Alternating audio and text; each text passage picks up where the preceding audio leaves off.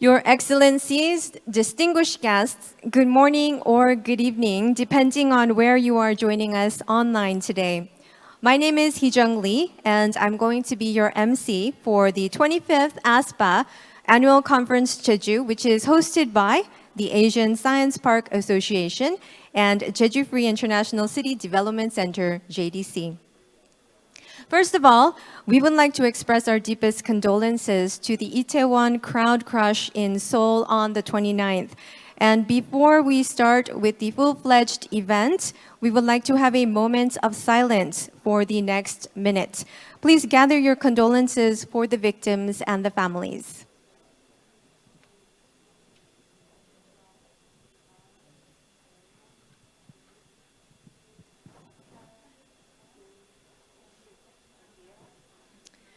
Thank you very much.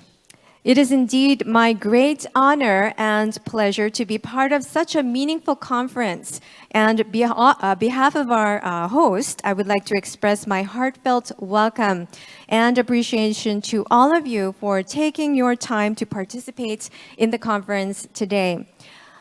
In particular, we would like to especially thank our honored guests who have traveled long distances to be with us here today on site.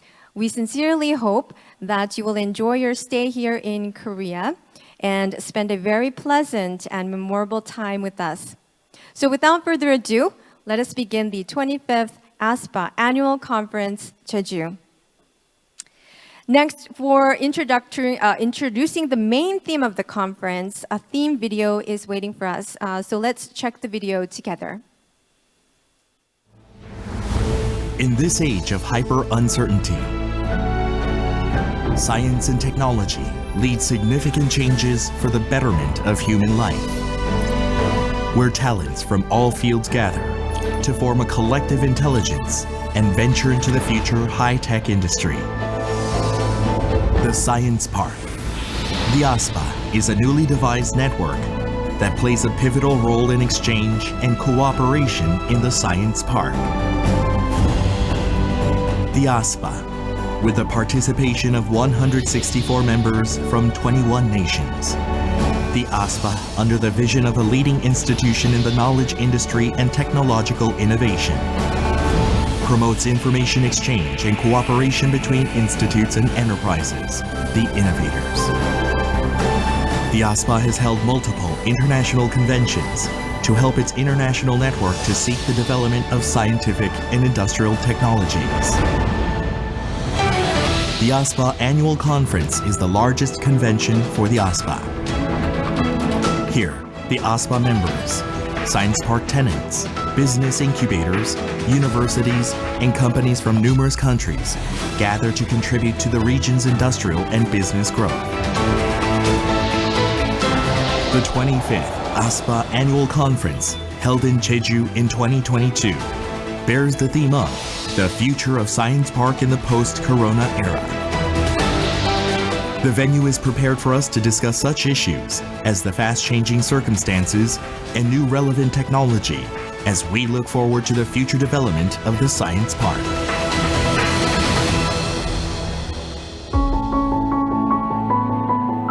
JDC, the host and organizer of the 25th ASPA Annual Conference JEJU. JDC is one of Korea's public enterprises involved in high-tech industry, education, medical treatment, tourism, and so forth. JDC has successfully promoted various projects to build infrastructure for Jeju Free International City. Jeju Science Park is playing a vital role in the development of Jeju's advanced knowledge industry, including information technology and biotechnology. The Science Park has grown into one of the major industrial complexes in Jeju, where various R&D companies are being nurtured. There are Kakao and East Soft in Jeju Science Park, as well as approximately 200 companies that lead the fourth industrial revolution. Particularly, Route 330 is dedicated to nurturing startup companies with ICT and advanced mobility technology as it aims to create new added value and innovation. Also, Jeju Industry University Convergence Center where universities and colleges in Jeju, either public or private, gather with companies for joint research, provides college courses for 4 departments. There are 20 companies residing within the Convergence Center for Academic Industrial Cooperation. JDC is promoting various projects for the tenants, including nurturing small giants in the high-tech industry, arranging funds to promote SMEs and venture companies, and providing support for new market opening home and abroad, based on the unique business environment that JEJU provides. Following the success of the first complex, JDC is promoting the investment and development of the second site, which clearly marks JEJU Science Park as the nation's best industrial complex. 2022 in Jeju, Korea, where beautiful nature and future technology come in harmony. The ASPA annual conference will become the fittest and most successful place to discuss the future of Science Park. Science Park intends to accept the challenges toward innovation and further development. The ASPA and JDC will play a key role in it.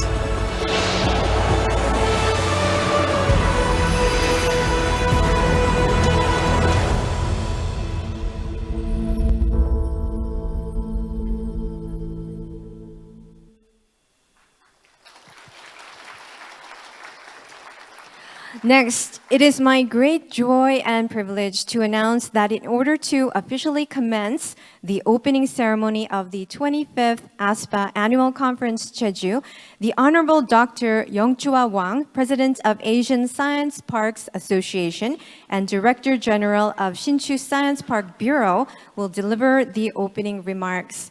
Now let me invite President Dr. Wang up to the stage. Dr. Wang, please come forward to the stage.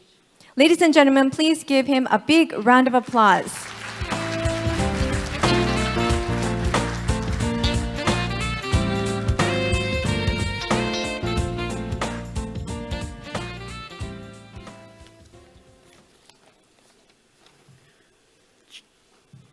Chairman of JDC, Mr. Yang Yong-che, and distinguished and honorable guests, good morning.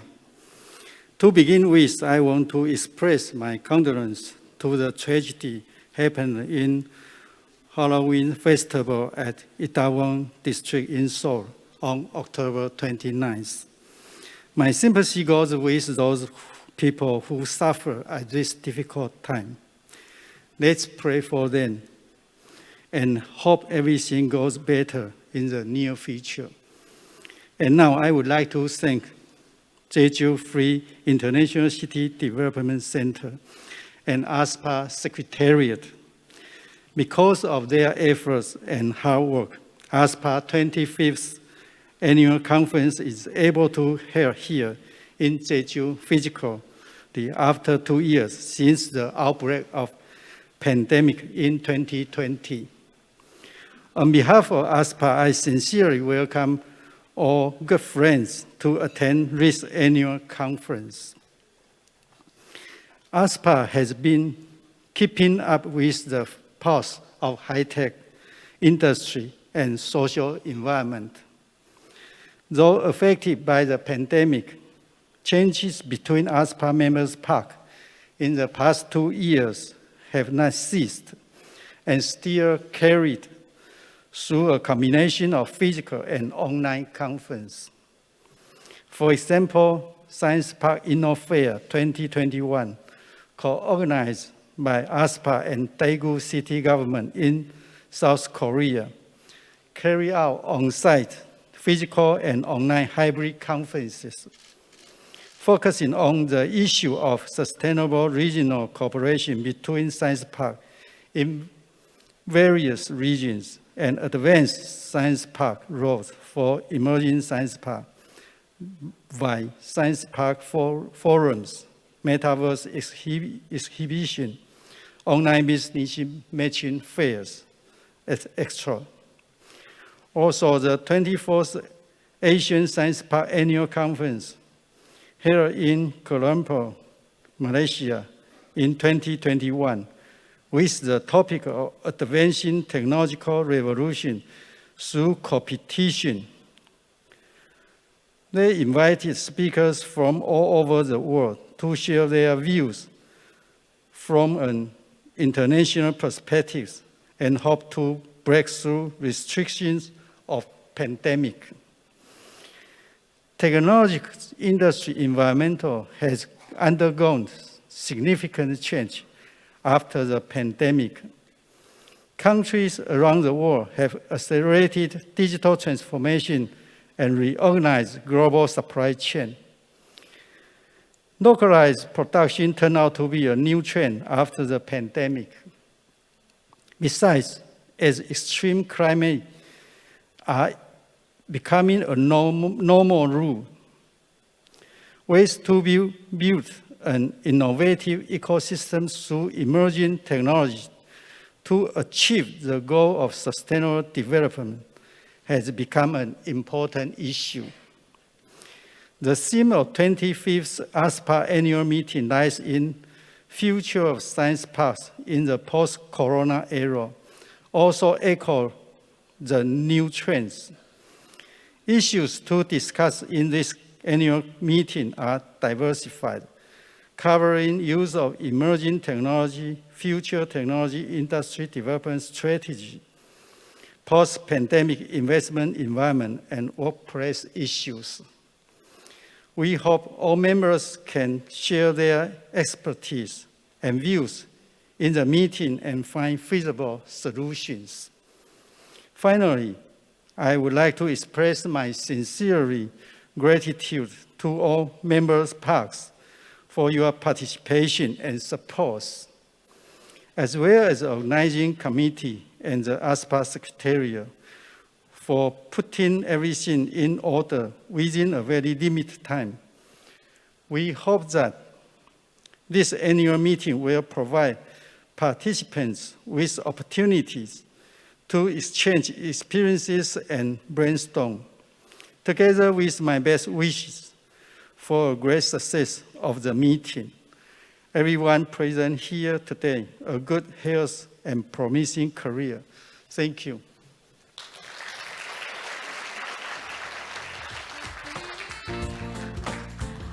The Honorable Dr. Youngchua Wang gave us a wonderful speech to officially commence the 25th ASPA Annual Conference, JEJU.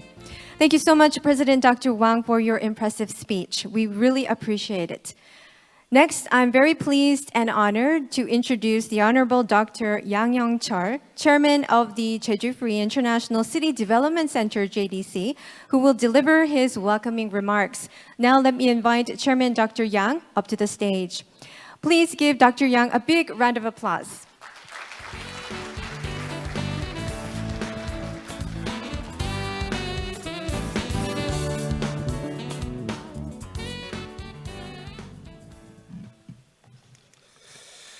안녕하십니까. JD Distinguished guests and participants, I am Yang Yong-chul, Chairman and CEO of Jeju Free International City Development Center.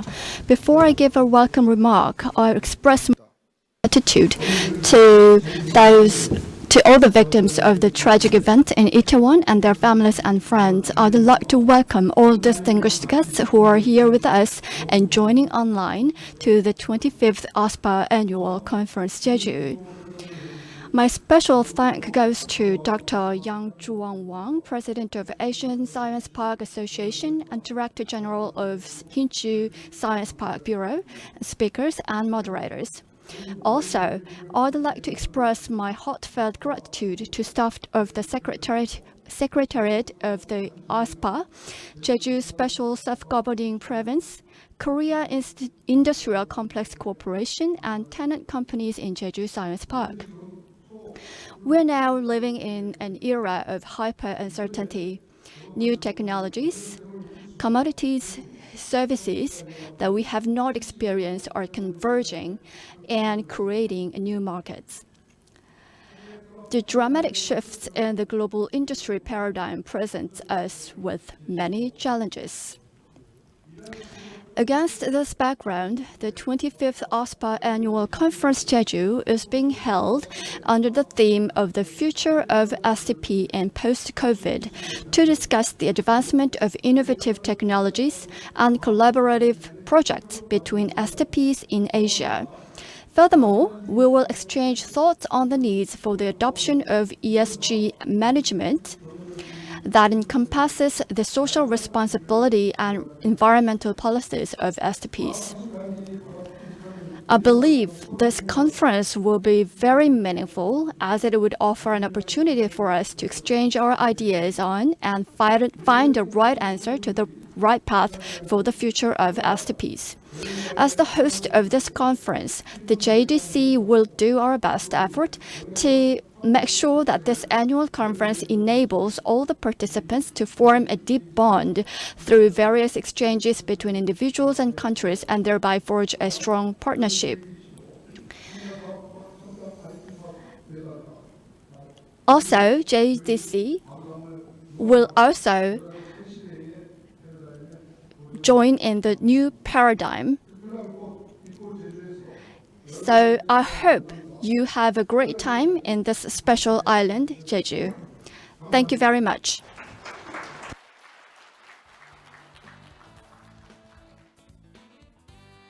The Honorable Dr. Yang Young-cheol. 네, 양영철 JDC 이사장님께서 인상 깊은 환영사를 들려주셨습니다. 이사장님, Here are a lot of participants with us with great interest in this conference, but there is one person who has a greatest interest to this conference today. It is the governor of the Jeju Special Self-Governing Province, Oh Young-hoon. He has sent in a video message to celebrate this conference. However, please understand that this message was created before the Itaewon crowd crush, and he has expressed his deepest condolences separately. Let's see him in a video. Good morning, I'm Woo Young-hoon, Governor of Jeju Special Self-Governing Province. I welcome you all who visit Jeju, the focal point of Korea's innovation. I'm truly grateful that Jeju is the place where Asia Science Park Association's annual conference is held to support the cooperation between leading organizations of regional industrial technology and innovations. Since the pandemic and the climate crisis, the transitions for green economy and digitalizations have become an absolute task for every region in the world. The provincial government of Jeju is also preserving the clean ecological environment and finding the growth engine for innovative industries, which is our goal to do better for our people of Jeju. Based on our past experience and the fact that IT and BT companies are moving into Jeju, we are establishing our UAM, Urban Air Mobility. A global hub of green hydrogen is being prepared to become the focal point. Jeju will lead one step further for the future of Korea. From now on as well, we aim to make Jeju where talents gather and a favorable place for business. Jeju Science Park has been the cradle of Jeju's new industry and cluster for innovation. My idea is that ASPA is contributing to the common growth of Asia through cooperation and information exchange. I do hope that this year's ASPA annual conference will bear fruitful results in discussing the cooperation for future industries. You will be provided with precious chances to examine trustworthy companies of Jeju and to experience the regional culture as well as our potential. Once again, I congratulate the opening of the 25th ASPA Annual Conference. Hope all the happiness and best wishes for you. Thank you. The Honorable Mr. Oh Young-hoon, Governor of the Jeju Special Self-Governing Province, has given us a wonderful speech to congratulate the opening of the 25th ASPA Annual Conference, Jeju. Thank you very much, Mr. Governor. That concludes the opening ceremony for the 25th ASPA Annual Conference, Jeju, and our keynote address will begin shortly. Prior to the commencement of the keynote speech, let me give you a brief overview of our programs today. This year, the 25th ASPA Annual Conference Jeju is composed of keynote address, 4 sessions, and 1 special session in total. And the first session will be held under the theme of Environment and Science Parks. And session 2, titled Social Responsibility of Science Parks, will begin at 1:30 p.m. Korea Standard Time. And then session 3 will be conducted under the theme, Changes in Working Environment of Science Parks. And finally, session 3, after the completion of session 3, we prepared time for sharing information about investment environment in Jeju under the theme of Jeju Special Self-Governing Province Investment Assistance. Session 4 will be conducted under the theme of new technologies related to post-corona. For more information, please refer to the leaflet we have provided to you, or please go to the official website of the 25th ASPA Annual Conference Jeju to learn more about our programs today. As we have said repeatedly, this conference will be held in a more calm atmosphere as it's held during the national mourning period. So without further ado, let us begin the keynote address. Now, I would like to invite Dr. Young-chua Wang, once again, President of the Asian Science Parks Association and Director General of Hsinchu Science Park Bureau, to deliver a keynote speech. Please come up to the stage, Dr. Wang.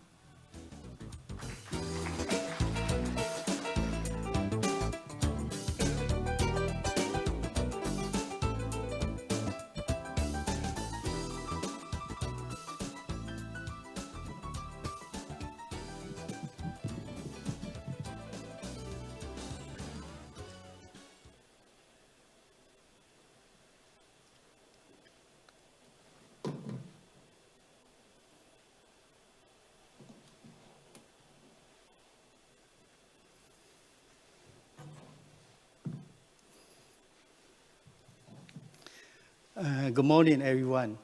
It is my great honor to have this opportunity to present the future of science and technology park in the post-corona era. So, COVID-19 is a very huge black swan that impact has changed the way of life and work of everyone. This change is global and a long-term impact. So everyone today will hope to find a turning point from the crisis to pursue a sustainable social and economic system. I hope my presentation today can inspire new ideas to boost industry technology breakthrough. This is a outline for your reference. The first topic, I would like to talk about the impact of COVID-19 on industries and transition. This is the economic performance of countries in the second quarter of 2020. In the first half of 2020, major epidemic outbreaks were reported in various countries. And due to the implementation of national or partial city lockdowns, almost all countries shows economic recession. According to the data from OECD, almost all countries in the second quarter of this year exhibit negative growth. And this is economic performance of country in the second quarter of 2022. Global economic growth rebounded in 2022. Impact of pandemic on individual industry is also different. Due to closure of cities, people cannot go out to work, go to school or shops. Therefore, industry and enterprises such as electronic products, e-commerce, and medical services have been significant growth in the pandemic period. But the transportation and tourist market will remain sluggish. In 2021, global consumer market follow the same trend, that is medical care, information, and communications industry shows positive growth, and the transportation and tourism market remain sluggish. Global economic growth suffered by COVID-19 pandemic in 2020, rebounded in 2021, but it is expected to slump due to Russia and Ukraine war, and also the soaring inflation and China's lockdowns slow the economic growth. So the IMF lowered its outlook for global economic growth again for 2022 and 2023. So you can see in 2021, most of countries, the economic growth, but in the future, still uncertainty. Next, I would like to talk about the industry innovation trends under the pandemic. After global trade war and COVID-19, the global supply chain from long to short reorganized to build a stronger system. So you can see every country establish a resilient economic and social system that can overcome crisis flexibly and ensure sustainable development. Trend for industry innovation under COVID-19 can be summed up into the following points. Demands for remote work and production automation accelerate industry's digital and intelligent development. Second, in response to the needs of pandemic prevention, big data analysis of personal contact history, remote care, video conferencing system are widely used. Third, biomedical industry related to COVID-19 detection and treatment again gain attention widely. Fourth, in order to ensure uninterrupted supply chain, distributed manufacturing has become a trend to carry out various risk control. Suppliers have to use digital technology such as AIoT cloud services to respond to customers' needs in fast mode.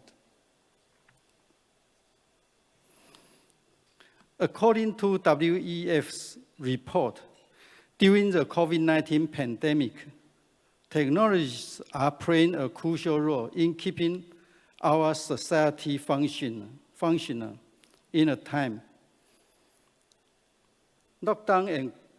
In a time of lockdowns and quarantines, and this technology may have a long-lasting impact beyond COVID-19. The COVID-19 pandemic has accelerated 10 key technology trends, including digital payments, healthcare, robotics, etc. This technology can help reduce spread of coronavirus while helping business stay open and make society more resilient facing pandemic and other threats. Microsoft's CEO Nadella pointed out, we have seen 2 years worth of digital transformation in only 2 months. Let's see how the pandemic accelerated digital transformation. First, all the technology trends rely on a stable, high-speed, and affordable internet.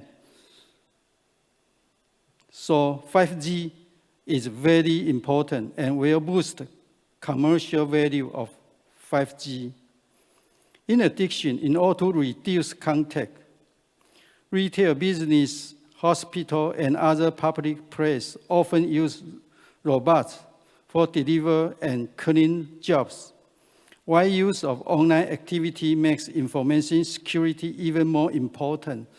So cybersecurity is very important and is very necessary. At the same time, pandemic shrank convention economic activities and turned them to be digital, online, and e-commerce. Countries are accelerating development of related technology innovation in response to the pandemic, such as telemedicine, remote training, remote teaching, instant messaging, etc. Artificial intelligence, AI, also plays a crucial role in dealing with the crisis in the pandemic, such as virus mutation analysis, predicting transmission routes, shortening vaccine development time. Now, I would like to talk about opportunities and changes of Science Park. According to IASP 2022 survey, global science and technology parks are also affected by the stagnation of economic activity and remote work due to the pandemic. Asia in STPS in Asia Pacific region impacts by pandemic financially ranked number 3 in the world, next to Africa and North America. For talents at Science Park, small and medium-sized enterprises and startups were impacted most significant in financial aspects. But global science and technology parks mainly have positive views on future development in post-pandemic period. What mega trends manifest themselves on an industry level? How will they affect and shape the future of sectors such as biotech, energy, automotive, and agribusiness over the coming 3 decades?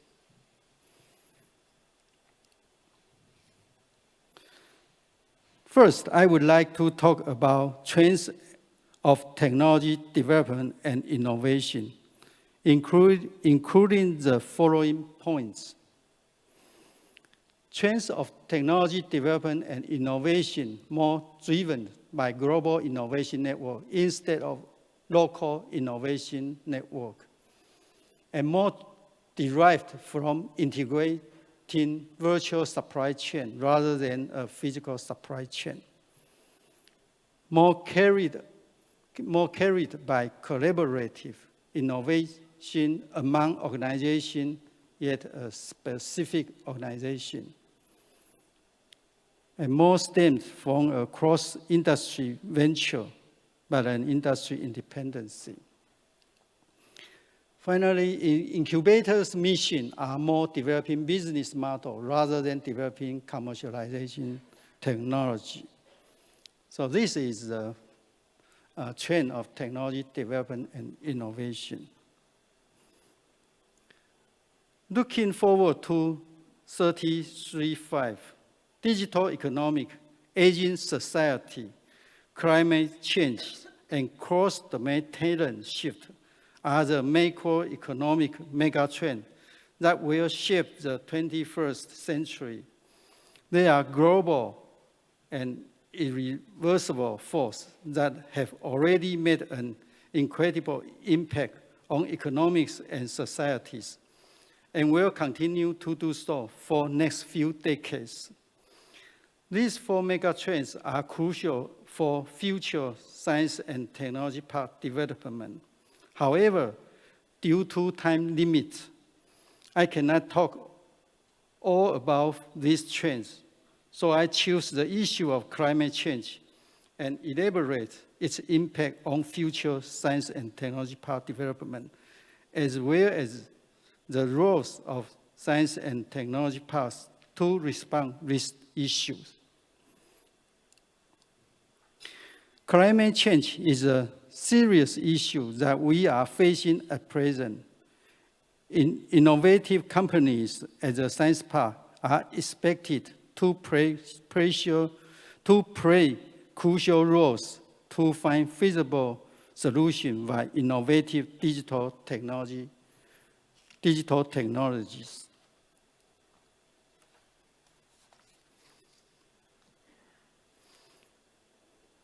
A report conducted by IPCC, the likely range of total human caused global surface temperature increase from 1950 to now is estimated to 1.07 degrees. So in COP26, countries pursue the goal of limit the increase the global average temperature to 1.5 degrees. That means when carbon dioxide emission must be reduced by 45% to reach net zero around mid-century. So countries stress the urgency of action in this critical decades. 2050 is a significant year in the fighting against climate change. Scientists estimate that global greenhouse gas emissions will need to be reduced to net zero by the date to meet the 1.5 target set under the Paris Agreement.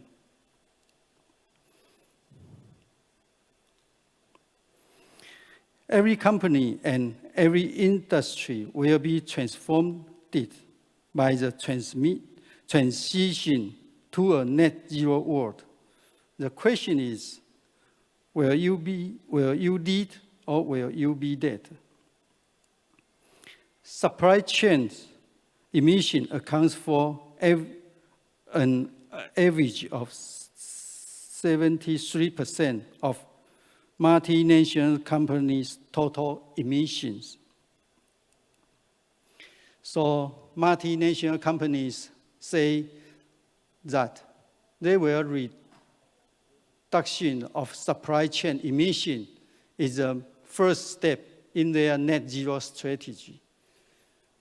70% that they will start removing slow to transition supplier by 2025.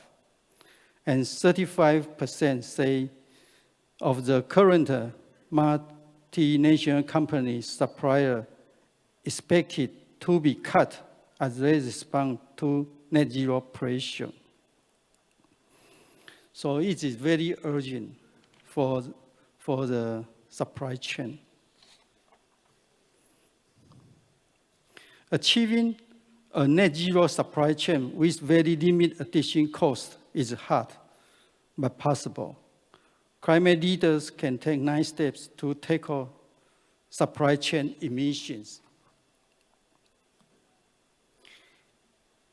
It is important and urgent for science parks to find ways to cope with global net zero trend because the parks are subject to actively respond to demand of comprehensive net zero transformation in industry, technology, and society. There are 3 main actions concluded by the parties in Sweden's Kista Science City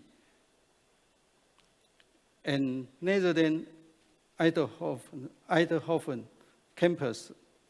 First, we have to take good care of local mutual benefits and symbiosis. That means expanding use of technology in urban life. Second, we have to counter against future social challenges jointly. We can manage to offer innovative experimental demo sites, foster innovative communities, and link with global innovation resources, etc. Third, we have to create a sustainable net zero environment in the long term to implement the ideas of CSR, SDGs, and ESG. Then I make a conclude. Net zero carbon emission is a key factor affecting industrial development in the next few decades. It is very difficult to reach the goal of carbon reduction in due time with existing technologies. By achieving the goal, we have to carry out cross-domain innovation of net zero new technology and industries, where science and technology parks are key driver of net zero and digital transformation, not only globally, but also domestically and locally. Science and technology parks in this aspect should offer innovative experimental demonstration site, create innovative cluster, and link with global innovation resources to reach the net zero goal. Besides, ways to counter against future social change due to climate change jointly are also a must, because nobody is exception in this trend. Thank you.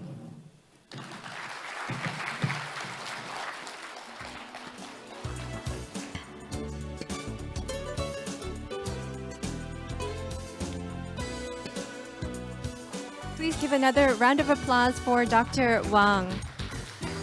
Thank you, Dr. Wang, for your expertise and insights on the future of STPs in the post-corona era. We had a wonderful, constructive time. Now, let us begin the first session of the conference. As you all know, session 1 will be conducted under the theme of Environment and Science Parks. But once again, I would like to announce and mention, as I said earlier, according to the national mourning period, the session will be reduced as we introduce the moderators, which means that I will not go into too much detail as I introduce our moderators. Okay, so moving on, it's my great honor and pleasure to introduce the distinguished moderator of session 1, who is none other than the Honorable Dr. Im Deok-sun, Senior Research Fellow of Science and Technology Policy Institute. Let me hand over the microphone to our distinguished moderator. Guests, please welcome Dr. Im Deok-sun to the stage with a big round of applause.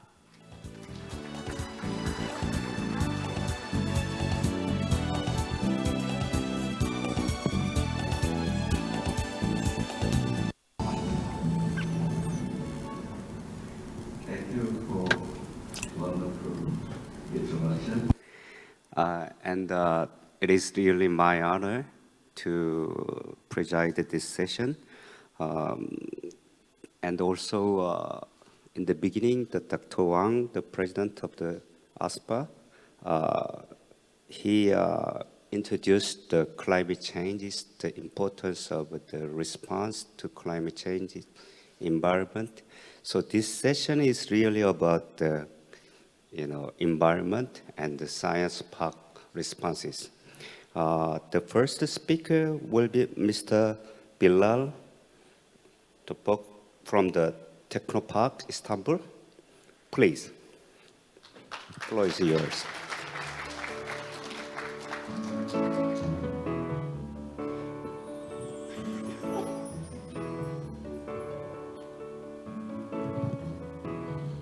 Thank you so much.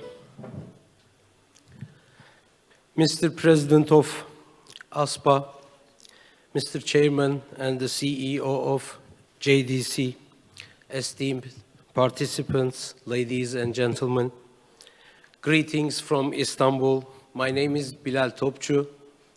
Before I start my words, I would like to express our deep condolences for those who died in Itowan and their families. Heartfelt thoughts for the Korean people. Turkey is by your side. First of all, I'm very happy to be in this very island, JEJU. and it is an honor for us to join the distinguished speakers and professionals who have convened to offer their knowledge and expertise in order to lay the groundwork for future partnerships and a broader network. It is a double honor to be on this important platform that creates economic consensus by bringing together innovative organizations, enterprises, and individuals that truly contribute to the industrial and economic growth of their respective nations. I represent Technopark Istanbul, a technology development zone building solutions to solve challenges the world is facing today.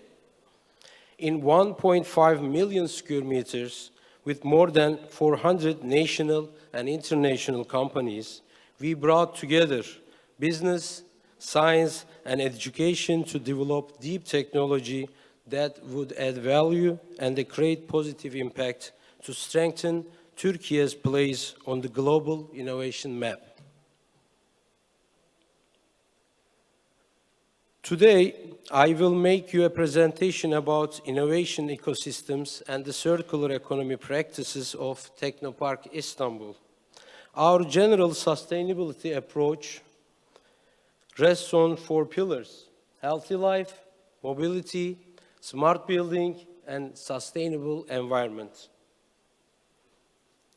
Technopark Istanbul has embraced the 2030 Agenda for Sustainable Development and the 17 goals, SDGs, adopted by the United Nations member states in 2015.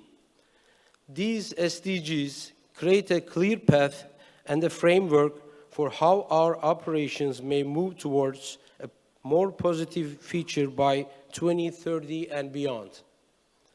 Our strategic objectives have been developed in close alignment with the 10 SDGs where Technopark can have the most significant contribution. As an example, our strategic goal of healthier and more active people contributes to the goal of good health and well-being and sustainable cities and communities. We promote health, well-being, and the safety of our stakeholders while striving to create a better environment to ensure that. Here are some of the deliverables we have defined to measure our success. Throughout my presentation, I will illustrate how we implement our strategic objectives.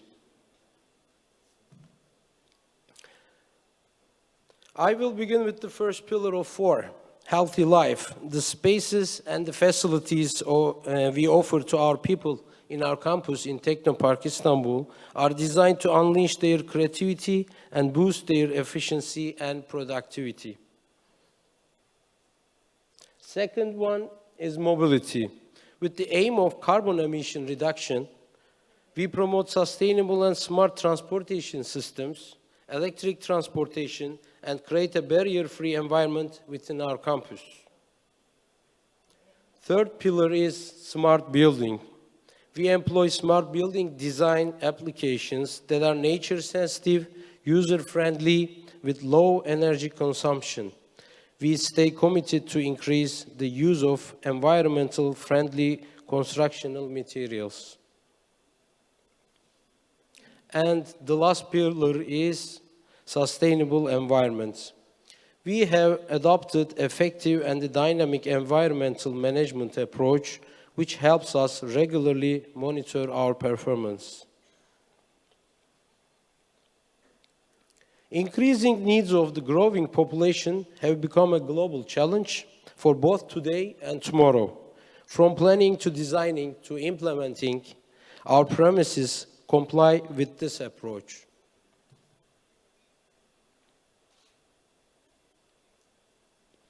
In order to tackle the challenges of climate change, it is crucial to build settlement systems that are based on principles of sustainable living, self-sufficiency, environmental friendliness, public health, and a natural ecosystem. This is the snapshot of efficiency energy use in the campus.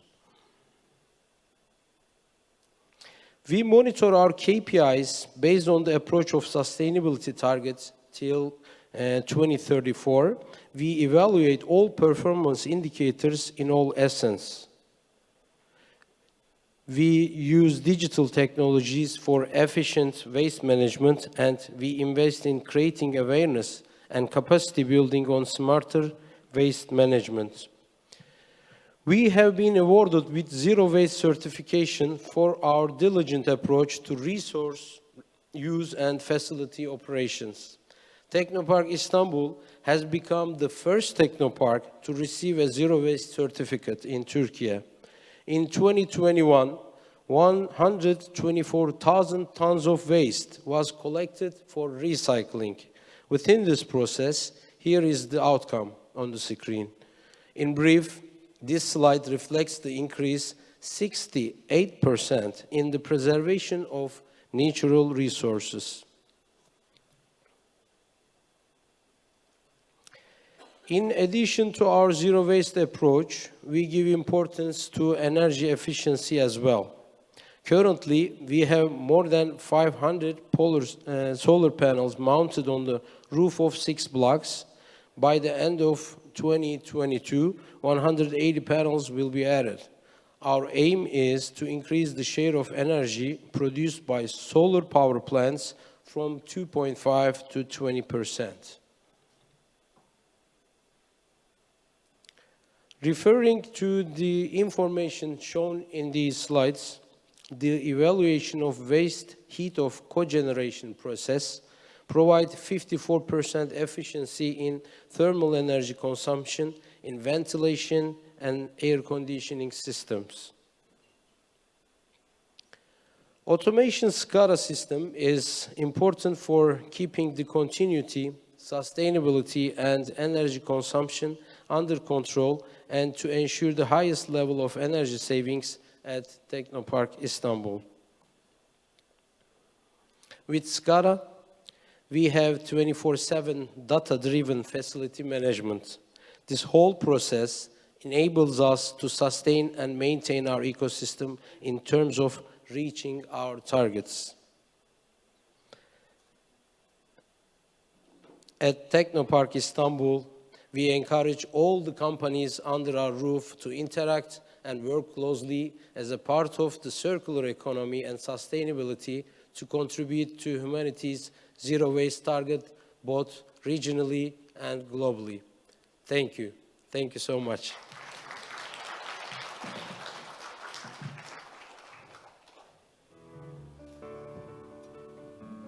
Thank you, Mr. Bilal.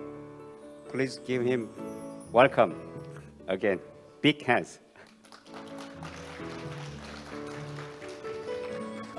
Our next speaker is Mr. Taek-jung Jung, the chairman of the Korea RE100 Association. Please come to the floor.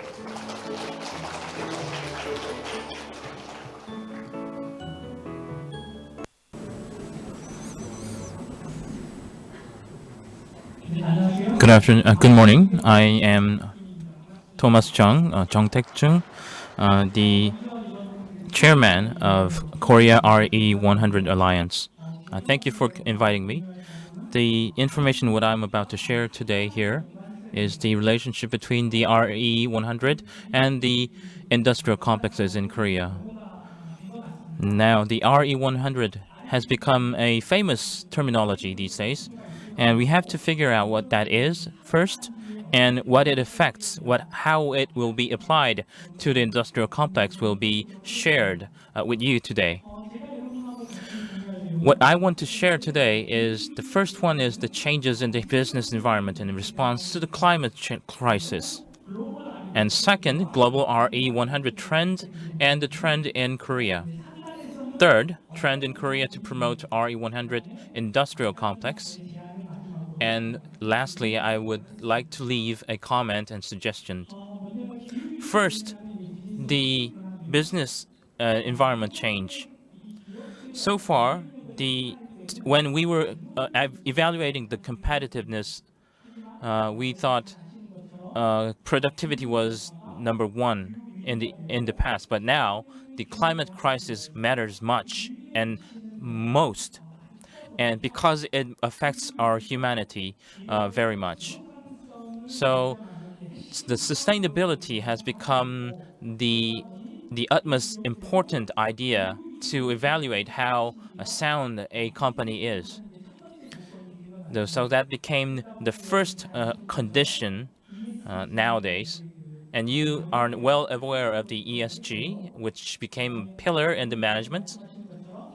And as you can see, the carbon neutrality has become a core issue around the world. As a method to implement the green economy, the RE100 is affecting numerous companies around the world. To sum up the ESG,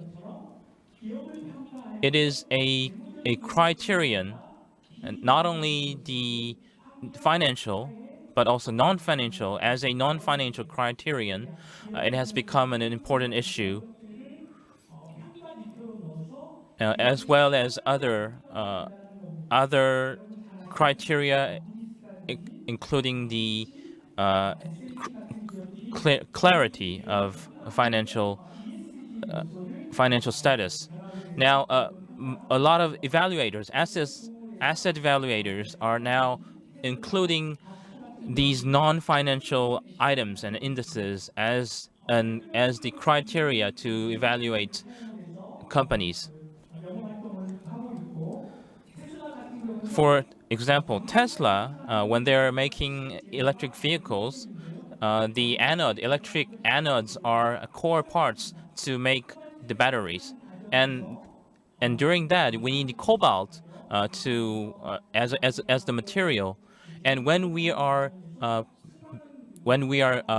mining and processing these cobalt, they emit a huge amount of carbon dioxide. And so we have to emit a lot of carbon dioxide if we are to use the electric vehicles that comes from the cobalt induced batteries. And there are companies and Tesla who are delving into these issues to reduce the environmental impact. The CABM, or the Carbon Border Adjustment Mechanism, is becoming a trade barrier in the United States and the European Union.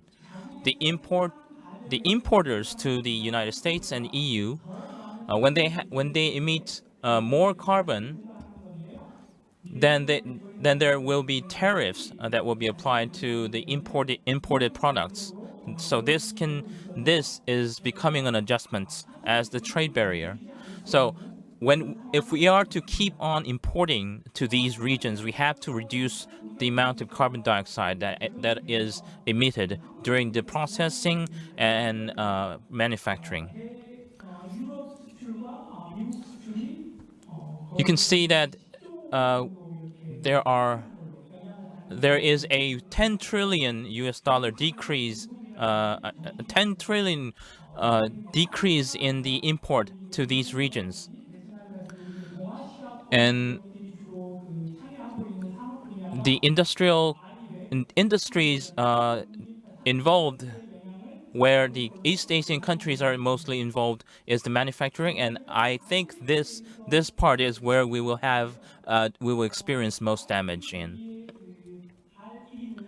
The RE refers to not to the renewable energy 100. It refers to renewable electricity 100. So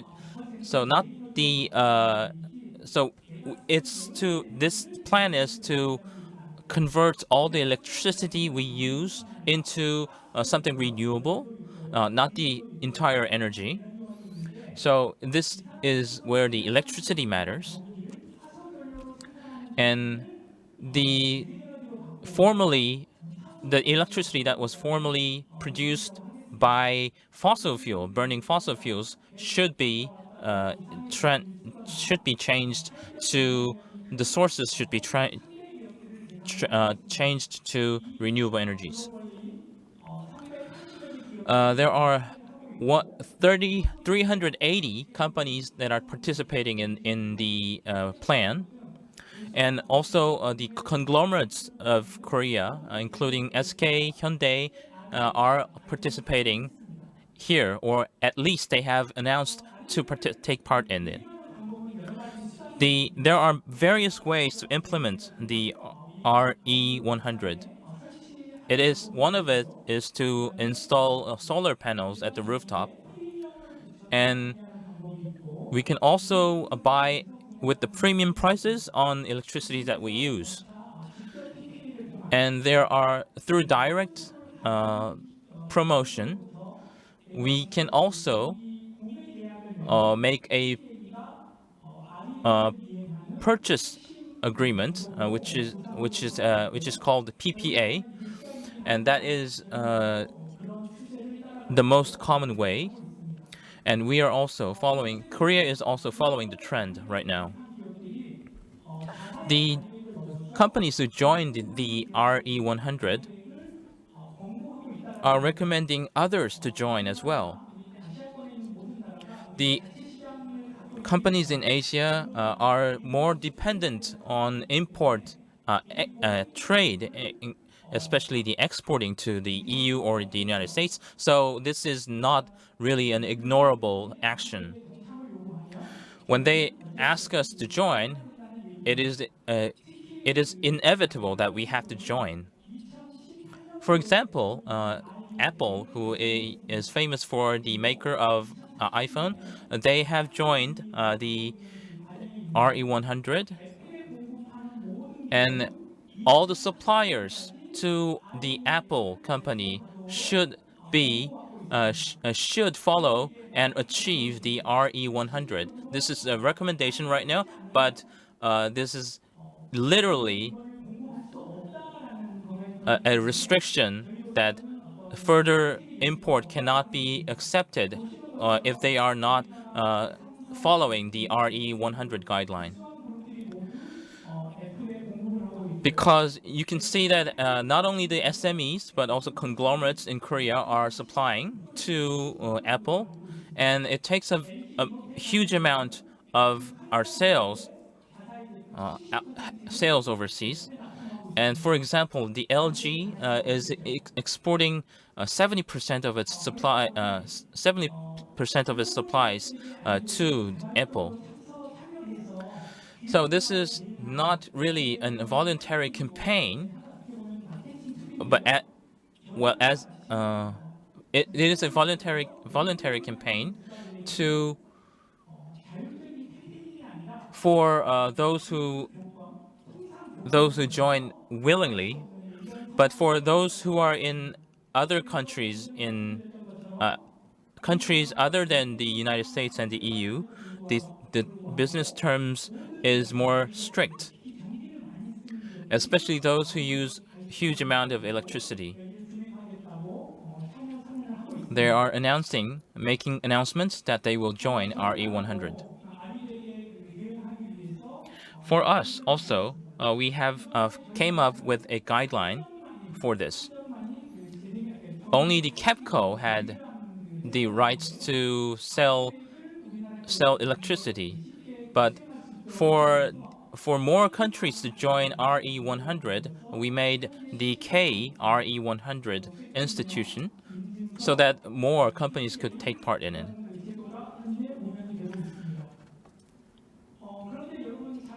As you are well aware of it,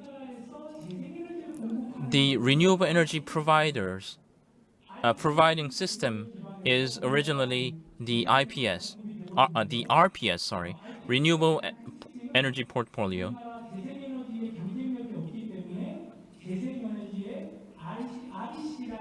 There is a weight value for the REC, which complements the less competitive companies in Korea.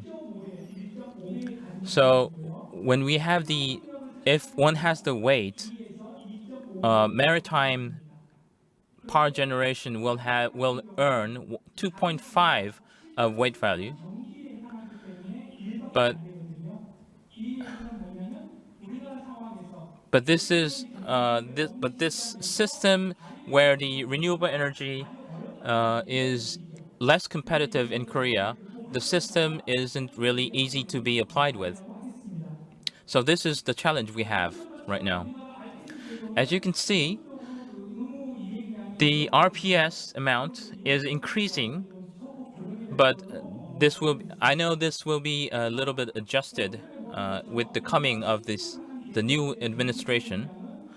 But you can see that the amount of electricity we use is increasing, and the electricity provided by the solar power only takes up a fourth of all the powers that are provided. So if we can't come up with a better plan for renewable energy provision, we have to think about relocating our factories from Korea to other countries. The RE100, if we are to achieve this more easily, I've heard news that countries abroad are coming up with new systems. So large electric consumers such as Sony and Panasonic are also arguing that there should be better policies for it. So the target is also going up as the climate crisis goes on seriously. And since this is becoming an important condition, we have to make a better response to this.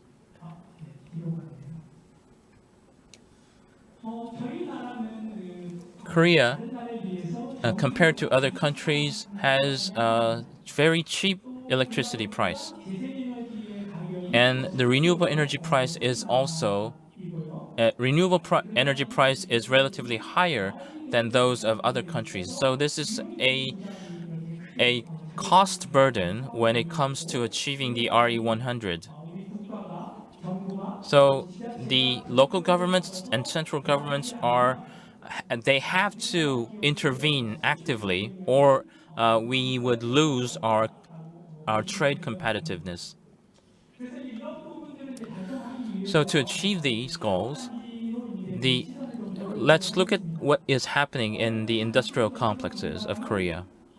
As you can see, Korea is based mainly on a manufacturing industry, and since we don't have a very big domestic market, we are very dependent on trade. And also, the electricity is cheap and stable. Many companies rely on this cheap price of electricity, and they do not like to depend on renewable energy prices, renewable energy, because they are relatively costly. The percent the Korea less than 6% less than 6% of the Korean companies rely on renewable energy, whereas that of the average of the OECD countries is higher, 4 times more higher than the Korea. And also, the SMEs in Korea take up about 97% of the entire companies in Korea. And the industrial complexes, for example, in Gyeonggi province, 97% of the entire companies, industrial companies, were SMEs. And as the speaker before me has said, that the industrial complexes take up about 0.5% of the entire area of Korea. But the greenhouse gas reduction emission is very large. It takes up about 53%, and 83% of the manufacturing greenhouse gas emitted are from the industrial complex in terms of manufacturing. And this part is where gray energy is used mostly. And so if we do not make these energies green from gray, the carbon neutrality is difficult to achieve.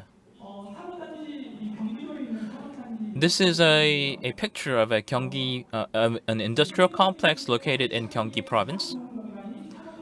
And I think the best place, the optimal place to install solar panels are the rooftops of these industrial complexes. But as you can see, there are many SMEs located in the complex.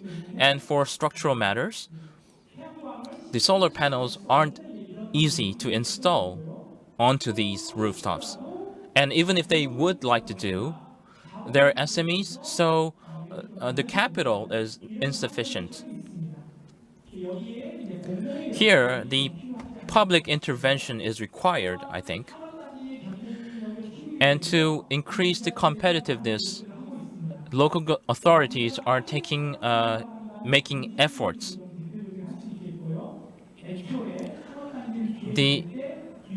From the planning stage of the industrial complexes, there should be spaces enough allocated and dedicated for solar panels. So those who want to move into the industrial complexes, they should be helped to easily build the solar panels, and they should have smart building designs, which is connected to the installation of the solar panels. For example, in case of Saemangum, they use the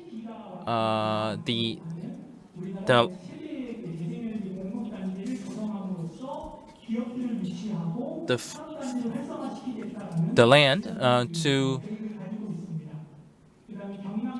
In case of Gyeongsangnam-do, Changwon in Gyeongsangnam-do, they are coming up with the hydrogen fuel cell to increase their self-sufficiency of energy.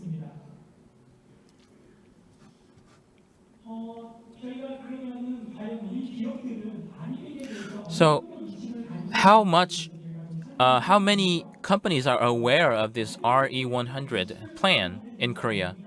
And we asked a survey. We did some survey on it. And asked, why are you interested in the RE100? And they asked, they knew it because it is related to the ESG. And the second answer was because they knew they had to decrease the greenhouse gas emission. And also they were interested because this is becoming a recommendation for every company. And when we asked the question, what is the biggest obstacle as in the implementation of the RE100, they answered with money problem, financial problems, and second, institutional problems. So when we ask what will be the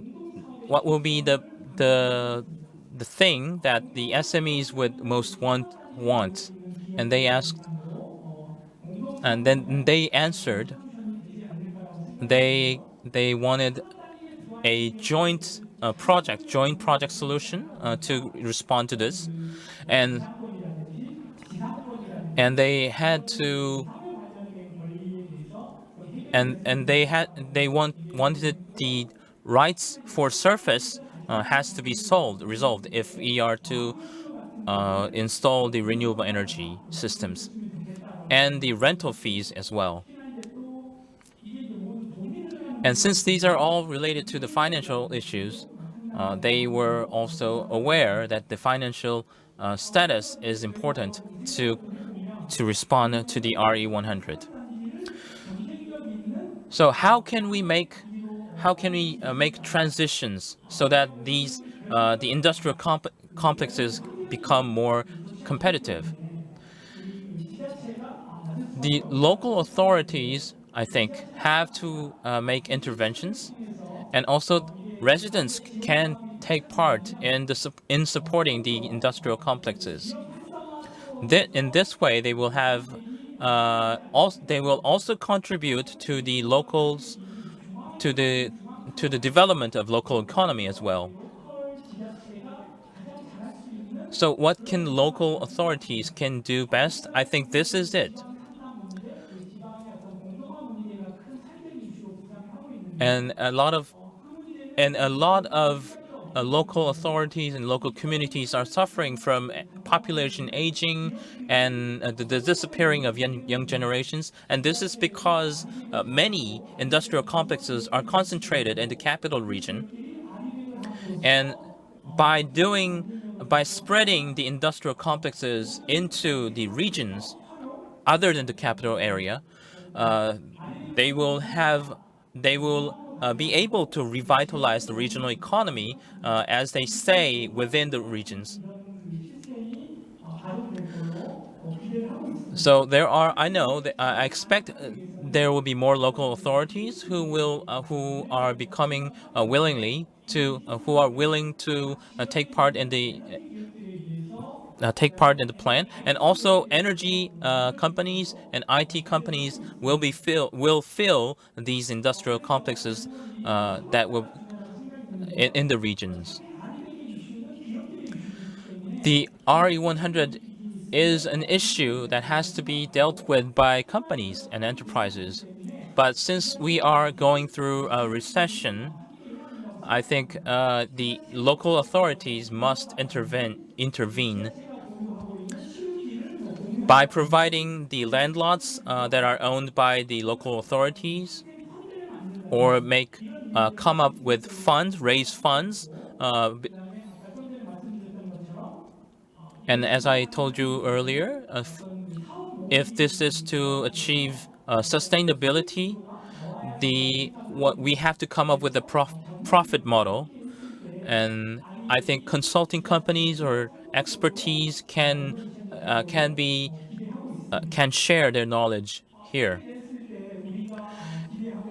So the expected outcome is the carbon neutral society, or at least the transition into it. And this will directly lead to the vitalization of the regional economy. So to do this, the Korea RE100 Alliance has been formed, and we are cooperating with the regional companies to propel the carbon neutrality. Not only in Korea, but also our guests from across the world. I think you can also think about this. And I hope my presentation be a good wisdom that I can share with you. And I thank you for listening to my presentation. Thank you. He has explained and introduced how the private industry also is cooperating and collaborating with the national agenda. Next, we will have a Q&A session, and we will invite the floor. So why don't you, the presenters, come up over the table? Okay.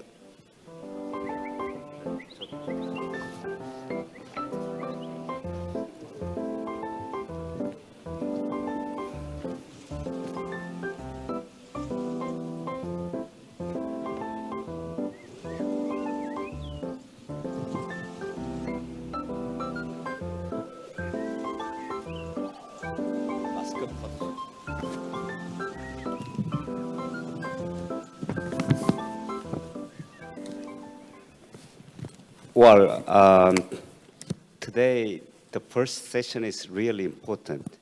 I think it's not just ice breaking, but as one of the presidents told us, that climate change is not changing. It's crisis. It's disaster. So we have to do something to survive. It's not for development. We have to do really something. And today we had very good combination from the science park in Turkey and to the industrial complex and to the private industry also. So I like to invite the floor for any questions. If you have a question, please raise up your hand.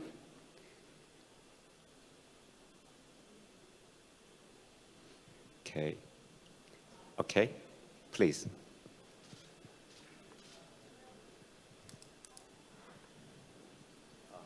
Just a little wait. There will be a mic. Thank you very much, distinguished speakers, Mr. Chairman. Actually, my question goes to Dr. Lee about the Green New Deal policy. You mentioned 3 projects under this policy that is performed, and one of them was smart technology parks. I'd like to know what are the other 2. I didn't understand it. And also, would you please elaborate a little more on the smart technology parks? What are the specifications of this park? Do you mean that you only admit the tenants companies in the field of smart technologies, or the science park itself has something to do with the making itself a smart tech park? I appreciate your explanation about this. Thank you. Why don't you explain your organization? Yeah, my organization is Isfahan Science and Technology Town. Actually, thank you very much for giving me this opportunity to introduce my organization. We call it ISTT, and it is the founder of technology parks in Iran, the pioneering science and technology town in Iran. At the moment, we have more than 600 tenant companies residing in our science park, and more than 8,200 young university graduates and entrepreneurs are working for these companies. We have 3 science parks. One of them is general, and the 2 other are specialized parks, mostly on gas, oil, and energy issues. And we are also embarking on commissioning 5 specialized parks because of the potentials of our region. One of them in the field of medical equipment, the other one in ICT, agriculture, food safety and environment, steel and metallurgy. These are the specialized parks that we have at the moment. I would also like to take this opportunity and to mention that we have also a UNESCO Category 2 center in our science park called IRIS. This is the first UNESCO Category 2 center that works in the field of science and technology parks and technology incubator development in the world. Thank you very much. Thank you. Dr. Lee? 예, 질문 감사합니다. 제가 말씀드린 건 이제 일반적인 이제 산업. I explained in general. I provided general information. Those technology science park will be located in JEJU and anywhere in Korea. The key point is the data sharing and the content sharing. If the content is about energy, then energy information will be shared. And if it's about R&D, and the information about R&D will be shared among the tenant companies. And in terms of energy, the demand and management of energy and sharing of energy will be also, the information in this regard will be shared as well. So the unit level, each unit that is manufactured will be also shared in the form of data. The tenant companies in Science Park are financially very restricted in the situation. So for enable data sharing in the complex, it cannot be the one company's role. So the project has to be run at the level of nation and the complex. Therefore, as I mentioned earlier, it will be on a form of data platform. So the companies can share data to use the data for their manufacturing process.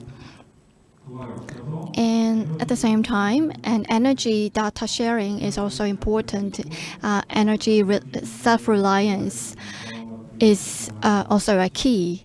So I hope these answers to your question. Thank you. Okay. I have one question for Turkey case, for the Istanbul. How do you, you showed the example of the science park as a unit example. Then is there any way how your science park model for carbon neutrality can be applied to other science park? Actually, in my presentation, I tried to explain our sustainability approach and, environment-friendly practices in our Technopark, Istanbul. It is a Technopark in the city center. It's not, let's talk about the solar panels, as they mentioned in their presentations also. If you want to, produce solar energy, you need a lot of land. But in the city center, you have to do it on the rooftops. So we are trying to do as much as we can on the rooftops, let's say about solar panels. On the other hand, we are producing electricity from natural gas also. And there is some, in that process, what do we call it? It's a cogeneration process, producing electric energy from natural gas. There is waste heat, so we use that heat also in our chiller systems, cooler systems in our Technopark. So we are trying to make as much as we can in the Technopark Istanbul, because there is like more than 80 Technoparks in Turkey, and we are trying to be a model. And also I mentioned we got the first prize for zero waste in Turkey also. I don't know if these are okay for your question. Well, that's fine. Thank you. Any question from the floor? Or I will keep asking some questions. Actually, it's not really a question, but it's like an issue. I like to raise the issue to Mr. Chung and also the president of ASPA. Since Mr. Chung is from the alliance, and the ASPA is also sort of an association and a network alliance. And I don't know, in this critical time, how ASPA or like ARI 100 Alliance in Korea can cooperate or can work for the global issues. If it is really important, we have to do something. So I like to have your opinions. Mr. Wang? Okay, first.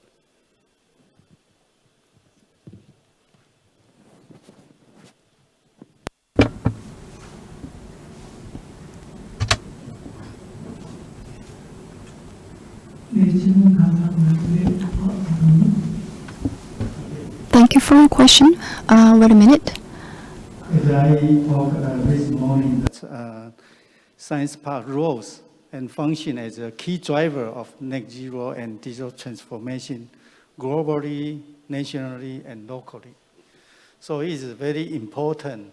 Science Park plays a role and encourage all the local and not only company but local and globally through the innovation.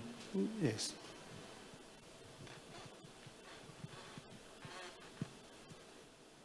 Okay. Okay. Thank you. 네, 감사합니다. Thank you very much. Eventually, the way we have to take is the carbon neutrality. And how to achieve this efficiently is depending on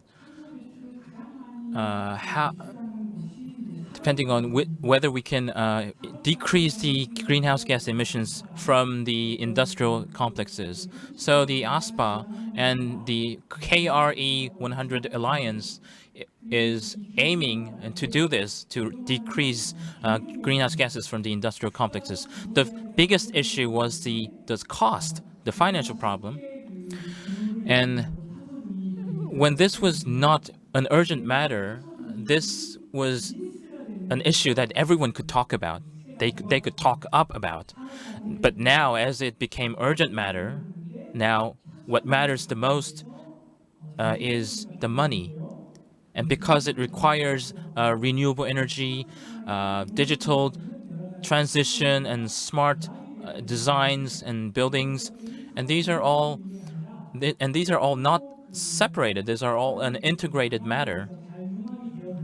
And when we are to delve into this with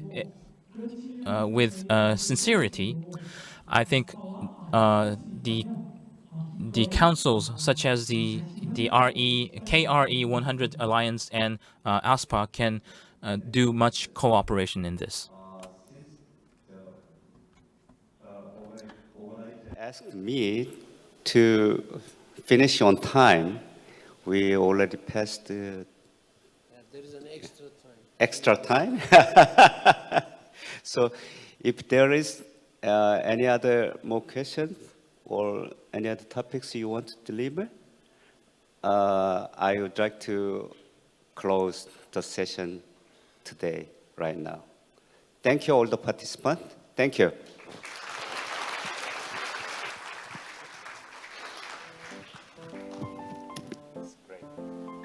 Please give another big round of applause for our moderator and speakers.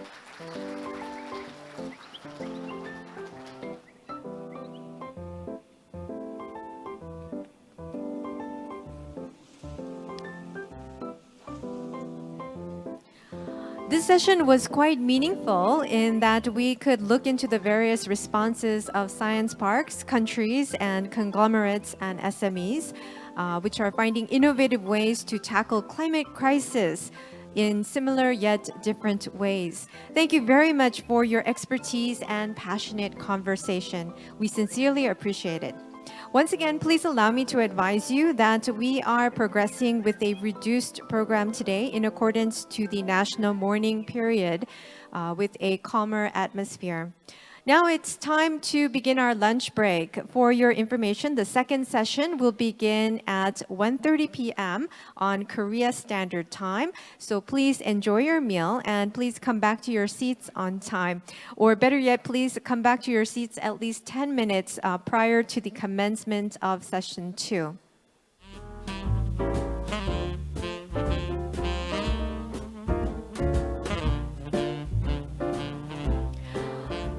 Your Excellencies, distinguished guests, welcome back. I hope you enjoyed your meal and had a great lunchtime.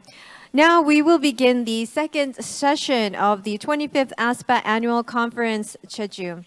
And the main theme of the second session is social responsibility of science parks. And again, we kindly ask for your understanding that the program has been reduced a bit and the introductions of our moderators have been slightly shortened. Now it is my great honor and pleasure to introduce the distinguished moderator of session 2, who is none other than Honorable Ms. Mosgan Yazdanpour, Director of Isfahan Science and Technology Town, ISTT. Prior to assuming her current position, she was international board member of the International Association of Science Parks and Areas of Innovation. Let me hand over the microphone to our distinguished moderator, distinguished guest. Please welcome her with a big round of applause.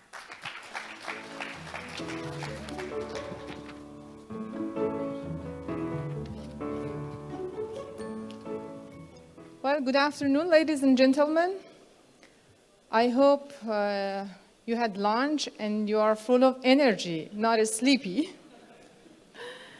First, my condolences and my sympathy to all friends in Korea and other nationalities who lost their families during the crash.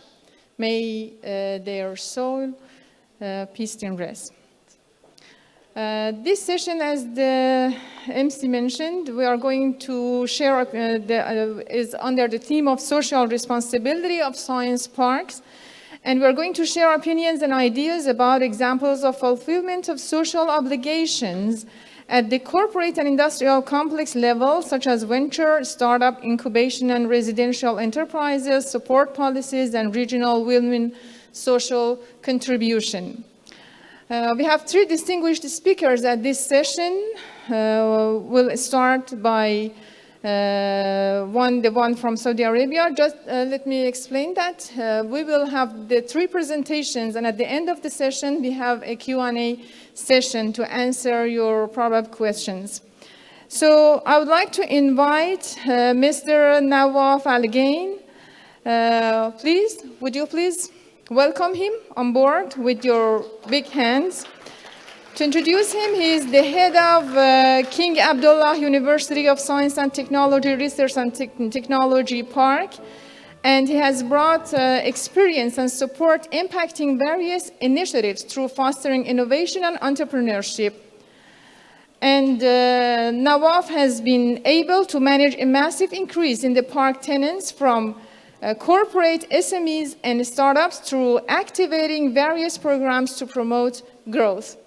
Okay, Mr. Nawaf, the floor is yours. Thank you. Good afternoon. 여러분 안녕하십니까? 점심 이후에 다들 컨디션 괜찮으신가요? 지금 졸음이 오고 있나요? 괜찮으시죠? 네, 제가 먼저 제 소개를 간단하게 해주신 저장님께 감사를 드리고요. 저는 알게인 소장님이고요. Is aware or have heard of KAUST before? Hands? I got 1, 2, 3. Interesting. All right. Well, we'll get to learn a little bit more now. So, being part of KAUST, which is a university based in Saudi Arabia, in the western part, in Jeddah, I run a science and technology park from within the campus. The campus overall is a 20 million square meters of campus facilities, from housing to research facilities and laboratories, and we're an extension of that as a research park.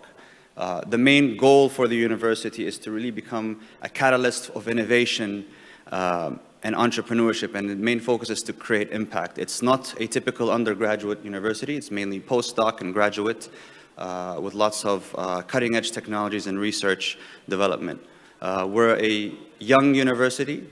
We started just a little bit over 10 years ago with 120 nationalities with different expertise and different faculty members that come with extensive experience in key areas, specifically focused on deep tech. With that, now we have the introduction of KAUST. So I'm sure everybody now knows what KAUST is about. How do you press? Okay, so for us to become the catalyst of innovation, this couldn't really go on without being supported by a thriving economy. And I'm sure many of us have been watching the news and seeing some of the developments happening around the region. Our leadership has put a strong development towards a vision called Vision 2030, and it's really helping support the economy to drive into a different diversification away from oil, and really looking at it in terms of development of a better way of living and a better way of life. And the results of that in the past couple of years was really a tremendous growth, and I appreciate one of the slides I saw earlier in terms of the growth of GDP. Saudi Arabia has just skyrocketed in a sense, and we've having a proven growth of about 7% in GDP in terms of growth. That comes because of looking at other key sectors in terms of development, but mainly, and the most important part, is adopting innovation into everything else that we do, and that's how to create a better lifestyle. Of course, taking advantage of the young growing population, and of course, what I like to also say, the location of Saudi Arabia becomes way more appealing for becoming a soft landing opportunity for technology deployment and testing and companies to take advantage of, right? We're talking about a 3-hour flying radius to a 450 million consumer base, which kind of is really appealing. But needless to say, when having such a dynamic, such as this type of growth, we wanted to take a step back as a park and really look at what is it that we're supposed to do in terms of a research and technology park, and how do we leverage the university in terms of putting a framework, such as the knowledge exchange framework. Now, usually, universities focus on doing publications, research, development, and looking at really cool, cutting-edge technologies to continue furthering the discovery mode of finding new things that create something, somehow, some way. And they usually focus on developing either new materials, processes, publications, citations, IPs, and you name it. The knowledge exchange model we like to adopt was, how do we create that gap between bridging what happens in the laboratory to the market? I mean, it's fairly easier said than done. So we looked at these key parameters in terms of developing further outreach, providing the right facilities, doing some sort of consultancy work with public and private sector, contact research, IP licensing, and so forth. So these are the services offered today. And the reason why we focus on these is because when you look at social responsibility or sustainability, we really feel that we are not in the driver's seat, whereas we're the enabler. So we look at enabling the market, providing the right infrastructure, whether it be physical infrastructure, support services, and so forth, to allow them to put these things into the hands of the users in order to create the bigger impact. And impact can be anywhere from new products and services, jobs, profit, of course, P&L, but also creating a much more impact to society at large. And so this is the kind of framework we like to work under, and this is the kind of opportunities that we provide at the Research and Technology Park. So just to give you a quick story about 4 examples of how did that really create impact. So we have a student, a graduate, right, who went through the lifestyle as a researcher, looked at developing different technologies, graduated from the university, thought of probably going back home, but then created a startup through one of the entrepreneurship programs that are offered. From the startup, they created a solution, and they created a company called Idama, and they've identified a problem, whereas by 2050, landfill waste is expected to increase by 70% in the Middle East alone. And they figured, well, there's an opportunity to create some sort of an innovative solution to kind of address that problem. This isn't a problem just for the Middle East as a whole, but also government officials across the Middle East are looking at different technologies and opportunities to kind of adopt these kind of changes. So they have been through the cycle of developing a facility within the KAUST community, serving a population of 10,000 people, and producing 6,000 ton per year of soil improvers to kind of create this sort of barrier for all types of growing and crops and landfills and so forth. So that's kind of an impact that they created, but also what's really interesting is they've taken waste and turning it into a profit, thus creating jobs, finding a solution that is eco-friendly, and scaling up in that perspective. They've recently raised a round, and they're looking at further raising, so we can talk about that on the second round. Another interesting technology is a faculty member and a student. Both come from different backgrounds. Both have something interesting as a solution, using salt water. One has been able to create a very high solvent solution to grow plants using salt water, very aggressive, right? Looking at different DNA structures, how do you kind of manipulate, in a sense, to be able for it to grow in very dry conditions. If you guys know Saudi Arabia, it's a lot of desert, weather is a bit harsh. And the other solution is another individual within the student body who looked at developing cooling systems, right? Air conditions that run off of salt water. Put those two together, you've created a state-of-the-art facility that is hosted in the park today of 10,000 square meters that is a full-fledged integrated greenhouse that grows crops in very difficult conditions but fully off the grid and uses air conditioning from salt water. And this is just a proof of concept to scale. So today they have about 6 different farms across the region, also looking at exporting that to the US. But the idea behind this is kind of solving a problem for food security and contributing to the Saudi Green Initiative, where you want to convert Saudi into a greener society, physically. So these are 2 startup opportunities. But what about technologies and impacting something much more greater? So government officials, Ministry of Environment, Water and Agriculture, has a food security issue that is not just a Saudi Arabian problem, but is a global issue. And we have done a deployment of 800 square meters of a facility as a very early stage technology deployment for algae manufacturing to produce algae, microalgae for feedstock for cattle, for animals. And they're trying to develop a sustainable model to create that. Today, this has been pivoted to a much grander opportunity of a 40,000 square meters facility on the campus, addressing food security and creating about 2,000 jobs, with the plan of scaling it up to 1 million square meters and creating 200,000 jobs. And this is the scalability type of a thing. And again, we're talking about problems that impact society at large, food security, right?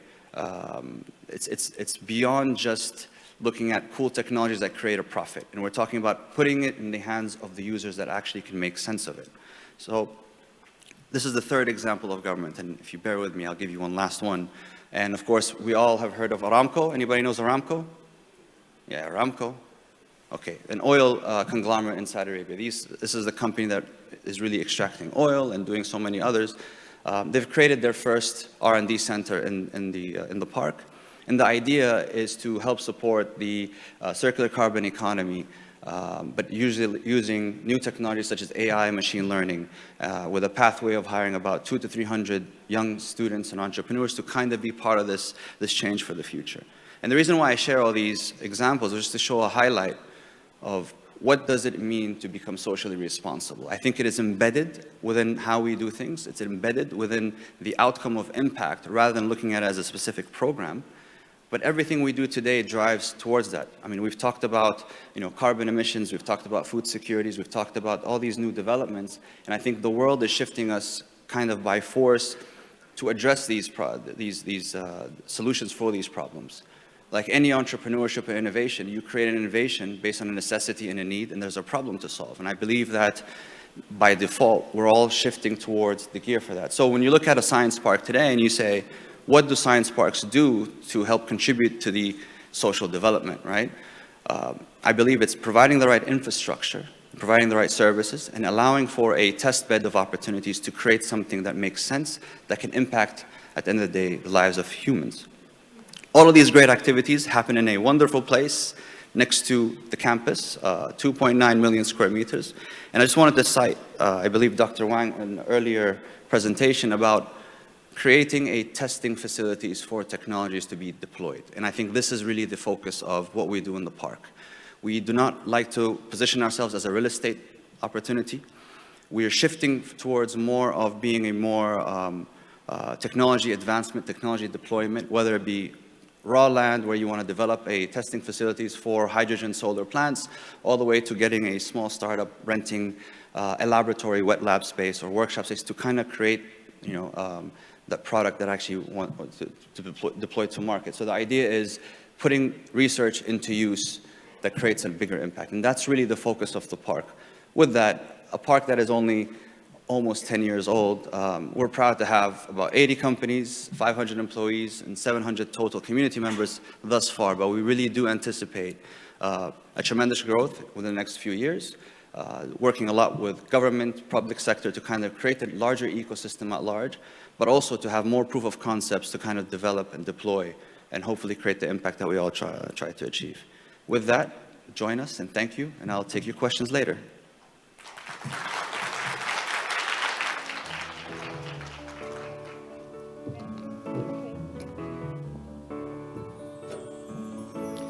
Thank you very much, Mr. Nawaf Al-Gain, for your interesting presentation. He talked about the shift from research done in the laboratory to the making it operational and proof of concept.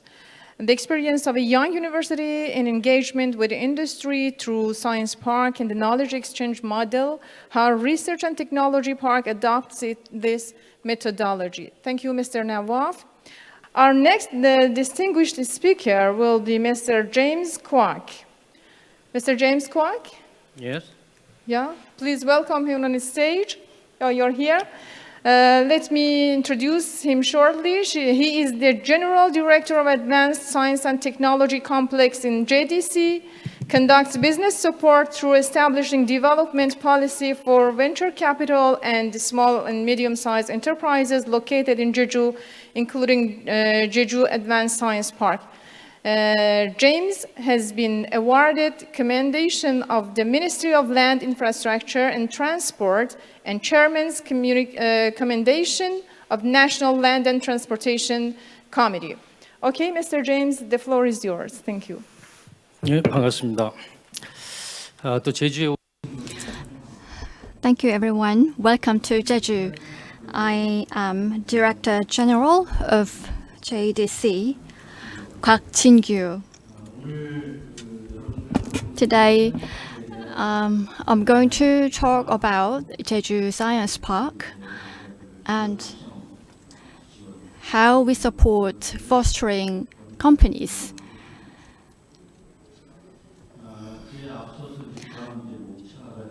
Before I go into in detail, I'd like to go over the table of contents. Firstly, I'm going to introduce the JDC, the mother company of Jeju Science Park, to enhance your understanding of Jeju Science Park.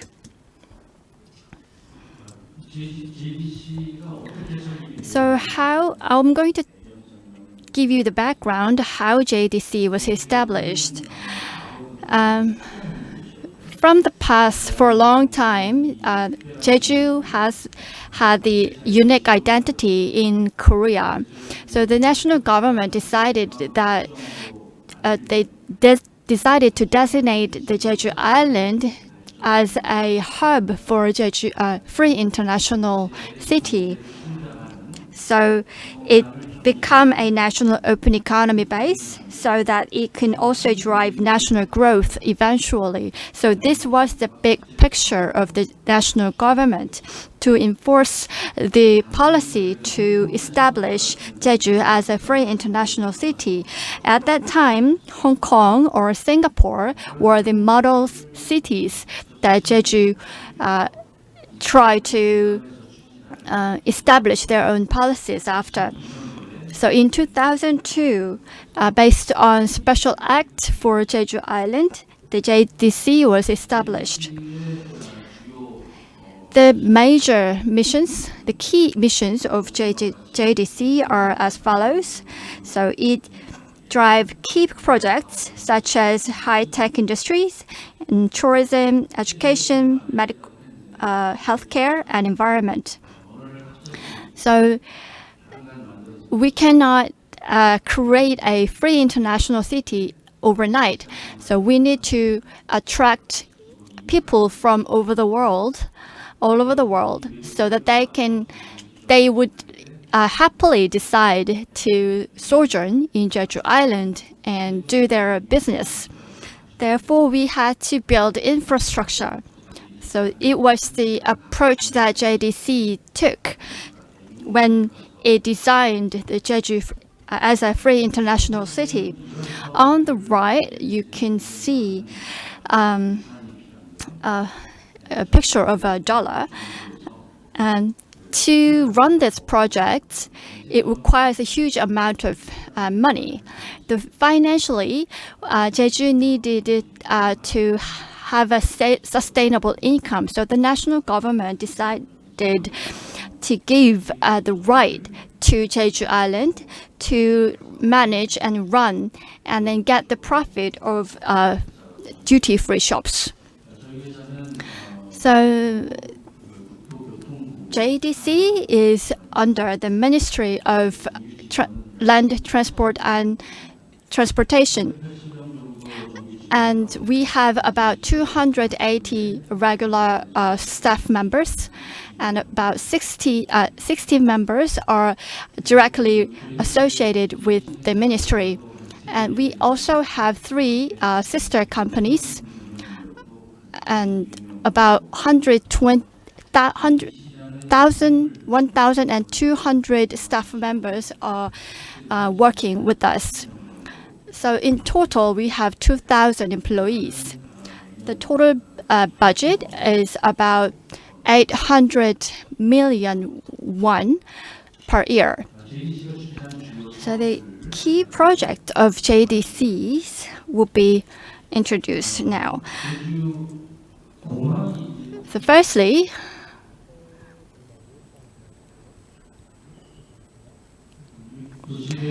on the map, this is where the Jeju Airport is about. And this is where the Jeju Science Park is located. And there is a Jeju Aerospace Museum. It is allianced with Korea Air Force. And it aims to establish an infrastructure for education tourism. And also there is a Jeju Global Education City. We have 4 international schools from the States, Canada, and Britain.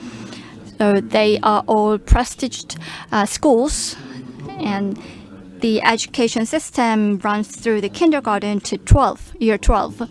So we have about 5,000 students in these 4 schools. So we have 93% of percent that's enrollment. So it is a very successful case.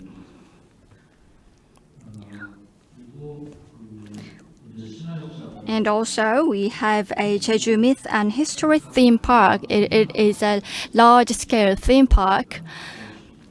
We are successfully running this park by having a financial investment from a foreign company. These are the key projects that infrastructure projects that JDC have run. So now let's go more in detail about Jeju Science Park. In 2004, it was designated as a national industrial complex. So there are 47 national industrial complexes in Korea. In Jeju, the Jeju Science Park is the only national industrial complex. In 2010, it started construction, and we have been running this park for a decade. And we are strictly focusing on IT and BT companies.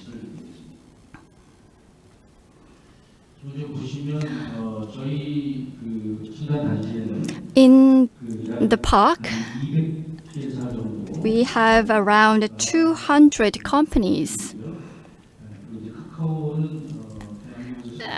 Kakao is a representative IT company in Korea. Its headquarters is located in the Science Park. And we have completed selling the land for the Science Park, and then we have leased our 90% facilities are leased now.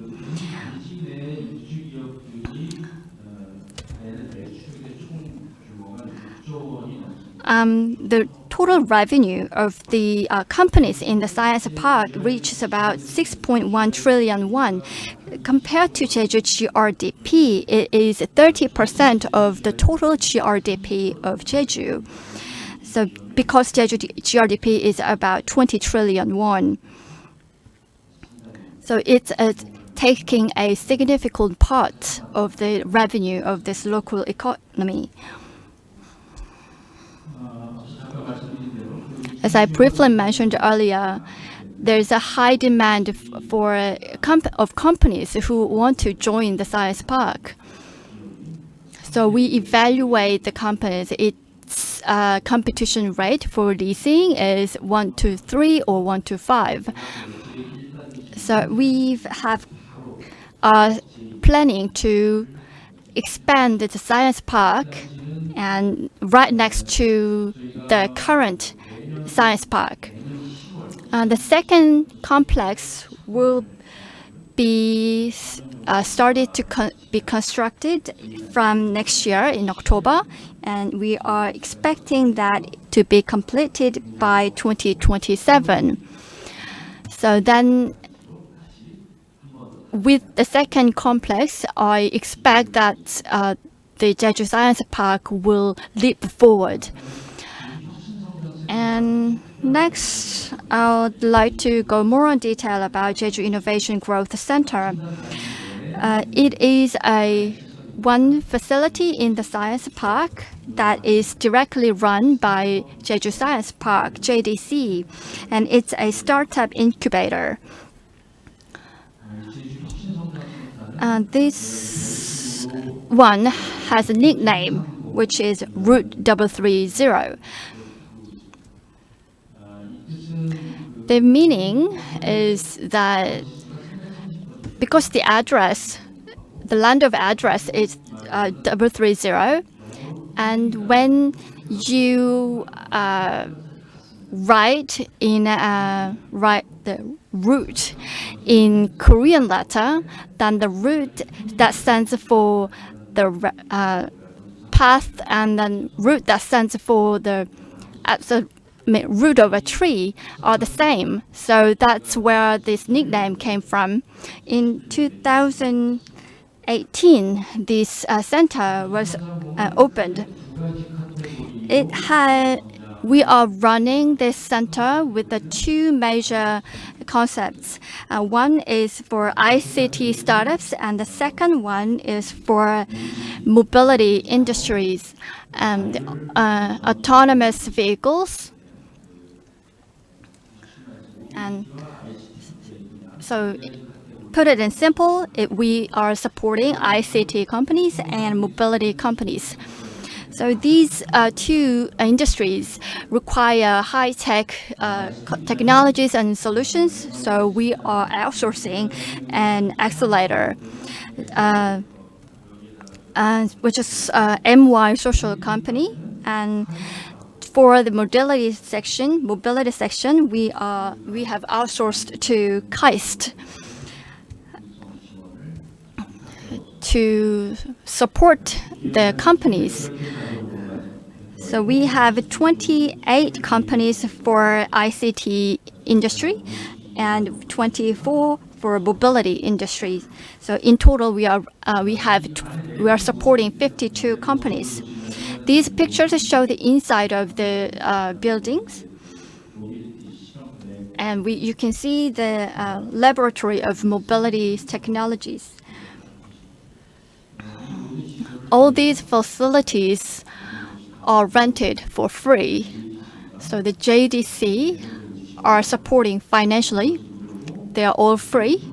And we are also providing education programs. And also we match companies with investors to support the companies grow. Another project that we are running is that the financial support. We directly finance the companies. About 100 million won. 1,400 million won is funded, and it's as a form of fund of funds. The companies are supported by the JDC. And about 300 million won is to support the interests that the companies loaned from banks. So about half of the interest will be paid by the JDC in the form of fund of funds. And let's take a look at the outcome of Route 330. We have created 546 jobs, and we have secured about 50.5 billion won for investment. So the ultimate goal of the companies we have incubated in Route 330 is to be listed in the stock market.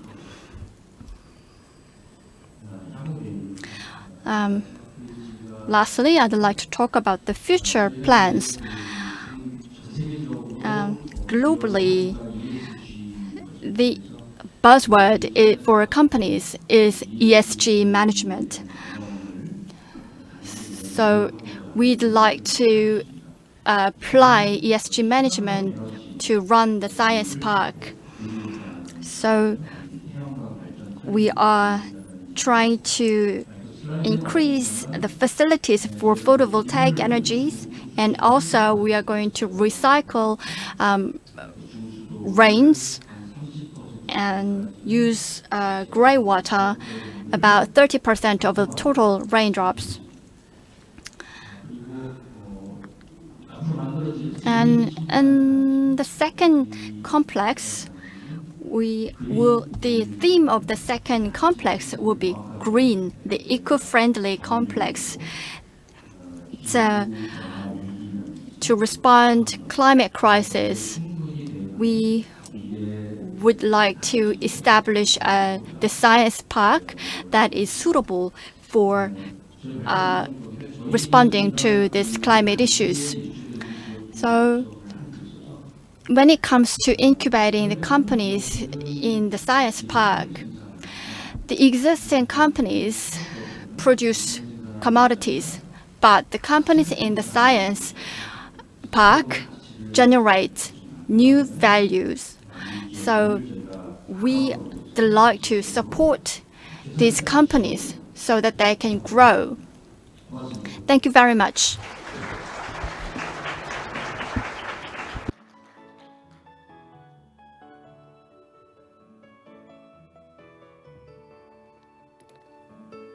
Well, thank you very much, Mr. James Kwok. He talked about JDC, made an introduction about JDC and its role in development of Korea, especially Jeju Island, mainly through three projects: Science Park, Theme Park, and Global Education City. And the role that it plays in playing the role of a hub to support the startups through innovation, growing center, increasing the investment and cooperation with specialized institutions. Now I would like to invite the three speakers to come on the floor, and we start the Q&A session. Would you please?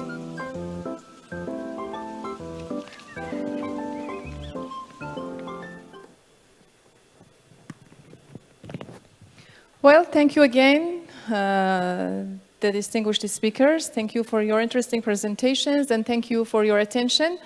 The speakers are ready to answer. If there's any question, please. You can ask questions. Otherwise, I will ask you what they said.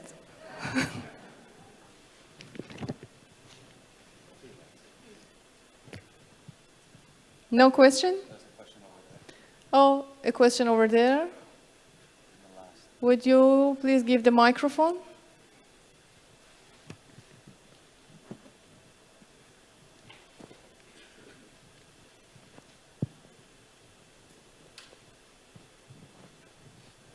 Thank you. Hello. Thank you very much. I have a question to the head Algia from the Saudi Arabia. Actually, I'm a professor as a spin-off the company, from JEJU National University. I'm really interested in your systems. A professor wanted to spin-off company, who is a major sport, the university or your institute or government? So if you institute support some sporting technology or the financial sport, what is a major strategy to support them to create, a spin-off the company? That's a beautiful question. Is this working? I believe that it's all of the above you mentioned. Of course, the main priority goes for spinning out from the university, obviously. But in order to build a vibrant ecosystem, you would need to have a sort of an exchange. So we have several programs that we run, whereas we channel in, and this is something that we have grants that offer within for people from within the university to take the technologies abroad. We also have different spin-in programs, soft landing programs to attract also international startups and tenants to come in on a fully subsidized program just in order to create that sort of a competitive advantage. And this is what makes us a little bit unique in the region. From the tenants we have today, I think only 20% constitute from within. And now we have a lot more interest of people coming from outwards, looking in either to adopt a technology that we have on the shelf or to jointly do something as a joint venture within some technologists that we have. So I think to answer your question in summary, it's all of the above, and we're willing to discuss any opportunity. Mr. Nawaf, may I also ask you a question? You mentioned that you are going mostly to commercialize the result of research conducted in universities and to actually the proof of concept to happen there. And most probably you intend to solve the problems of industry. My question is, how do you inform your companies of the problems of your industries? And how do you link them together to make any initiative to solve the problems? Well, the problems are industry related, but a lot of it is also government identified. So in the park today, we have a sizable number of corporates being represented. About 14 big corporates are physically on the park. But aside from that, there are other programs that we have that engages with industry itself to identify challenges.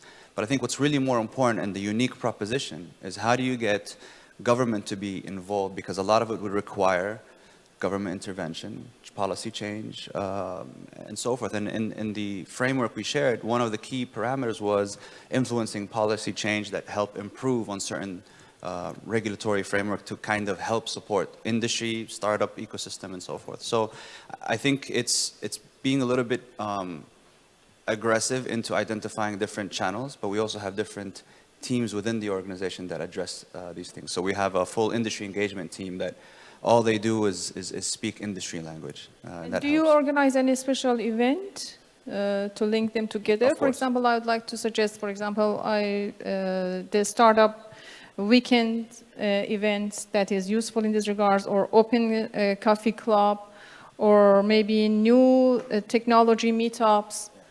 Something like that, they would also happen to help to link the industry with... Definitely, we do. But we also have a industry designed program called the CAUS Industry Collaboration Platform, right? And basically it is a kind of like a seat at the board with specific industries from different type of businesses. They meet on an annual basis and they have quarterly reviews on specific challenges and opportunities in which we matchmake their requests and issues with actual faculty members. So that's a very focused approach. Perfect. In addition to what you've mentioned as well. Oh, thank you very much. Any other question? Any other question? Mr. Nawaf, let me also ask you another question. You mentioned that you will provide office space and laboratories to the faculty and the talents and everything. Is there any special value-added services that you provide to your companies in your science park? Of course. All the services are of value-added, meaning everybody at the park gets the same treatment as if they are members of the campus, meaning one of the biggest hurdles people face are procurement services, procurement challenges, business services, and so forth. So they get treated as if they are a department within the university. To kind of make things easier to facilitate, and many more. Of course, we do different subsidies program as well to kind of offset specific costs and so forth. Again, We are moving away from a real estate mindset approach to a much more value add in terms of services to create that impact we look for.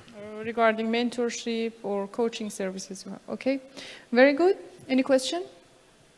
Yeah, at the end of the hall, would you please give the microphone?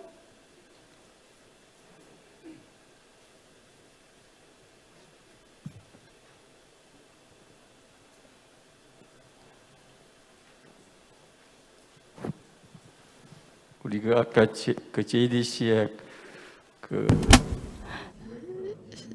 I'd like to ask to the director of JDC. I am also in the science park. So you just said that JDC sells value. But in fact, if you want to sell a value, then you need a brand. If value to replace commodity, I think it sounds a bit tricky.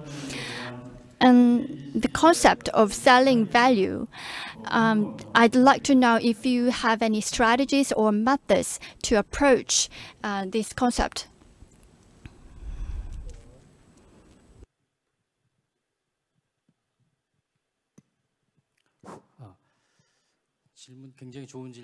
That is a very good question and a very tricky question, very philosophical. The companies we are incubating are mostly startups, and there are very small-sized companies. So mid-sized companies and conglomerates, we do not provide any supports because they don't need one. In this term, selling new value includes various meanings, implications. So when we visit each company, their business ideas are very novel and very interesting. When we hear from them about their ideas, we kind of are surprised how unique ideas they have, and it breaks the existing framework or conceptual framework, and it's very challenging ideas, and they're very adventurous. This is very meaningful and in creating new values.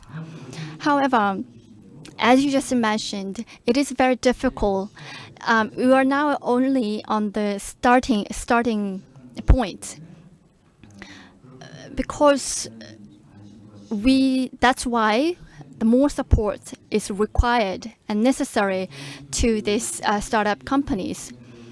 In JDC, I'd like to share a interesting story I read on an internet.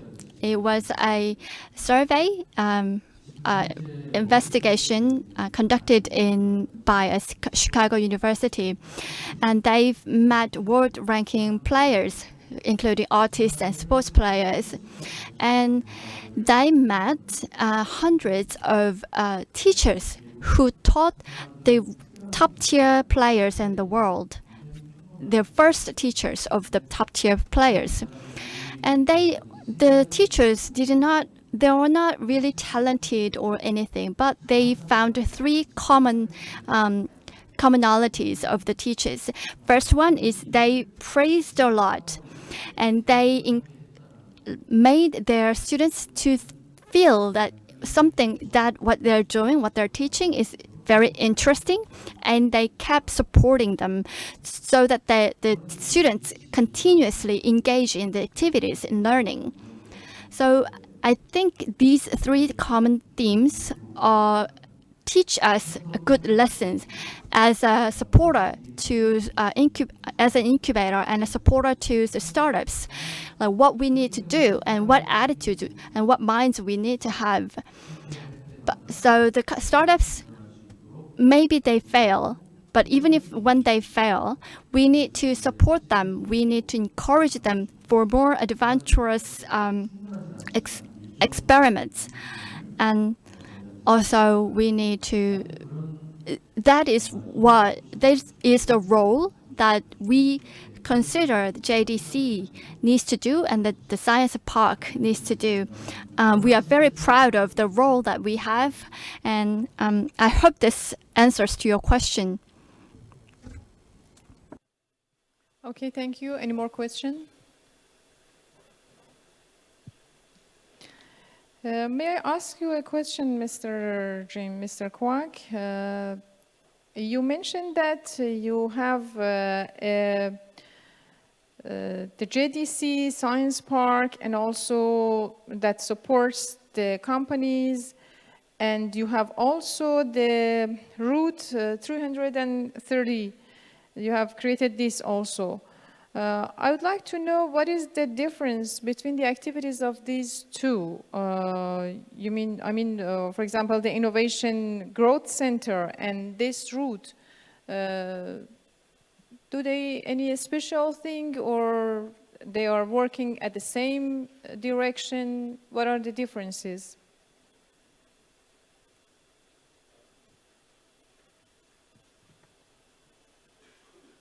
네.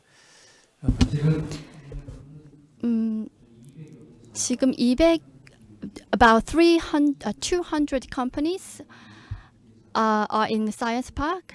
Among them, about 52 companies are in the growth center. As far as I understand your question, the companies that are in the Route 330 are the startups, and the other companies out of the Route 330 is companies that have taken off their startup phase. The one distinguished point is that we support the startup companies in Route 330 for free. They are supported for free for everything, but other companies, we get rents or other. The companies in the Science Park, they pay to JDC for using the facilities in the Science Park. So they need to make profit and pay for their rent to the JDC and the JEJU Science Park. Whereas the companies in Route 330, they enjoy free rent.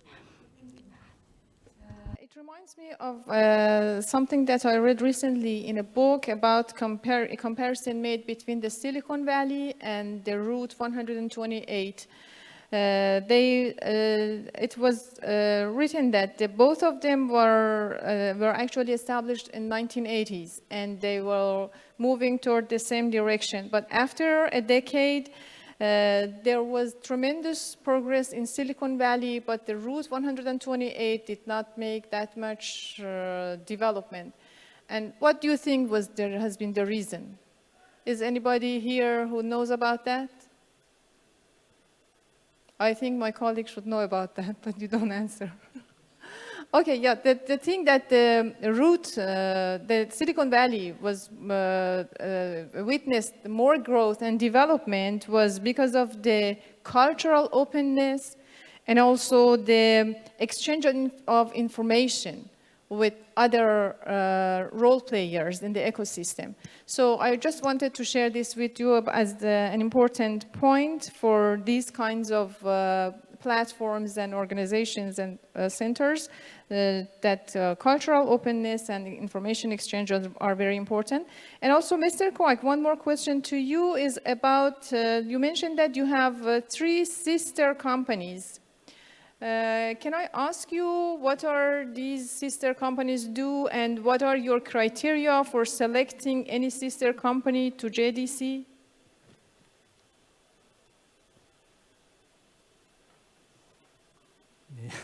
Difficult question? JDC에 대한 관심이 너무. So you have quite a big interest in JDC. Thank you very much. Maybe 제가 어쩌면 자회사가 되고 싶어서 질문을 드린 것 같기도 한데요. 저희가 올해 주최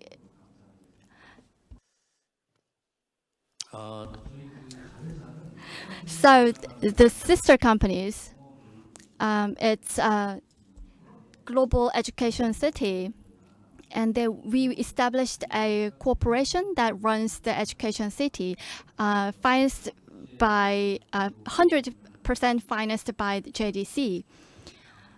And secondly, there are such as outsourcing, like cleaning and security and utility repair and gardening. All these small works are all required to run a big complex. And to secure job security, we established a company so that we officially hire them as a regular staff, not outsourced. And thirdly, then another project is that resort complex. I didn't mention this project in my presentation. We established a co-venture company with a foreign company. These are three sister companies of JDC. Thank you. Any question? So there's a question over there. Would you please give the microphone to this?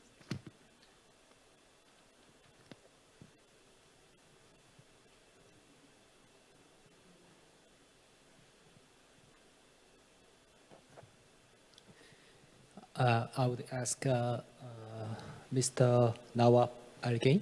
Yeah, short question. Thank you for a great presentation, which was very helpful to me. Recently, I have read an interesting article which deals with a special type of visa issued by UK, Britain. United Kingdom government have issued some special type of form, type of visa to ones who have graduated from world top university. Yeah, you know. So here is my question. You said a lot of special support program to foreign researchers or workers, right? At cost in Saudi Arabia, is there any special type of visa to foreign workers or researchers? Not at KAUST, at the kingdom at large. Saudi Arabia today is undergoing so many different changes. What I might answer today might be different tomorrow, so bear with me. But there are different support programs to soft land. So they also have entrepreneurship license. So you get a visa, you get your CR that is directly for entrepreneurs for spin-ins and soft landing. And this is in partnership that we do with Ministry of Investment. Now there are lots of plans foregoing, so I will not be the right official source to announce stuff like that. But there are definitely lots of progressive movement towards making things much more easier as it already is today. So today, any one of us can go online and get a tourist visa. It will take you a few minutes. But they're looking at different opportunities to create more incentivized programs, such as what you mentioned, but over time, yes. Okay, thank you. And yes, please. Here in front row, please.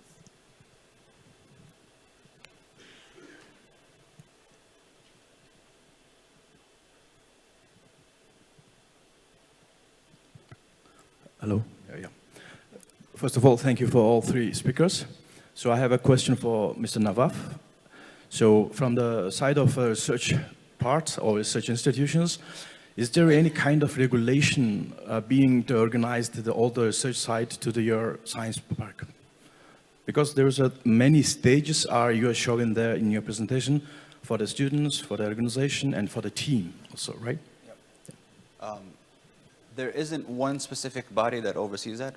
In KAUST, it's kind of like an enclosed environment in a city where we have all these offerings. However, there is an authority to be announced soon that looks at R&D, and their job is to help support in terms of developing more of an infrastructure for R&D and innovation activities and channeling it through. So that will add a lot of value for many of the pockets or areas of innovation, if you will, to kind of channel it through and become kind of like a one-stop shop. So that is underway, but today, everything we showed on the framework is fully offered within the KAUST environment for internal and external. Any more questions? Okay. We do not like Ms. Yoo Ha-yeon to sit so silent, to keep quiet. I would like to address a question to her. You mentioned about the strengthening support by the government and establishing cultural complex to attract companies to your industrial complex, to newly developed industrial complex. And I would like to know what kind of support have you provided, and this cultural complex, what does it do?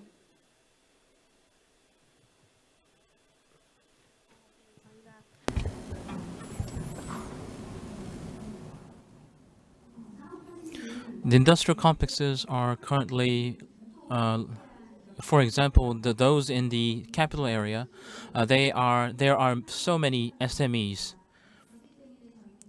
So we still need government support. That's the reason, and structural enhancement is one of the ways.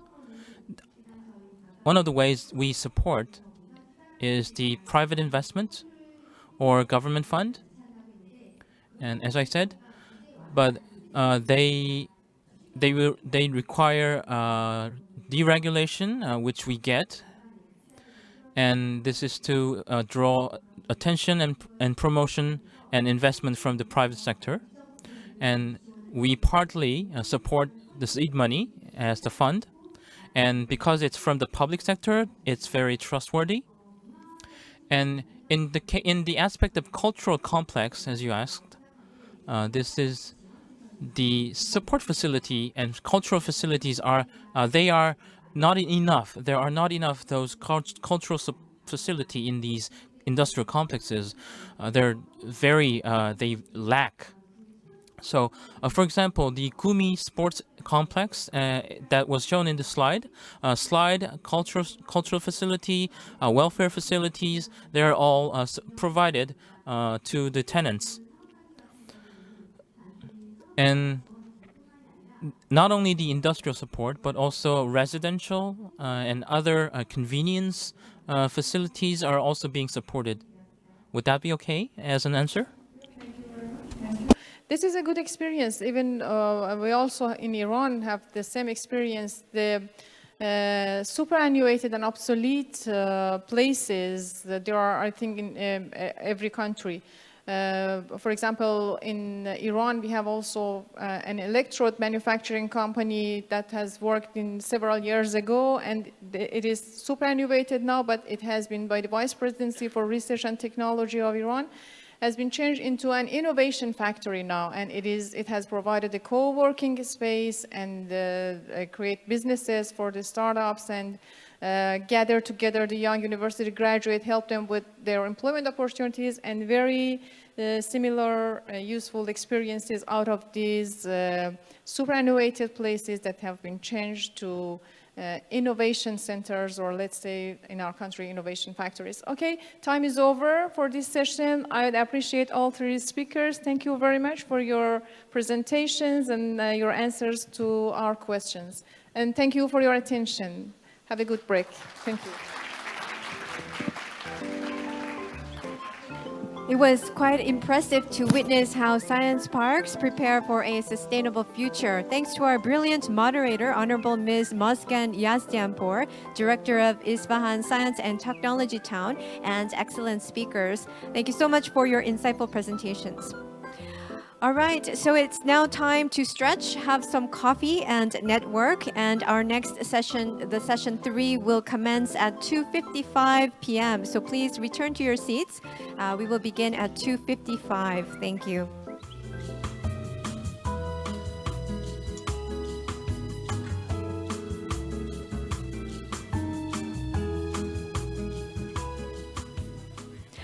Welcome back, everyone. I hope you enjoyed your short break. Now let us begin session 3 of the conference. As you all know, session 3 will be conducted under the theme of changes in working environment of science parks. Now it is my great honor and pleasure to introduce the distinguished moderator of session 3, who is none other than Honorable Dr. Kongsak Sirikeo, Director of Pibunson-Kuraam Ratchapat University. Let me hand over the microphone to our distinguished moderator. Please, distinguished guests, please welcome him with a big round of applause.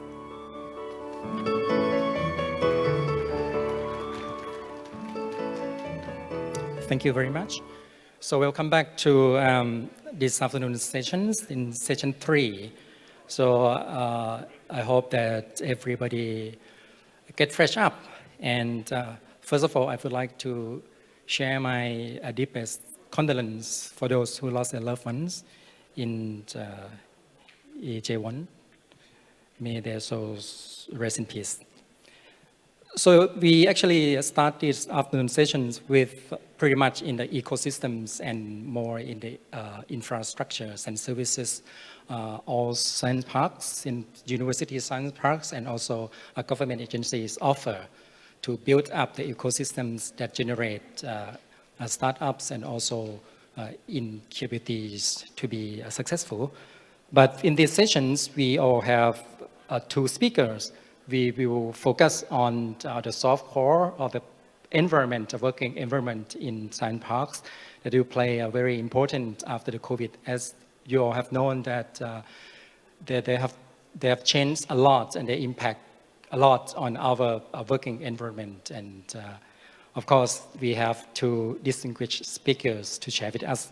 The first one is Mr. Nohalim Junas. He is CEO of Malaysian Technology Development Corporations, or MTDC. May I invite Mr. Yunas on the stage, please? And of course, may I introduce him a bit? Mr. Yunas, he is CEO of MTDC, which is wholly owned, subsidized by the government agencies, which is the investment arms of the Malaysian government. And as a CEO, he has been working a lot in trying to bring the research from the university shelf to be commercialized, to be alive in the market. And he has lots of experience in commercializations of research to market in Malaysia. And he will share with us today how the Malaysian government interact the changing world in working environment after the COVID pandemic. Please join us, and the stage is yours, Mr. Jonas. Thank you.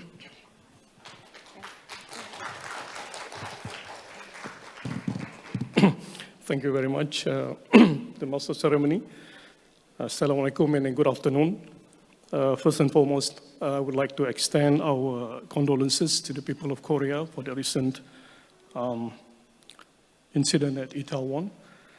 Thank you very much to the board members of ASPA for inviting MTDC to present here on the topic of changing in working environment of science parks.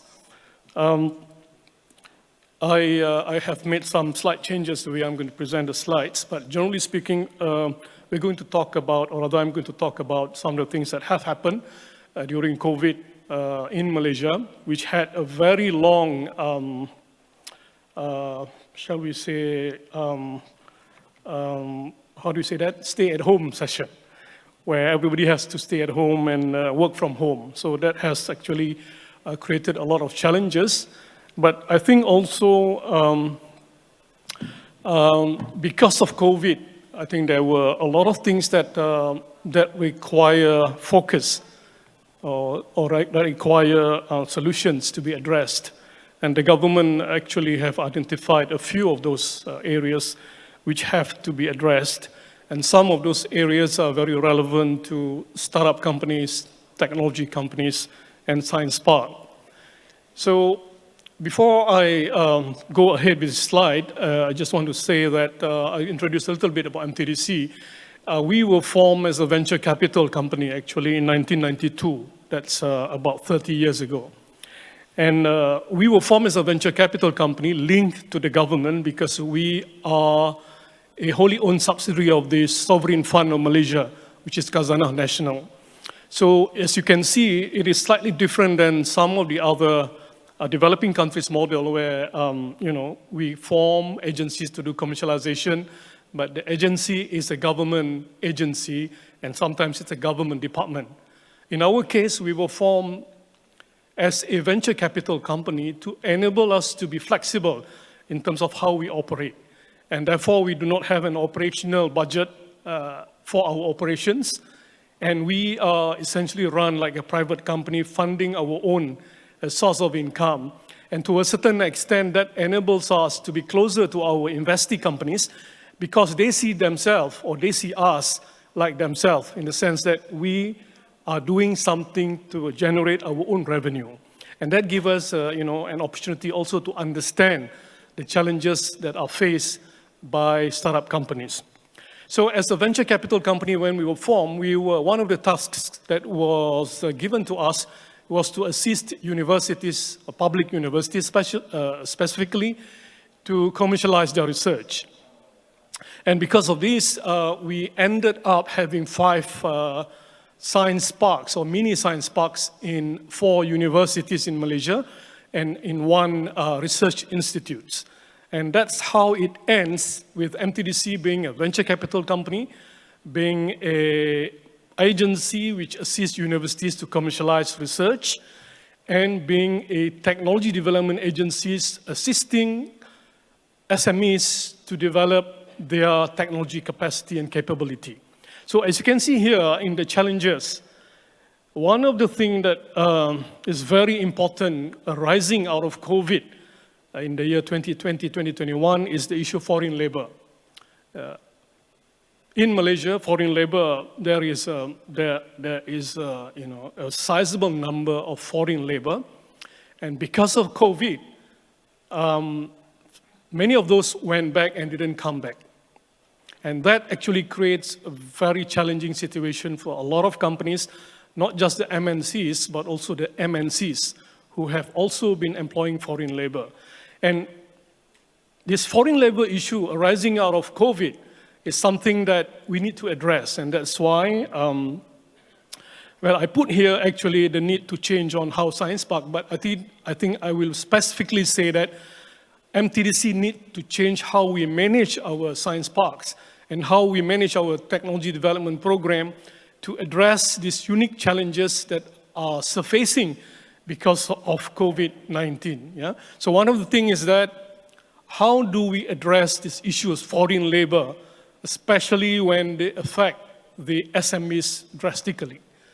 I think I saw just now in Korea has 99 or 96% SMEs. I think this is similar to most countries, and Malaysia has a lot of SMEs. And SMEs are the worst in terms of how COVID-19 has affected them in terms of their operation. Going from foreign labor, then if you look at SME challenges, because of COVID, they have a lot of other things that need to be addressed technologically, right? Now, the shop floor now has to be addressed in terms of the physical distancing. If previously SMEs may have a lot of staff working very closely together, now the SMEs have to look at the technology solution to enable physical distancing so that the requirements of the government in terms of distance, in terms of health operations of the shop floor is met. So again, you are looking at how do we as a science park operator, how do we as an agency to assist commercialization of research works toward developing solutions so that the SME can address these challenges that are facing now, right? And because of the contraction in the economy, of course, we have rising unemployment. And because of the needs of technology injection in industry, we have also the challenge of upgrading the workers, right? So, and the final challenges addressed or identified here by the Malaysian Economic Action Council in 2020 is that because of COVID, we then see that a lot of nations starts to look inward, right? And one of the most important thing that we ourselves in Malaysia found is that while we are one of the top trading nations, but we are not one of the top in terms of food sustainability. And COVID has actually highlighted these challenges of how do we manage in this VUCA world when the food that you eat are not sustainable, right? So there's an issue there about increased importance in sustainability. Some of you may remember that at the beginning of COVID, before the rapid test was developed, they were using the PCR. And some of you who are biologists in this room will know that PCR requires the DNA extraction kit. At the very beginning of COVID, most of the major suppliers of DNA extraction kit limited their export and give the priority to their own country first. And this is something that we, as a developing country, actually need to address because as you can see now, new variants of COVID keep coming up. I was reading in the papers today that Singapore has gone back to face mask because of the new variants, right? So while 10 years ago people talk about a globalized village, I think one of the speakers just now talked about that actually a lot of countries and regions are now looking at a smaller village, right? So if you look at all these challenges and being a government-linked science parks, we will actually, at least MTDC, we have a challenge given by the government. What can we do with our tenants to resolve some of these issues moving forward? What can we do to resolve the challenge of faced by the largest, one of the largest industry in Malaysia, the oil palm industry, because of the foreign workers has gone back. How do we increase automation in the oil palm industry? How do we introduce robots for the harvesting of oil palm? And how do we actually make sure that the local talent will be upskilled technology-wise so that they can then develop and operate these technologies that we're going to introduce, right? So I think those are relevant issues, you know, there's issues of food, as I said, and oil palm is a major food ingredients or food item for a lot of countries that are importing it. There's an issues of medical health, not only about DNA extraction kit, but during COVID, I'm sure if you read the newspapers, a lot of mental health issues are being faced. And because we are venture capitalists, we have a lot of companies in 30 years, and because we are also a science park operator, we have a lot of tenants within our parks as well as tenants that have graduated. So we actually played a very significant role in assisting the government to look at the solutions available internally in Malaysia during COVID. Because there are import restrictions in place by certain suppliers, countries. There are costs of actually transport. Now shipping costs have doubled, tripled, maybe even quadrupled, which makes importing things, certain things are not viable anymore. So we need to go and develop that technology ourselves, right? And there are other unique situations within the country that need development of technology rather than buying off the shelf from other countries. I think some of these issues that I have raised are similar to a lot of developing countries. So that's why while a lot of us, when we manage Science Park, we talk about developing tenants who will then be a regional or world player, but we cannot forget the fact that the first client sometimes have to be our own nation, our own citizens. So that's why moving forward, in fact, the past 2 years, we have been working very closely with the government. MTDC works under the purview of the Malaysian, or rather the Malaysian Science, Technology and Innovation Ministry. but we work across the ministries to address some of the solutions that we have faced. I'm going to skip most of these slides for the matter of time.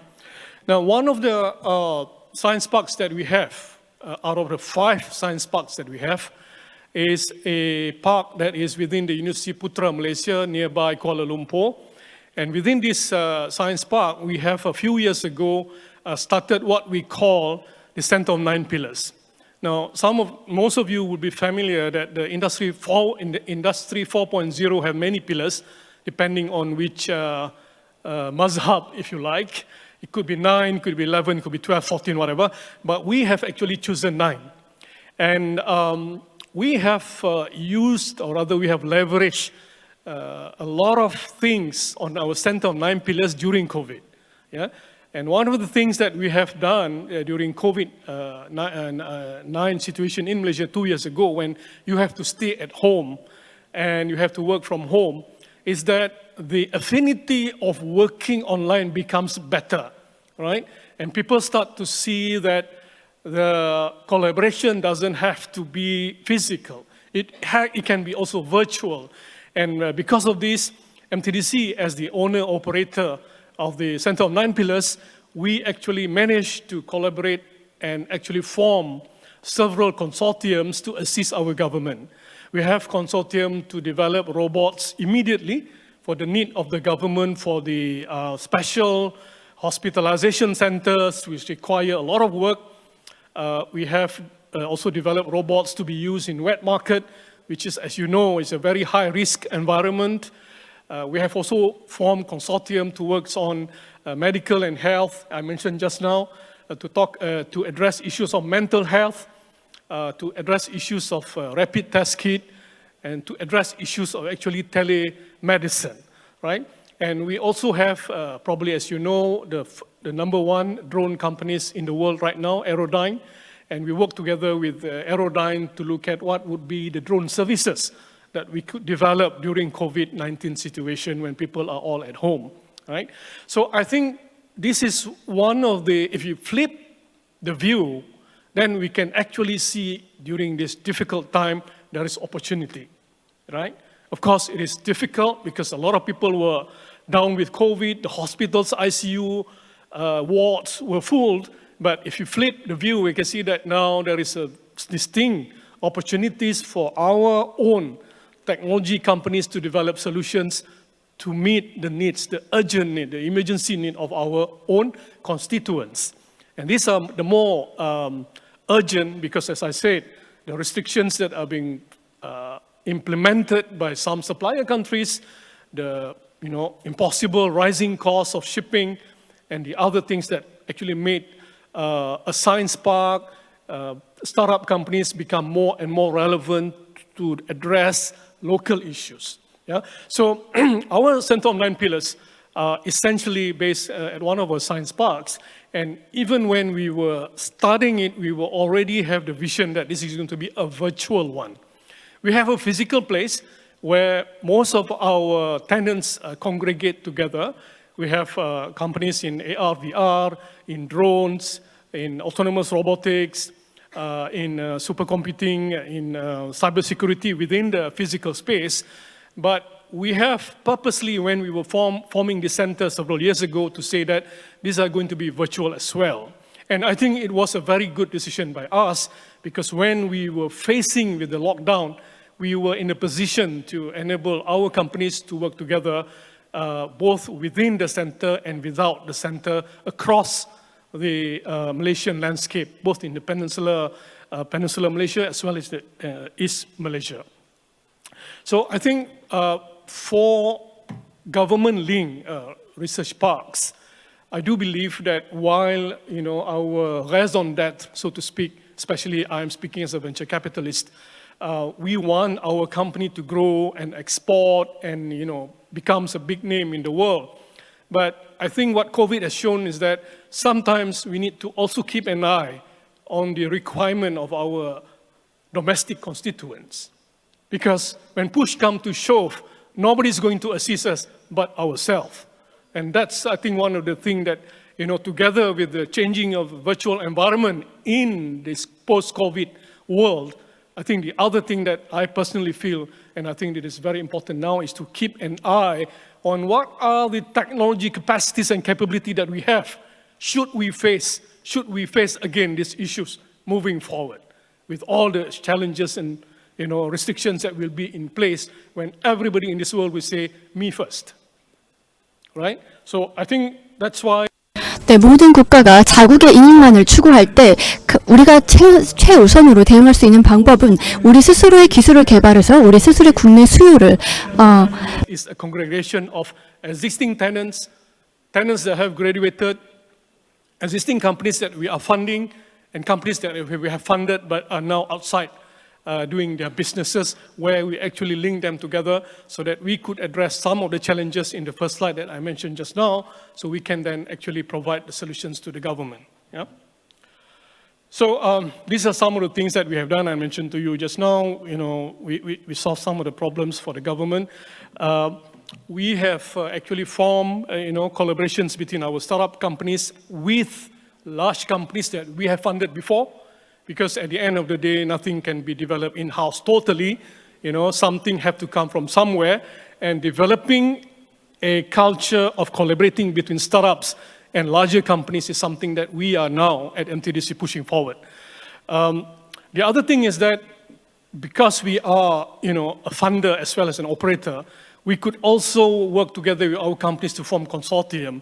And I mentioned earlier on, we have formed of several consortiums working on robotics, working on medical solutions and things. MTDC works with several regional funds. For example, we have a collaboration with Gobi Partners, which has an office in Malaysia, in charge of looking at Malaysia and Pakistan. We work with them in some of our projects. We work with a partner, a Realtek from Japan. We also co-invest with them in some of our projects. And one of our telehealth fund, we work with a venture capital from Korea.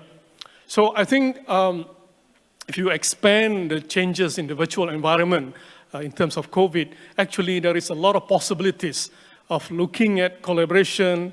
And last year when MTDC was doing this conference, we talked about co-opetition, where we can compete, but we can also cooperate for our, our benefits as well.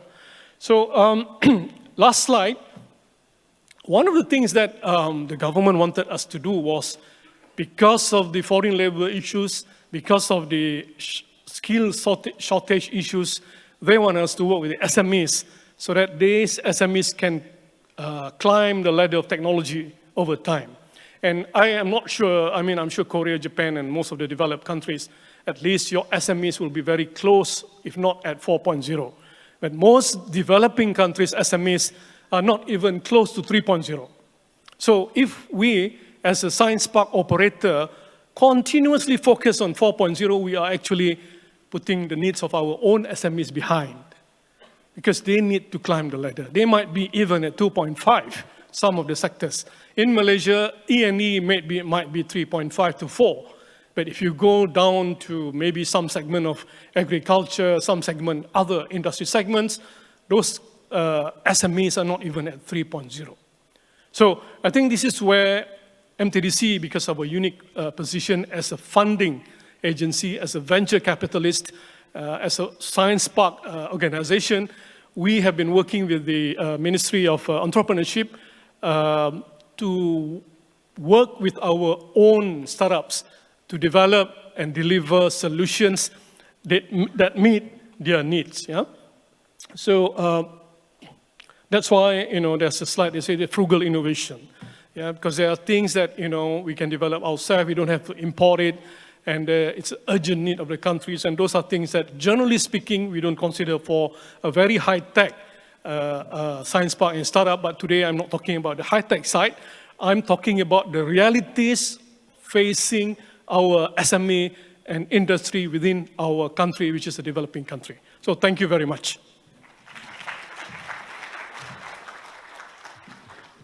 Thank you very much, Mr. Yunus, for your excellent talks, and he shared with us the experience in MTDC, which is more in government of JET. They operate in both funding agencies and as well as the operator as well. And of course, we will have Q&A questions afterwards. So please join us, all the two speakers on the stage, please. So may I invite the questions from the floor, and during which we wait for the questions. I will just recap all the speakers has talked about. So Mr. Yunus shared his experience in changing environment, working environment in terms of Malaysia agencies. There's also government agencies as well as running as the venture capitals. So it's a bit more flexible as a corporations being linked to the government and freedom to operate as the private sectors. And of course, with Mr. Lee, we understand how a big company, the IT company, changing working environment, as you probably have heard it from other IT companies, working and work and life balance. So that's what we learned from these sessions. Any questions or comments from the floor, please? Welcome. Any questions? I don't really see this. The light is a bit okay. All right, there's a questions at the back.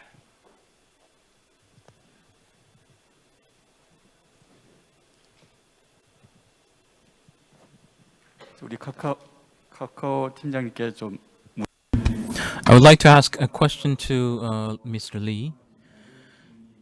And according to the news, there were companies who left Kakao, and you said that 91% were satisfied with life in Jeju, and there were 500 people who left.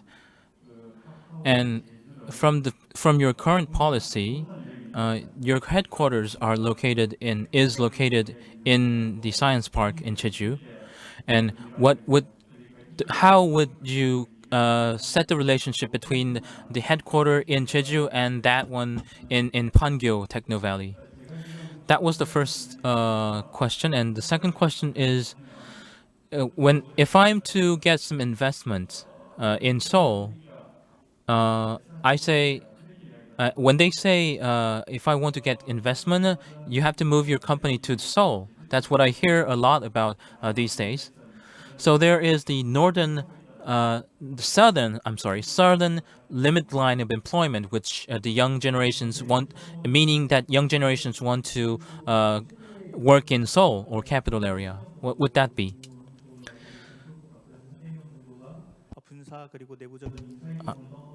In Seoul, we are discussing on the matter and about where to work.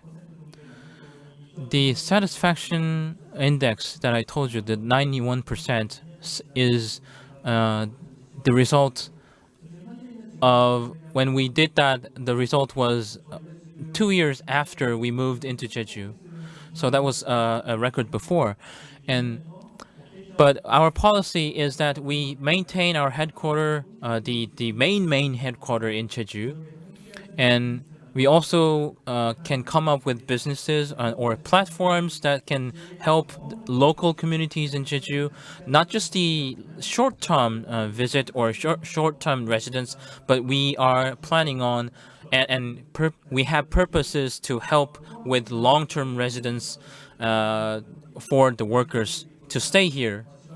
And since the Millennium Z generations don't like to work in areas other than the capital region, it's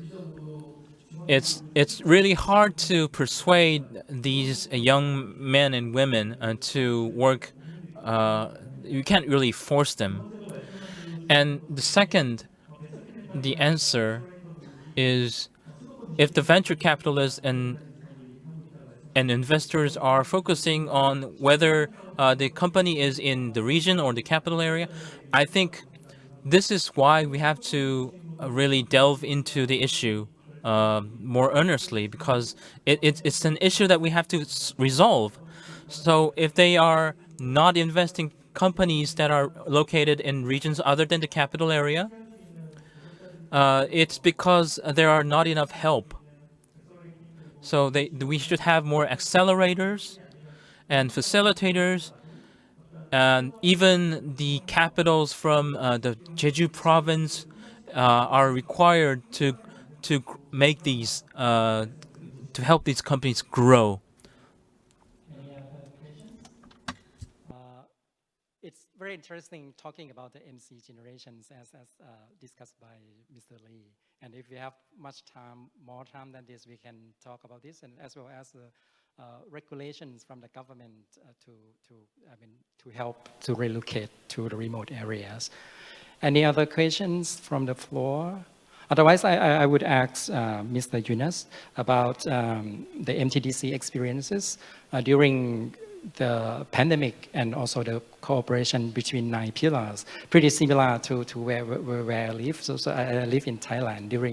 During the pandemic, we also have to cooperate between centers and centers. Is there any specific tools that MTDC establishes to help between each centers to cooperate or to work more effectively during the pandemic? Oh, thank you. No, I mean, tools are generic, but I think for cultivating collaborations, especially collaborations virtually, this needs some work. And I think this is where in the word value-added services, somebody was mentioning it just now. If we provide the value, the tenants and our companies will see it, and if they can see the benefit, they are going to work together. For example, in our case, during COVID, we got companies to work together, even though they have not worked together before, and because of that, they got new projects. In fact, next week, next month, we are going to Japan because one of our companies are collaborating with a company in Nara, and they are actually opening an office. So I think this is where, from a Technology Park point of view, it's about showing the value so that the tenants will see it and it benefits them. But of course, for our case, we are also the funder. So that gives us a little bit more. You could add a bit benefits right away. Because we have the fund as well, so we can push it a little bit. That's a pretty good message. Take back home. It's a pretty similar scenario to Kakao as well. Benefits first. So it has to be benefits. So you could attract people to work in the environment that you created. Tools is probably the same and probably general. When we actually establish benefits for those who want to work together and create a culture of working remotely or working efficiently during the pandemic, maybe forever new normal will be terms that we could use and we could live from now on, right? That's a message back home. Since we are running out of the time in these sessions, and I've got the warning sign from at the back that we are running out of the time. Of course, we can actually discuss during the break, and we're still here until tomorrow. So please join us to give him a big hands of our distinguished speakers in this session. Thank you very much for you both. Thank you very much. Please give another big round of applause for our session 3 speakers and our moderator, Dr. Kongsak Sirikeo, Director of Pibun-Songkram, Ratchapat University. As I was listening to the talk, I felt very privileged and honored and lucky to be living and working in Jeju-do Island.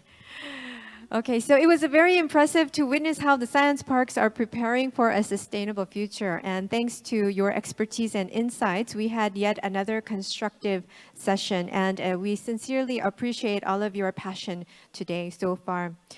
We will continue on, but I believe that we will need our staff to be resetting the stage for us. So as we wait, I think we will take a couple of minutes. But while they set the stage, I will tell you a question, perhaps. Do you know the 3 famous things of Jeju Island? Does anybody know what Jeju Island is famous for, the 3 things? Squid Game.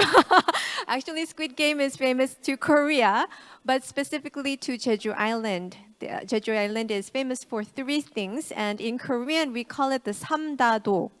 삼다도, meaning three things. I'll give you one hint. The one hint is women, because we have the women divers here on Jeju Island. And then there are two things more. Orange? Actually, the second hint is the rocks.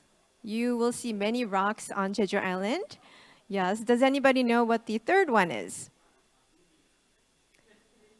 Have you experienced the wind outside yet? Yes, Jeju Island is very famous for its wind. So those are the three 삼다도: wind, women, and rocks. So hopefully you can remember that. Okay, so we're going to begin our special session right away. I would like to ask our staff to help prepare with the stage. 바로 시작해도 될까요? So we're going to begin the special session, and to host the hosting province Jeju-do, as I was talking about, is the biggest island in Korea. Also, Jeju is a treasure island of nature inscribed as UNESCO World Natural Heritage, represented by a transparent and clean sea, the famous Mount Halla, over 360 volcanic hills, great and small, and over 8,000 species of plants and animals. Now, this beautiful Jeju is now dreaming of becoming a smart island that combines the environment and industry with various investments. So in this special session, Mr. Hong Ho-jin, director of the Jeju Special Self-Governing Province, will introduce Jeju investment landscape and incentives that are different from other regions. So please welcome Mr. Hong with a big round of applause.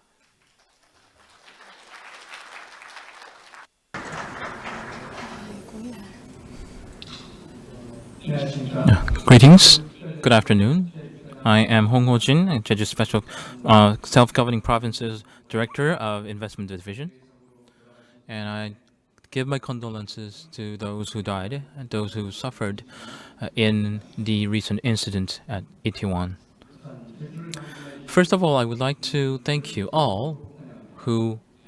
and welcome you all to the ASPA conference. And I really congratulate the opening of the ASPA in Jeju. And thank you for giving me the opportunity to explain what it is like to invest in Jeju. The investment environment in Jeju will be the theme of my presentation. Jeju boasts its most attractive environment in Korea, and it is considered #1 city where workers want to live in. So far, Jeju has seen a constant increase in population, and in 2021, it was the #1 in the increments in population. The wellness and aging industry is growing rapidly, and this is the best place. The Jeju is the best place in the industry to invest. Jeju has a favorable environment for world-class tourism infrastructures, as recreation, sightseeing, leisure sports, and MICE industry. The biological diversity in Jeju is high, very high, and it has the potential to grow further. It was designated as a biosphere reserve, and it was designated as a World Natural Heritage, and listed as the World Natural Heritage Site, and Haenyeo was listed as an intangible cultural heritage. We are running the Haenyeo School, the Women Diver School, for locals and visitors as well. It is also a best place to invest. The Jeju province took the rights from the central government, and it was given the rights to become the first special self-governing province in Korea. Also, Jeju has been propelling the project of carbon-free island 2030. The renewable energy portfolio is in Jeju is 18%, and the power capacity is also #1 in Korea, which is 36%. Also, the distribution of electric vehicles is 6% in Jeju, whereas the national average is only less than 1%. 75% of the vehicles, all entire vehicles in Jeju are scheduled to change to electric. And by 2030, the 100% of the entire power consumption will be supplied by renewable energies. Also, drone industry, autonomous cars, hydrogen economy, mobilities, all of these comprise the fourth industrial revolution, which will also change the island.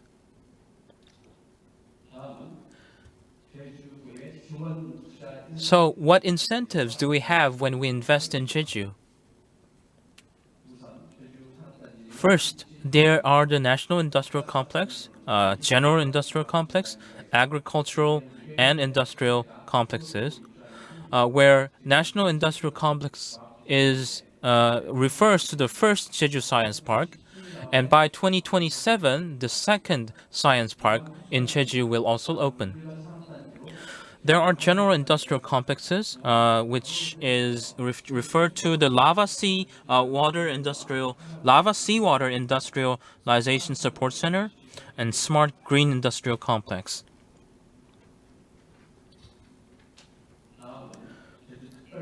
Next, according to the Jeju Special Act, the unique investment promotion zone is unique in Jeju by the Jeju Special Act.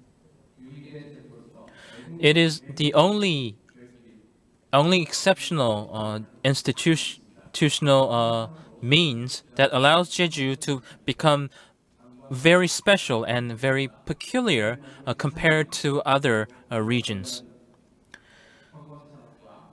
The tourism, the education, high-tech industries, there are the exemption for tax exemption are available for 28 industries, including the education, high-tech industries, and so forth.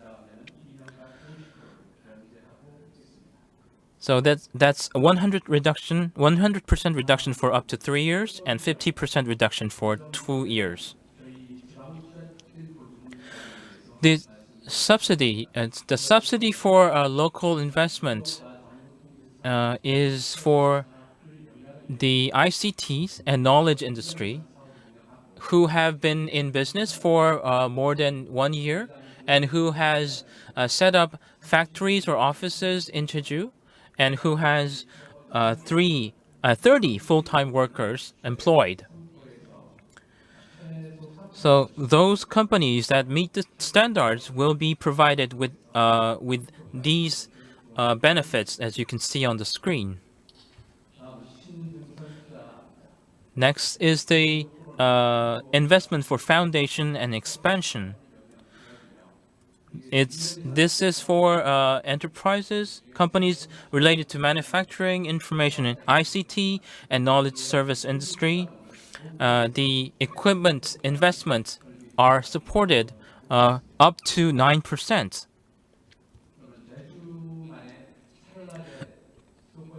So what would be benefits for those who move from the capital area to Jeju?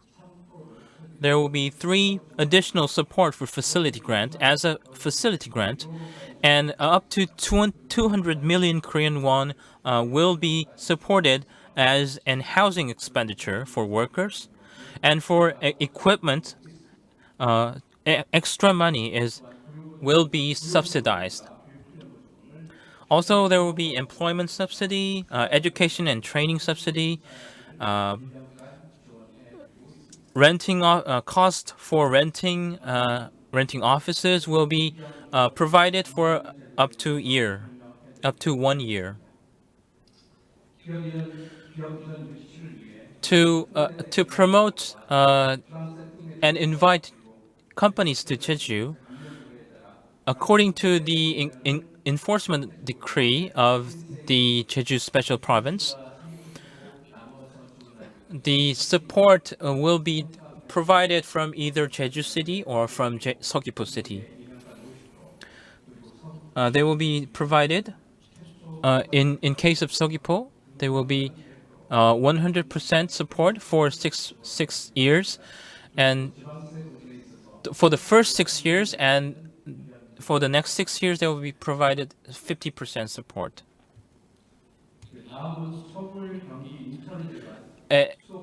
The next one is about the incentive offering for investment only in Jeju. So those who have workers more than 20 workers, their education cost is supported, and those who have those with 10 or more employees, they will also receive an incentive.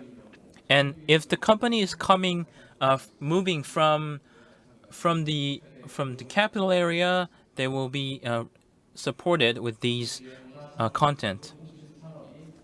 The ICT and culture industry in Jeju, in case of culture and ICT, the equipment maintenance and facilities will be supported up to 500 million Korean won.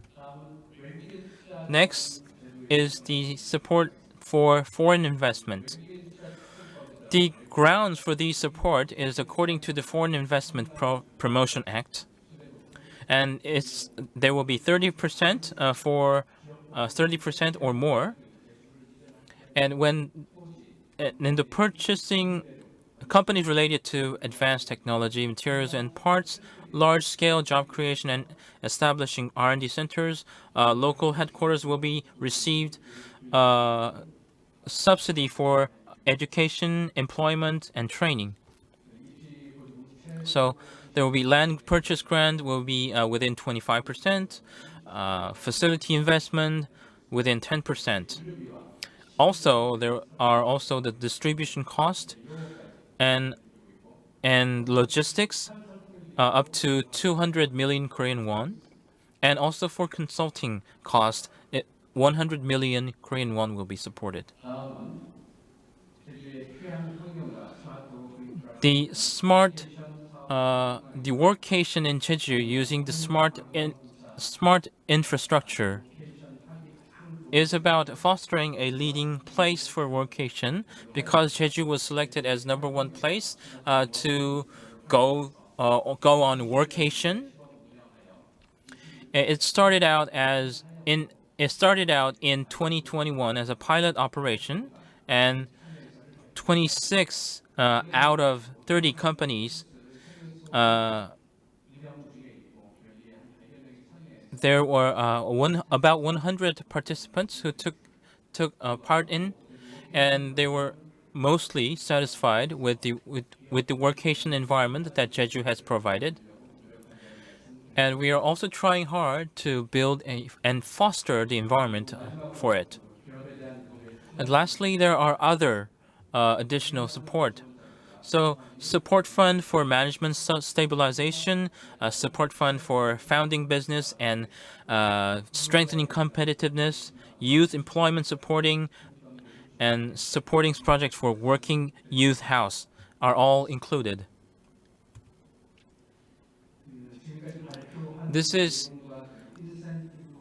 I've talked about the incentives and other supports, and for more details, you can check on the Invest Jeju. It's a website, and I hope all of you participants who are here have a good time here. And I really want to say that we are working very hard to make Jeju a favorable place to do business.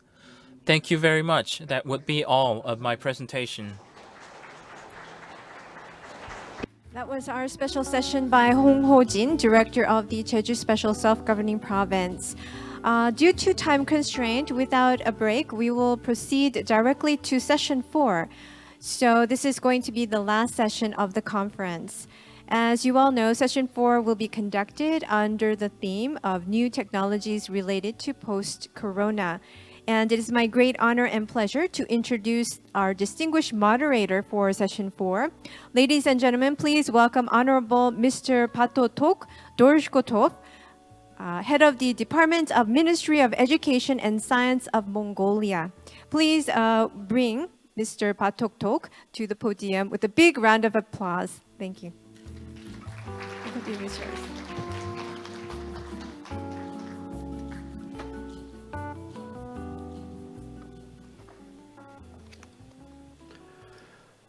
Thank you. Good afternoon, ladies and gentlemen.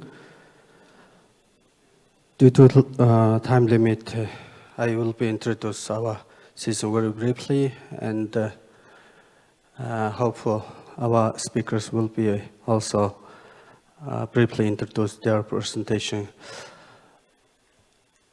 And you know, our session is last one, so in our session we will be talk about emerging technologies such as blockchain, metaverse, AI technology after the COVID-19 outbreak. You know, the COVID-19 pandemic has brought both positive and negative effects to every country. One of the positive effects is, I think, new technology development. So in our session, we have 4 speakers. The first speaker is Ms.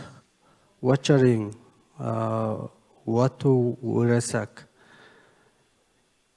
the General Manager at the Thai Business Incubator and Science Park Association. She's attending from Thailand. So please welcome to the stage, Ms. Wacharing.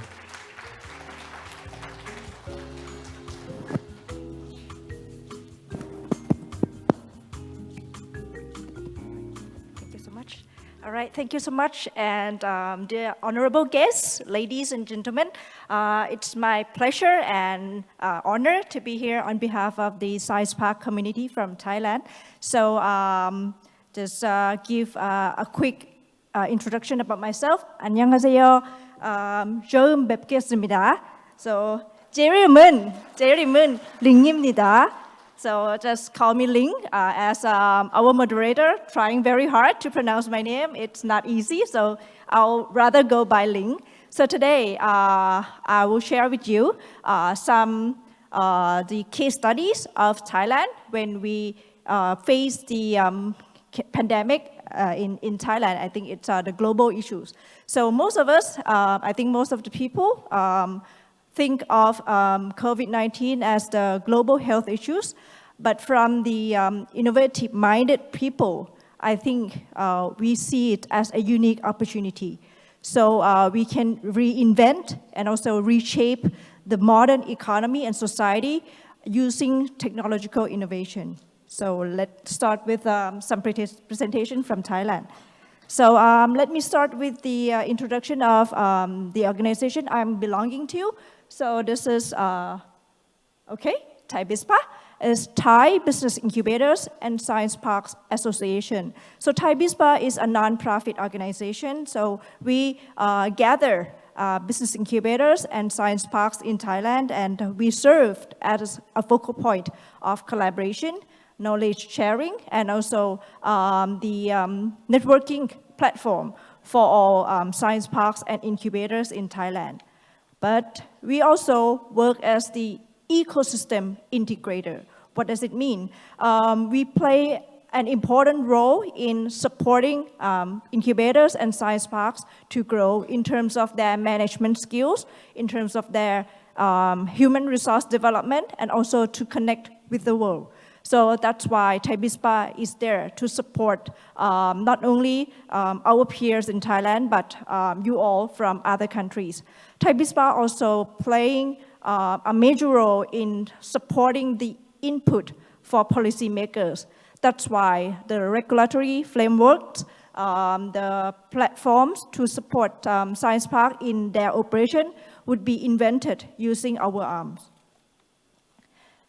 As you can see, Science Park cannot work alone. So we are innovation intermediaries. We have to work with different players, ranging from government agencies, research institutes, higher education institutes, investors, SMEs, startups. So what Thai BISPA is performing in this ecosystem is that we help science and technology parks as the key mechanism to drive the economy of the country. And we also have this landscape of science parks to share with you. In the past decade, we have been emerging a lot from one science park to now many of them.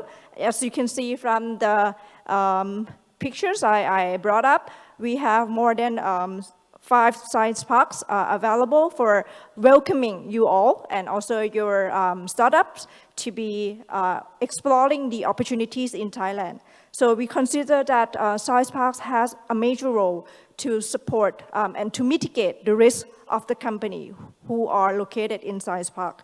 So we have to make sure that the firms have an access to those adequate resources and also help them to pivot themselves in the very weird situation like the pandemic that we have faced. So for the past decades, Thai governments have put in a lot of efforts and also resources to build up this mechanism throughout the country. So we also have different delegations from Thailand at this event. So please feel free to mingle with them during this welcome reception and dinner. And then you will see how Thai community can give you a warm welcome and hospitality.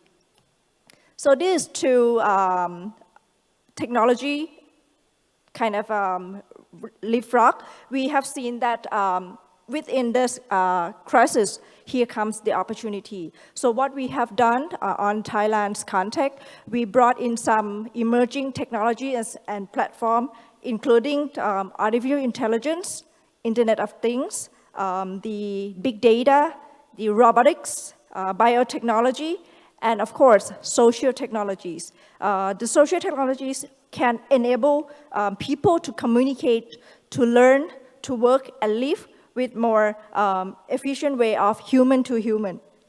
So one of the factors that we see around the world was urbanization.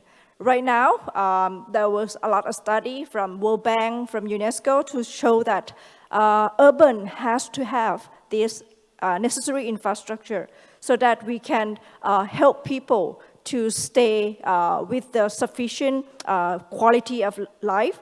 So emerging technologies that we brought in can be included into their society to reinvent and also to digitally drive the post-pandemic economy. So from the next slide will be some of the case studies of the SMEs that we have collected from all science parks in Thailand to showcase how we become resilient from the pandemic.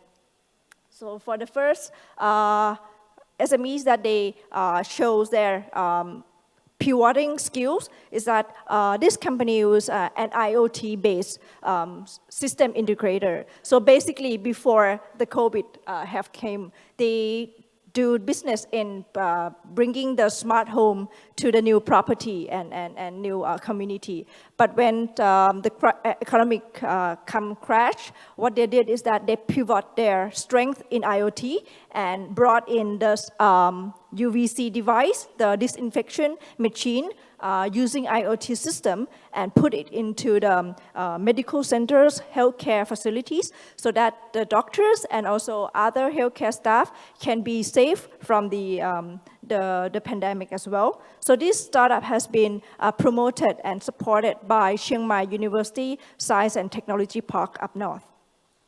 And next case, also an important solution to help with people in the area when the pandemic was very hard to us.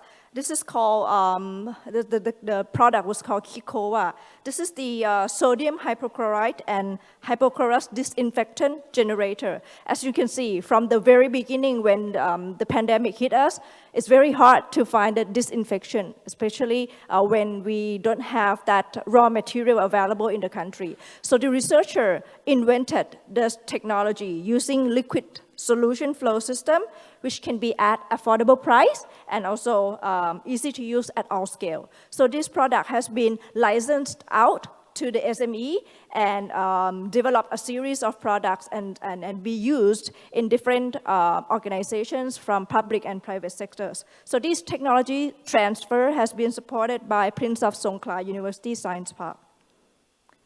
And the next case was from the Northeastern Science Park. It is called EndroCare.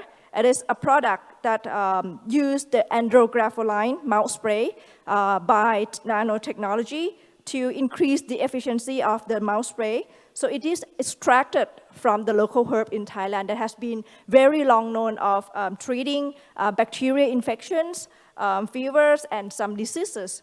So the university cooperated with SME to commercialize this product and then commercialize it into the market, and it's been very successful. And from the products, we also have seen a lot of platforms that try to reinvent their business model to accommodate the situation. So this is one of the case.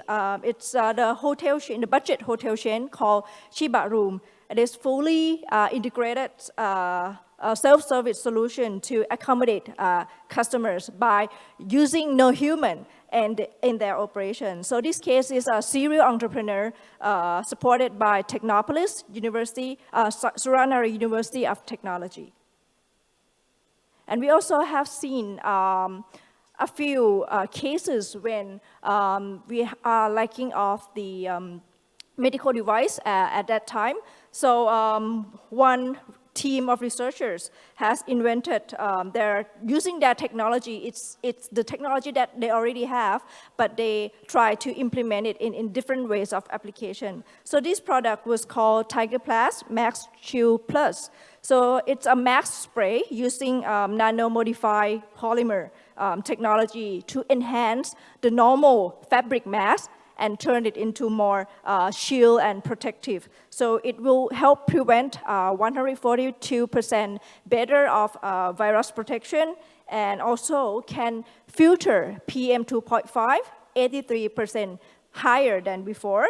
So this is makes the normal disposable mask to become more water repellent. So this technology has been used and spinned out in terms of startup company, and they collaborate with the public company to commercialize this product. And there are some solutions that have never been popular if there is no COVID, right? First of all, on the top right corner, the platform is called Clinic. It's a telemedicine platform. So it has been used to provide the medical consultation for the people. So with this platform, the doctor can provide the consultation service using video call, and they also put in the prescription for the patients, and they connect with the local pharmacies so that the patients can go get their medicines right away and don't have to wait. And the second platform is called Smile Migraine. This platform is a specialized medical technology developed by the migraine professional doctor. He has faced the problem of how he could treat and support the migraine patients. So he come up with this platform using artificial intelligence technology to identify and diagnose migraine symptoms at different stages. And the platform is using the machine learning or AI to provide a solution which can be an input for further teleconsultation for the patients. So these two platforms has been also been supported by the National Innovation Agency, one of the government agency in Thailand. We also have seen the research from the Research Institute. In this case, we have biotech utensil sterilization device. So when you go to the food court or restaurant where it's the public space and you have to contact with the utensils and you are not sure if it's clean enough. So this product has been designed and brought up to use in the public space so that people can clean their utensils before using it and to make sure that the utensils are properly managed. So this technology is developed and also supported by the National Science and Technology Development Agency, or NASDAQ. We also seen some change in education world as well. This is one of the case, Thurukit Bandit University, they awarded the first NFT degree in Thailand. So it doesn't need to be paper only anymore. So the degree can be designed in the NFT format, and it is another step of the education industry to provide this kind of support to their students so that they could bring the Web3 and metaverse of the future education in partnership with a professional company called Smart Contract Blockchain Studio Company. And another example of a new way of doing education was that there's a company that are very specialized and very big cutting die and tool company. They have a series of suppliers, especially from Japan, and these companies can supply them the machines for students to learn. So the company set up the institution called Sumipon Institute of Manufacturing Technology. So this SimTech Academy was launched from the initiative of private sector so that we could leverage the skilled workforce of the country to be prepared for the Industry 4.0. And some examples from the logistics industry. I think some of the speakers has been mentioned that during pandemic, we have seen kind of a shock of SME's transformation. So one company who have been involved in logistics business for a long time, they have launched their logistic and freight management platform using their transportation management software to manage the logistics business and also the vehicle route planning to make sure that all the route has been optimized in the way that it can be shortest in time, lowest cost, and also very efficient. So this company was also supported by the government agency called Digital Economy Promotion Agency, or DEPA. So from all the case studies that I brought and shared with you from Thailand today, showing that the strong partnership of private and public sector has brought in a new way of economy and society. So I believe that by combining the vitality of the private sector together with the generous support of the government and also public sector, together with the international collaboration, will make all of us a better future towards a sustainable and resilient recovery from the pandemic. All right, thank you. 고맙습니다.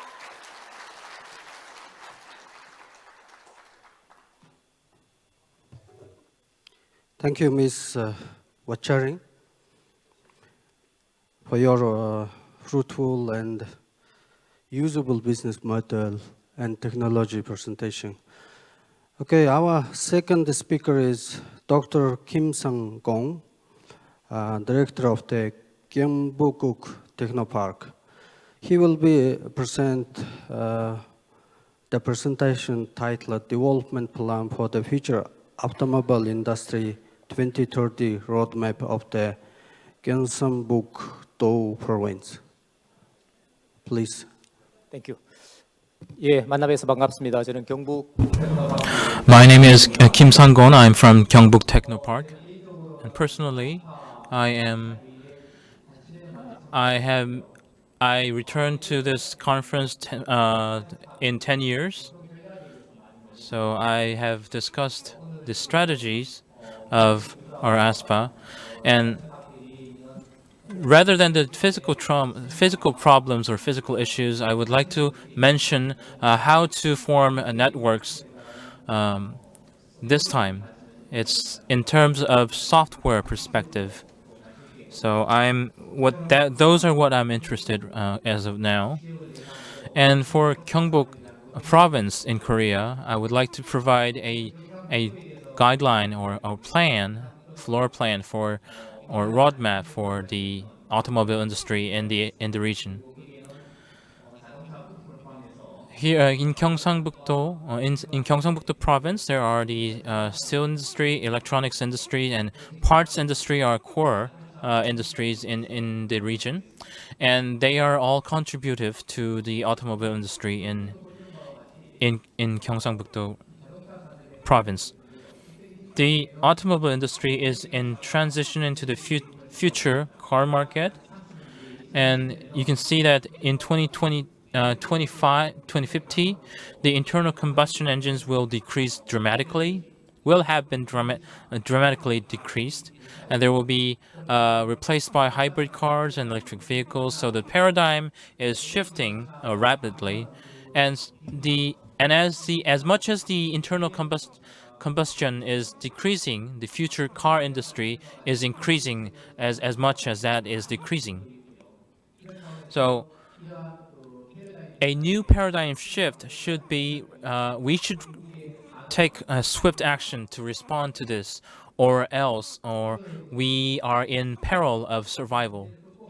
And to react to this and to respond to this, by 2030, I have created a roadmap that we can follow.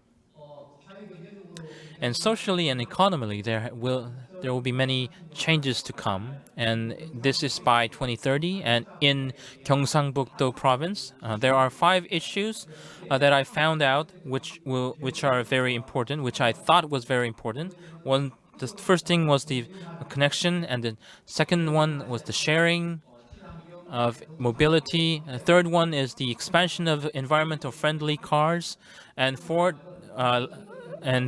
is the autonomous cars, and lastly, there is the customization for individual needs. These are the 5 keywords that I would like to talk about as I suggest this 2030 roadmap. To create roadmaps within region, it has to be in the same orbit with the central government.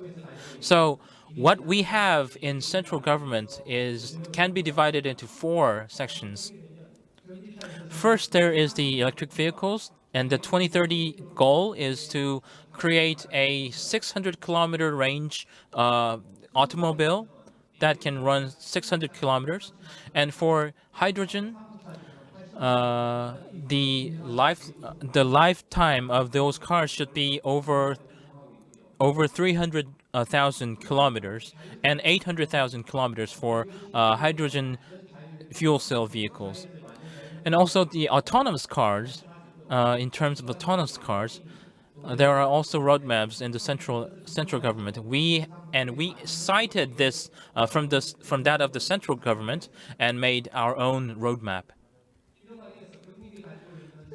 The automobile industry in Gyeongsangbuk-do area, Gyeongsangbuk-do region, is important because when the cars are replaced by electric vehicles, 37% of them, 37% of the existing companies will have lost their jobs by the end of 2030. And this is electronics parts, because the parts are different from the existing industry. So about 300 companies will vanish, and there will be 8,000 employees that will lose their job, and this is a very, very big risk. And the roadmap is to deal with this issue. In terms of its market scale, the automobile industry in Gyeongsang-buk-do province, its GRDP is 110 trillion Korean won, and even just 1% of it is very huge amount. So this is why we have to come up with better plans if we don't want to lose that money. The trend in the future car industry is that by 2035,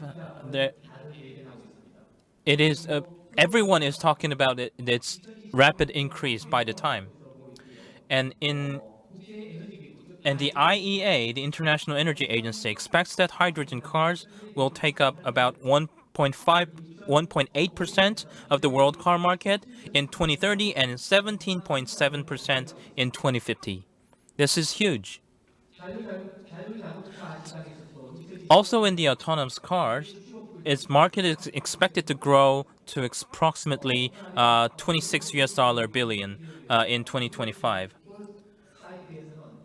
The Mobility First says that the PAVs, personal autonomous vehicles, will increase from 94 in 2018 to 1,327 in 2025.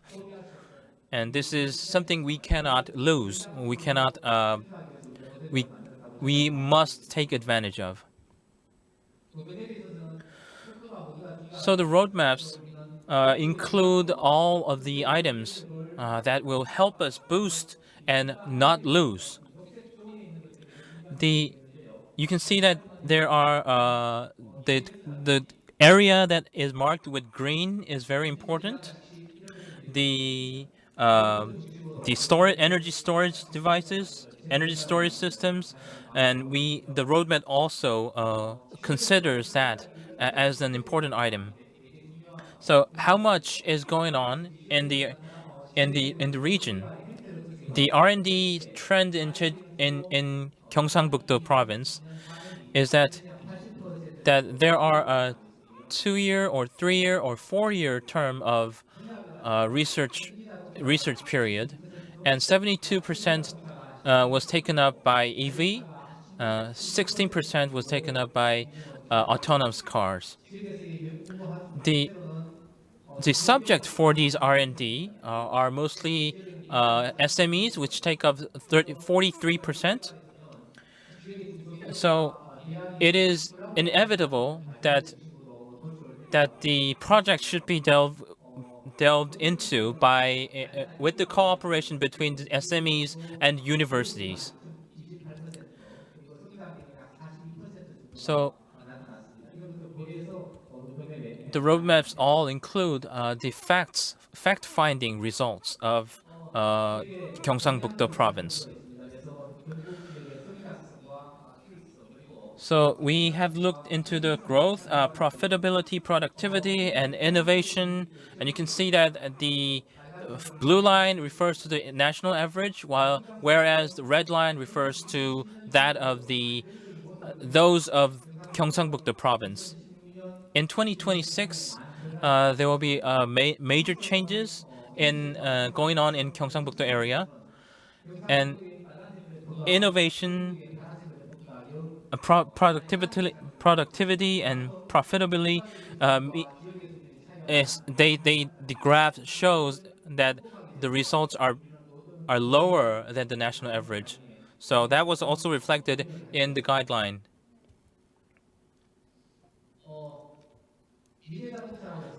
When we say future car, there are many items. You can see that there are numerous items, and which item to focus on is very important. So there are about 600 automobile companies in Gyeongsang-buk-do area, and we have made a survey, and I picked 2. The first one is the secondary battery and electromotive. And in terms of market attractiveness, the two aren't really different. But in terms of contribution to the regional economy, the electromotive and the other one is very different. And also, there are differences in the growth factor and competitiveness. So we have analyzed as to how they are different in the research and development. So, for example, the secondary battery do not really require R&D investment, but the electromotives do. So, for individual items, we have made a different criterion. For example, weight values. We have applied different weight values to each individual items. So when we first talk about the roadmap,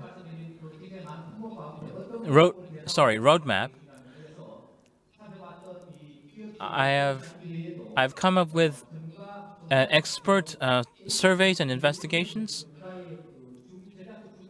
and we outsource them to give out some results that will tell us which factors to grow and which factors to lower.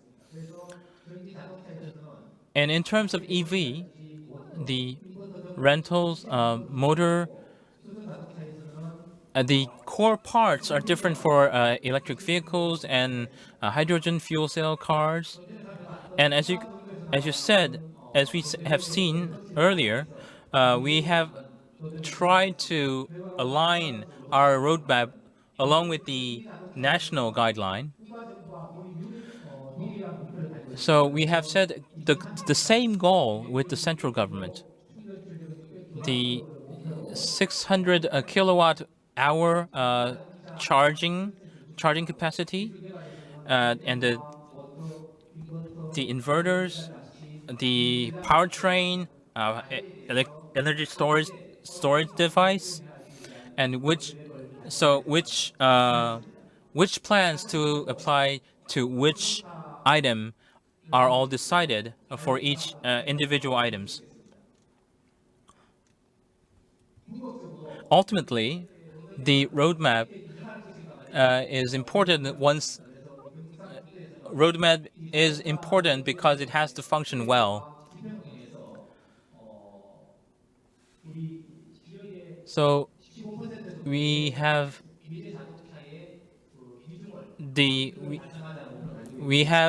a goal to set the occupation rate as to how much the automobile industry in Gyeongsangbuk-do should take place within the industry, and we have the goal to leap into number 2 place in the future car industry in Korea.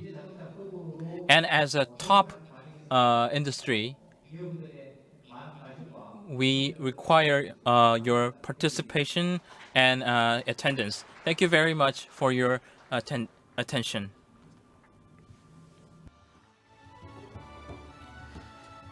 Thank you, Dr. Kim Sung-gong. Now I would like to invite Mr. Lee Kong-bok, who is the Solution Specialist Manager at the Microsoft. And he used to work CEO at Come to Us Japan, and also head of the department for Come to Us Holdings too. So please, Mr. Lee Kong-bok. Thank you, Patoto. Thanks for having me here. Today I'm going to talk about Metaverse. I'm a Microsoft developer lead in Korea. So we're very happy. I'm very glad to talking about the Metaverse industrial in the Microsoft perspective. Okay, here's my agenda today, but I will be more boiling down the session to limited time. Before I starting, I want to ask about you, how many of you knowing about this application icon? This icon is Snapchat, so, okay. Could you raise your hand? Do you know this application or using this application? Okay, just one. There's only one person in here.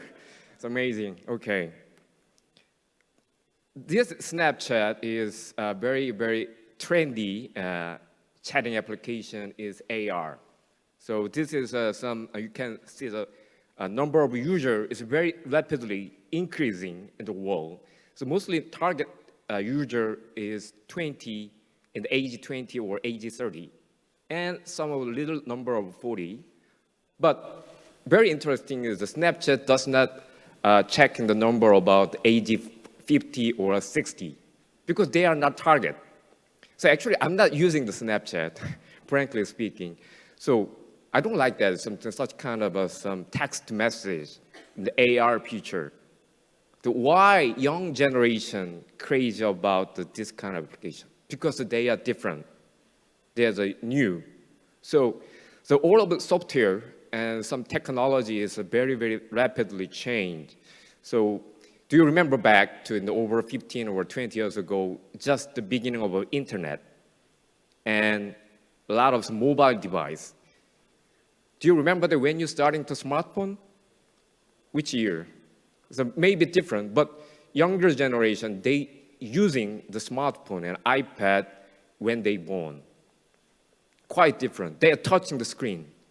So how many of you, your first touch screen device is very, very different. So the technology, every decade is change in the personal computing, in the web, and mobile device. So what is next? So we have to be interesting about what is the next technology in the future. But the technology is not very bonded about the social impact. We last 3 years, what kind of happening in the human mankind? COVID-19, the pandemic situation. And historically, in the mankind, some pandemic situation happen, people hide in the cave, away from some disease. But last COVID-19, where is the humans hiding? People is going for the digital world. That was something big change. The human being has never been away from some disease and some hiding in the cave. The digital world is new, safe place. At the beginning about today's session, Mr. Wang is talking about which company is a success in the last 2 years. Microsoft, Amazon, Apple. They all of the digitalized solution. So there was a big change. So next computing paradigm we call the metaverse. So metaverse is a very, very silly terminology. So everybody talking about metaverse, but it's everybody don't understand what is metaverse, right? So it's a metaverse is something like virtual world and not a real things, but actually meaning is metaverse is digital space and something on the digital side. So the metaverse is more changing as a human interaction about the digital information. We're no longer about there's something character and the number, there's something 3D and AR, that all of things digital is interaction with a human being is quite different. Because we have to meet someone, people in the 1,000 miles away from someone, we need to connect. And we need to control and monitoring in some factory, we can go there. So what is the key technology and we have interaction with some system? We should change. So anybody cannot guarantee about there's no more pandemic in the human mankind. No. Nobody guarantee about that. And when it comes, nobody knows that. So how we preparing the future is just simple. We have to connect with the device. We have to connect with the people with the digital technology. We needed to connect. We have to change the interaction with the digital information. That was a key lesson in the last 2 years. So this metaverse is just not a single technology. You already heard about NFT and digital twin, a lot of things, and AI and IoT. A lot of things are just merging into something single word in the metaverse. So it's only for people and place and things and process that can be changed. So, but the metaverse is a point of view is a different point of view. What is metaverse? There's 3 types of the metaverse: is the consumer and commercial and industrial. So the next session is more talking about our controversy CEO talking about in the consumer side, but today I'm gonna more talking about industrial, the metaverse. Yes, consumer is education, gaming, entertainment, and our life size change, and consumer is our enterprise and some big organization. They want to change about their business application. That was a commercial, but mostly highlighting the metaverse at this moment, industrial metaverse. So as consumer is a little bit slow, and commercial metaverse just the beginning, but industrial metaverse already starting the last 3 years and over sometime about the 10 years. Because industrial stuff is just more, digitalization is starting, and now we have some changing about the metaverse world. So industrial metaverse is simply 3-step. Design, what is needed to be in the digital and virtual world, and development and operate, and over and over again. It's industrial metaverse, this kind of process. So here is a key stack about industrial metaverse. We have a lot of some physical asset, some factory or a human, and some other, a lot of some physical asset. We have information synchronization, and we need some model, and we call it digital twin.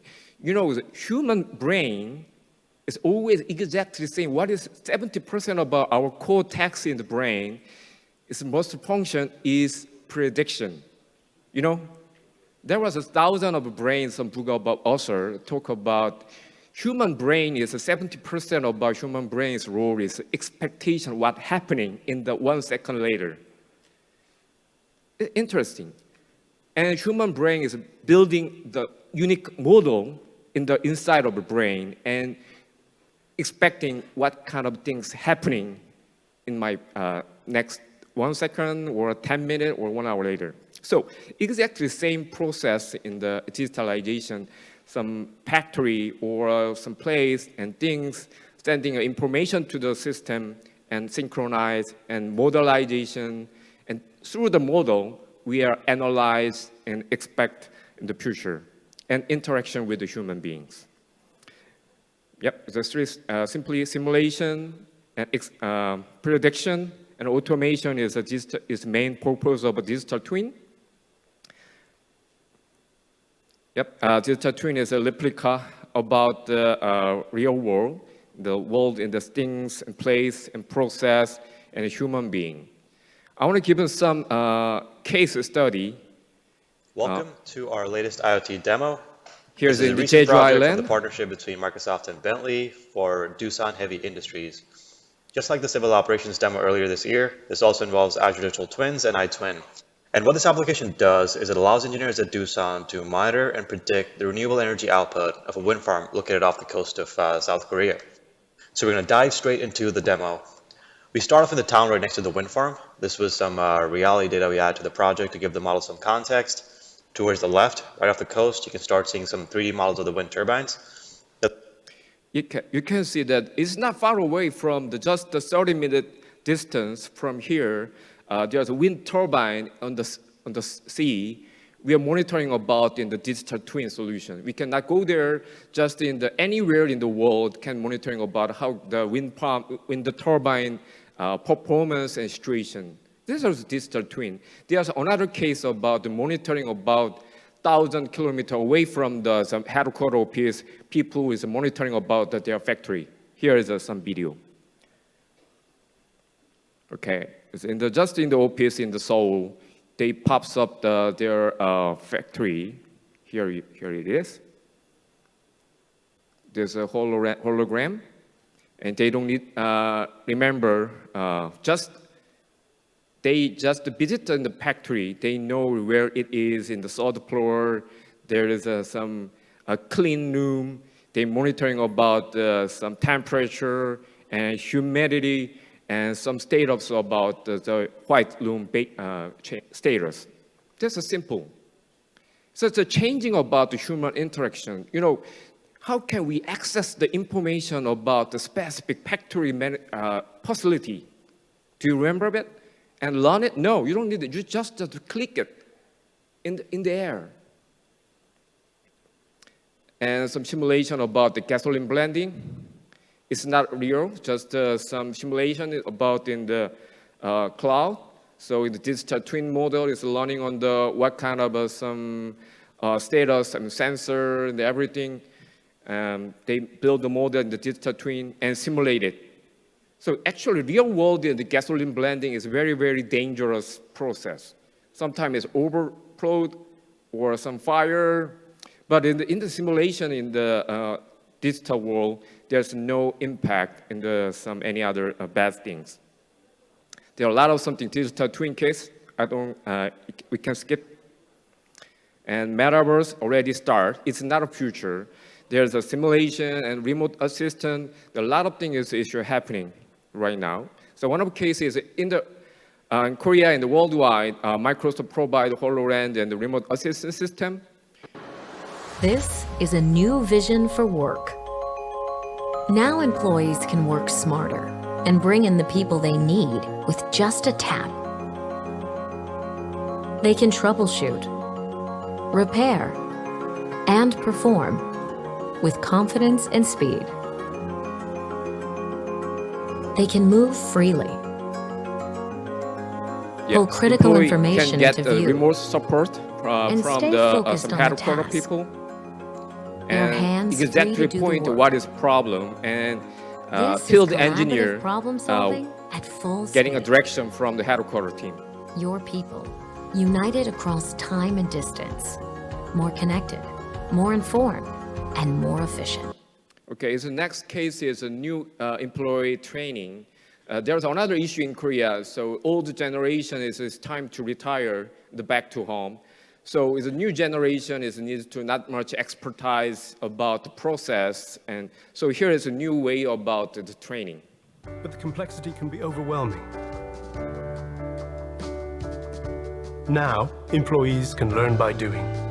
This is a tool that works with existing processes, allowing a manager to get the right guides to their people. The instructions move with the employees, pointing them to the tools and parts they need, showing them exactly where they need to apply them. Employees get up to speed faster, with fewer errors, and more confidence. Yes, this is another case about the Chungbuk Techno Park in the science park area in Korea. So they are using about hologram for training about the gas plantation. So the employee can access and simulate about the gas operation. Because normally the gas operation very dangerous and they don't know about what is the flow about gas, but they easily understand, okay, the gas is going up to down and some other way they'll process. So there is another way to training about use hologram and metaverse technology. So as a metaverse, by 2026, all of some people is using more than 1 hour for the metaverse world. So there was some big change, and younger generation coming into the business or industry area, they will be more likely want to work with the metaverse world. Yep. So it's more security and some compliance is more still to keep it important to in the metaverse world, and then multiple device support. And here's some case about Accenture. They already starting about the communication their employee to this world. Yeah, I want to skip the Kawasaki industry. So the last one is communication. Communication is a totally change about the metaverse world. Here is some of the use case about how to people communicating in the remote people. This bridge is quite old, but they want to find about some issue in this bridge. But I'm not expert about this bridge. I not much have information. But remotely join the Rachel and Adam know well about what is a bridge status. And they remotely, you can share the information about in the hologram, oh, this point about some crack in the bridge, we need to check about this place. You know, it's very, very, very helpful. We don't need to going about in the real bridge side. But actually, still a lot of big breach in the people is periodically checking about real breach status. This is a meaningful process. We need to still keep on this process, but some windy day and very dangerous situation, some engineers going up to the breach. What is the best way? What is technology doing for these people? So just thinking about it, we need everybody talking about innovation, but they don't apply about the new technologies like metaverse. So Microsoft is providing a lot of something perspective about the HoloLens, the hologram, and some communication side in the Microsoft Mesh platform. So as a communication side, we need a very need to be familiar about avatar. The next time in the ASPA annual conference, I will be on the avatar shape. I hope so. Okay, thanks for your patient attention for my session. Thanks. This is my slide.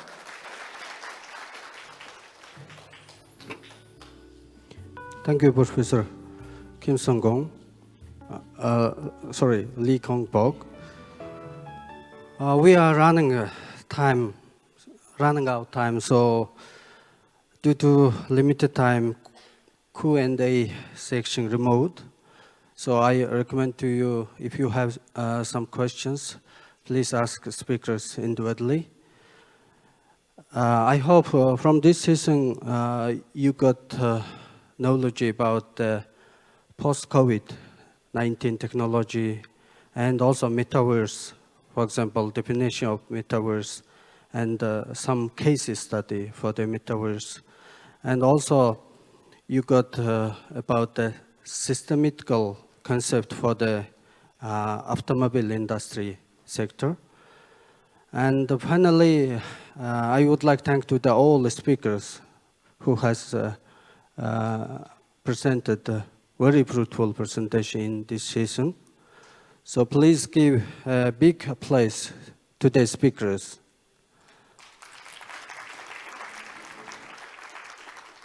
So our session for now closed. Thank you for your attention.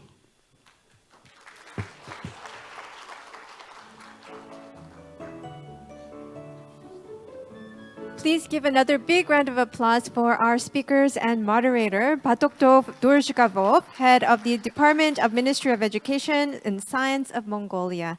I wonder if in the future I will be able to MC inside Metaverse for you. Okay, that concludes all of the sessions for the 25th ASPA Annual Conference JEJU, and we would like to sincerely thank our exceptional moderators as well as our eloquent speakers and the audience as well. We will have a networking break until 6 p.m.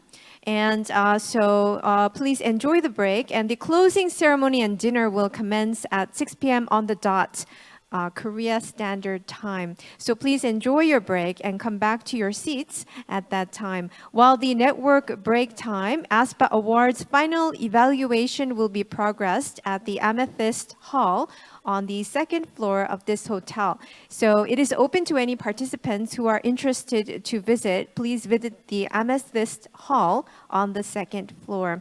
Well then, I will see you in about 45 minutes. See you at 6 p.m. Thank you.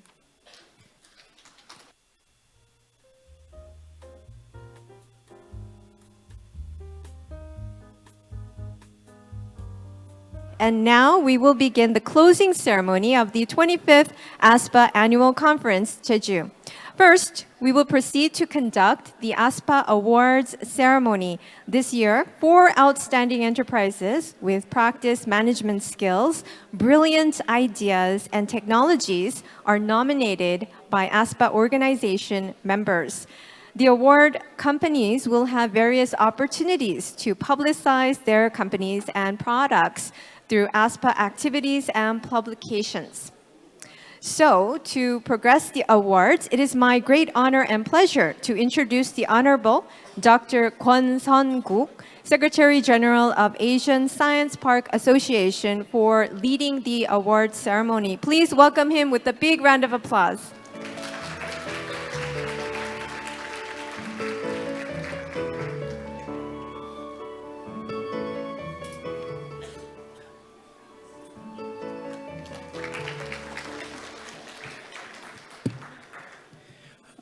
Good evening, ladies and gentlemen. I'm delighted to be here tonight to preside over the ASPA Awards ceremony. Before announcing our ASPA Awards, let me first recognize 30 new members. There are more than 30 new members, but 30 members are present here, so I will recognize those 3 members. The first, Palestine Higher Council for Innovation and Excellence, and Dr.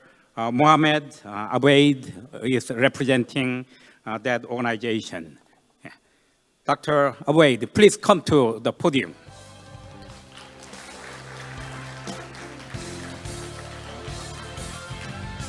And then the second new member is King Abdullah University of Science and Technology Research and Technology Park. Mr. Nawaf Al-Gain is representing that organization.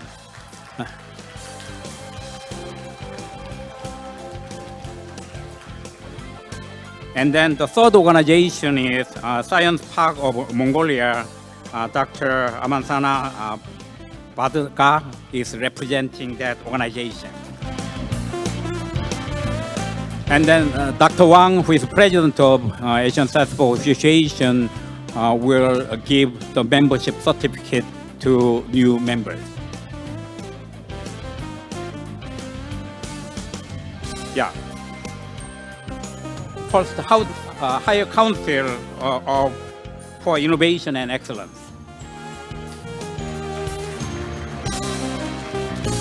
Second,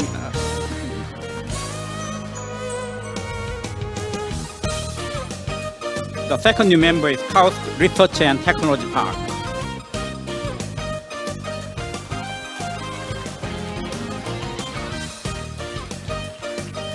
And third new member is Science Park of Mongolia.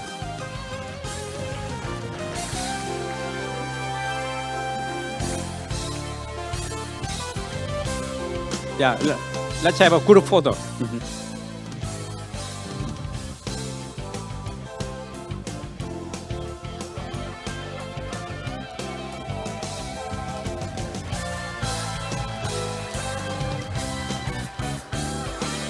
Yeah, congratulations. Yeah, let's give another big hand to new members.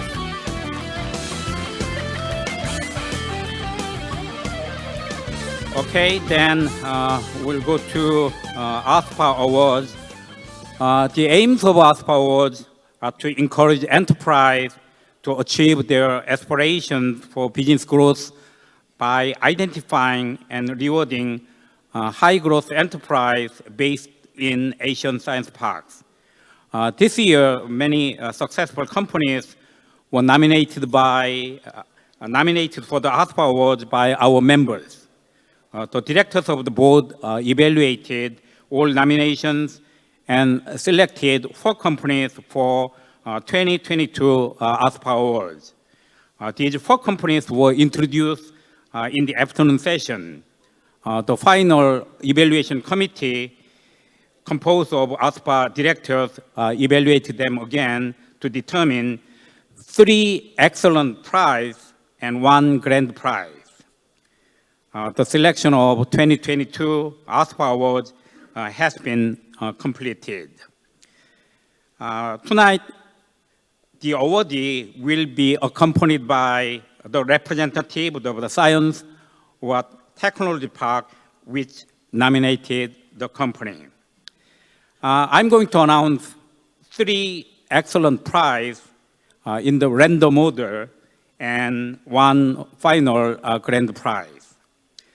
The first excellent prize will be presented by Dr. Young-Cheol Yang, who is the chairman and CEO of JEJU Free International City Development Center. Please welcome Dr. Yang.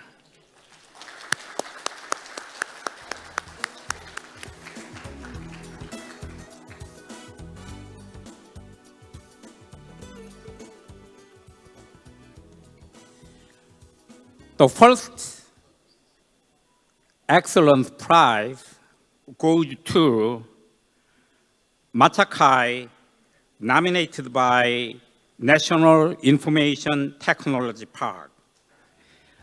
Ms. Dabasasuran Namkai, who is the CEO and co-founder, will receive that award. Please come to the podium, and then the director of National Information Technology Park will accompany the awardee.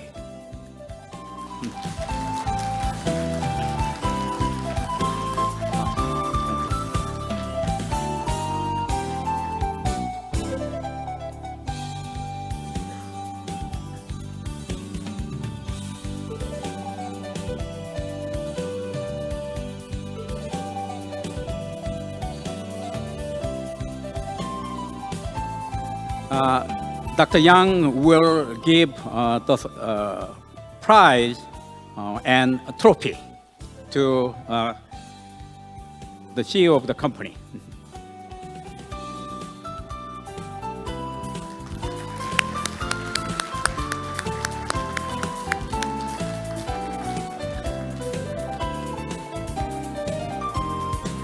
Congratulations.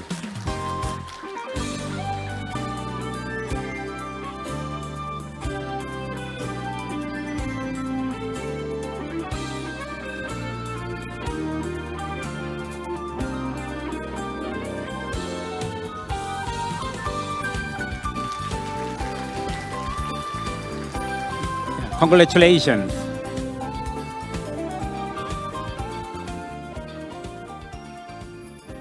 The second excellence prize will be presented by Mr. Kiichi Kubota, who is president of Kanagawa Science Park, Incorporated. I'm sorry that there's some change due to the last-minute evaluation. There was some change. The second excellence prize will be presented by Dr. Gonudo, who is president of Daegu Technopark. Please welcome Dr. Do.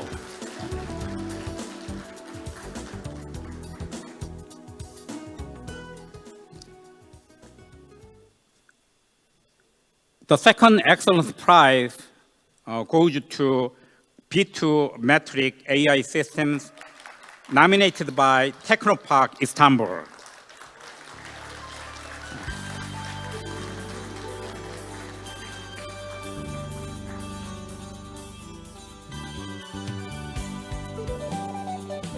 Dr. Do will give a certificate and a trophy for excellence prize.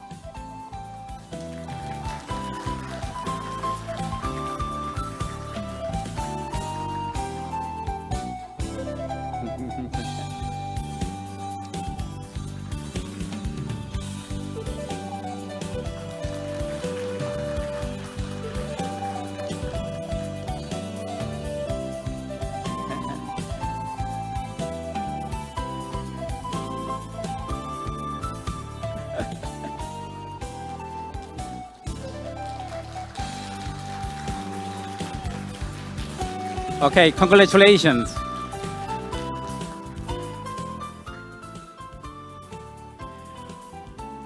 The third excellence prize will be presented by Dr. Yongchuan Wang, who is president of Asian Science Park Association, also Director General of Shinju Science Park. Let's welcome Dr. Wang.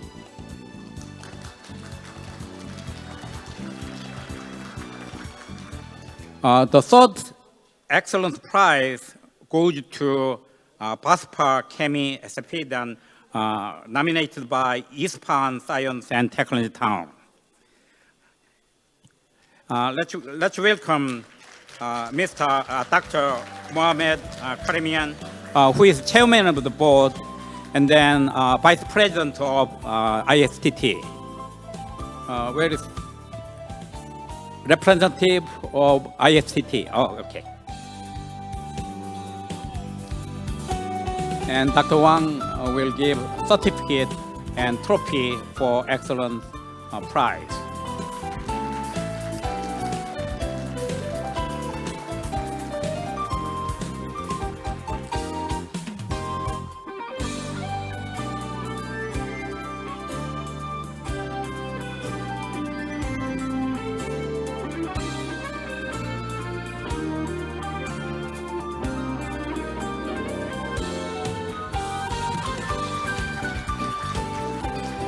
Okay, congratulations. We only have one prize left, grand prize. Probably you don't know who will get the grand prize. The grand prize will be presented by Mr. Kichi Kuboda, who is president of Kanagawa Science Park. Please welcome Mr. Kuboda.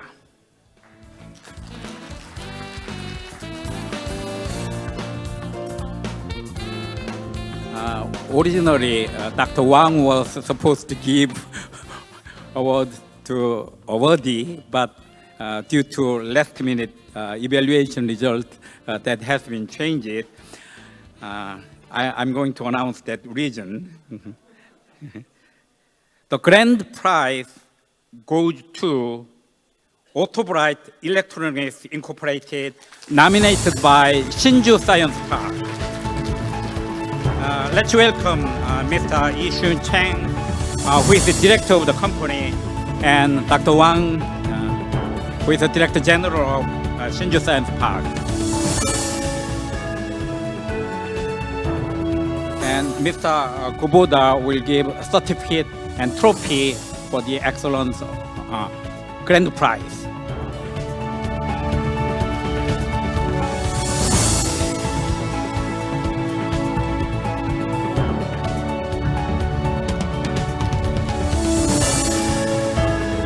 Let's take a photo.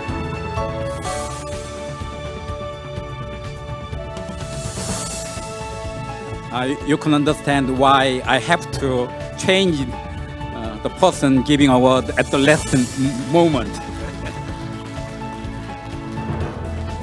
Okay, please stay there.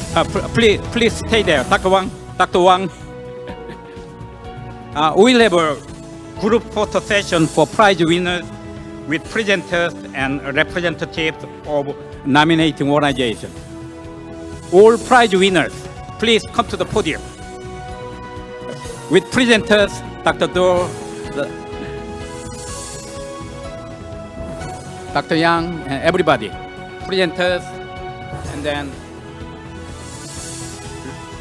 representatives for the nominating organization. Last group photo.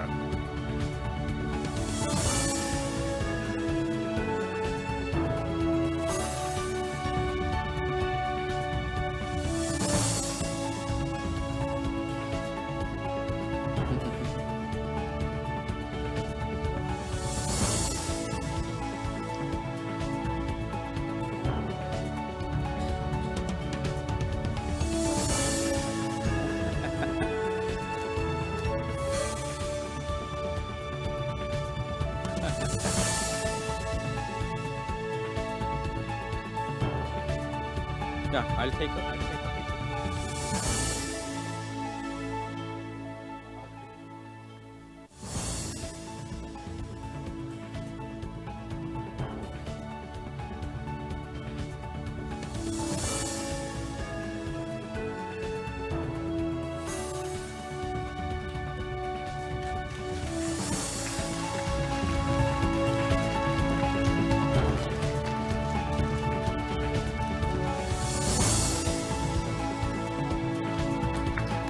Okay, let's give a big hand again for those 4 prize winners.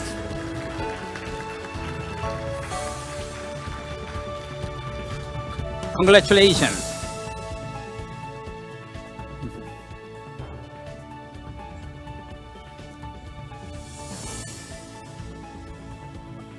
This concludes the ASPA Awards ceremony. Next year, we'll welcome more nominations by our members for the ASPA Awards 2023. Thank you.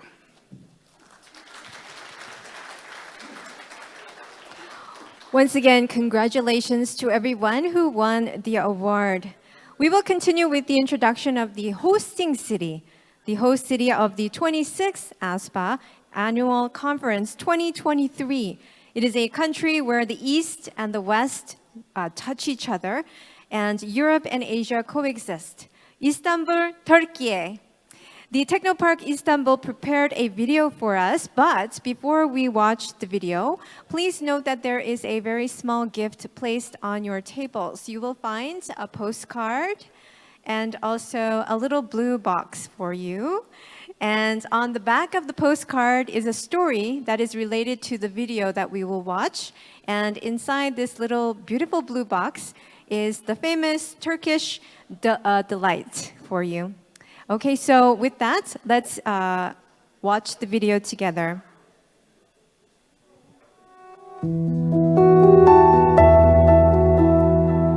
A city that is thousands of years old.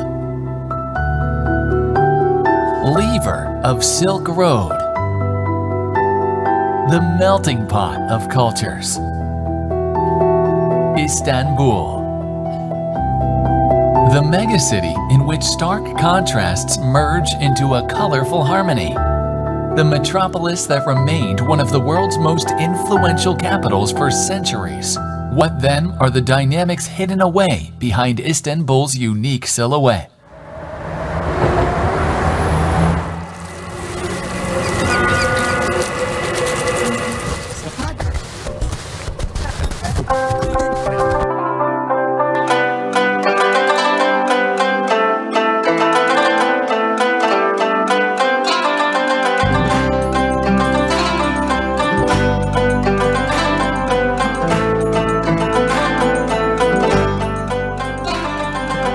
Let's take a look. Advanced infrastructure. Demographic power. Unique geopolitical location. Exceptional cultural fabric. And wonderful people.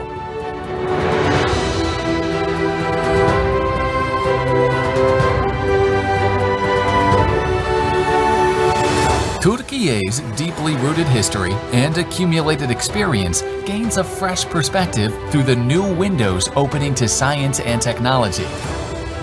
Technopark Istanbul, which puts academic-industrial collaboration between basic sciences and engineering at the heart of its mission, is an emerging Turkish technology center for innovation in a wide range of industries.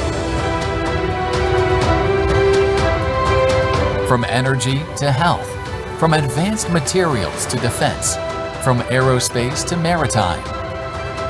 As Technopark Istanbul, we host 425 R&D companies, more than 2,800 R&D projects, and 8,300 R&D engineers. We are the next host of the ASPA Annual Conference. Let's meet in the city which brings together Europe and Asia, history and culture, science and technology, business and innovations. See you in Istanbul.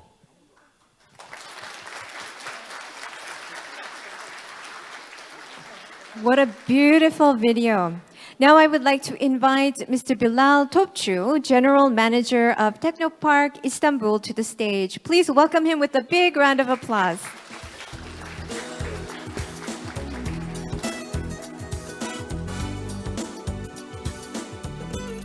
Thank you so much. Hello again, ladies and gentlemen. I hope you enjoyed the video. We tried to reflect a small part of Istanbul and Technopark Istanbul in our video. I hope you come and see whole story with your own eyes next year. Today, we left behind a very productive program together. It is a great privilege for us to join the esteemed speakers and experts who have gathered to share their expertise and knowledge to strengthen the foundation for further collaborations and broader network. ASPA is a powerful platform that fosters economic consensus by bringing together innovative organizations, businesses, and individuals who contribute to their respective countries' industrial and economic development. No doubt, this network facilitates knowledge and experiences exchanges, allowing us to share our industrial and commercial resources. In the spirit of such collaboration, thank you very much to Mr. Sanku Kwan. Almost every year, Mr. Kwan is visiting our premises with the team of prominent businessmen from different companies.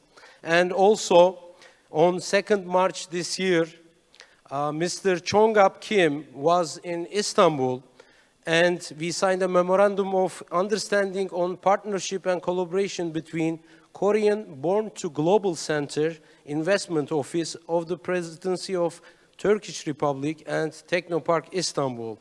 This agreement marks a new beginning in Korea-Turkey bilateral partnership for developing innovative tech ecosystems.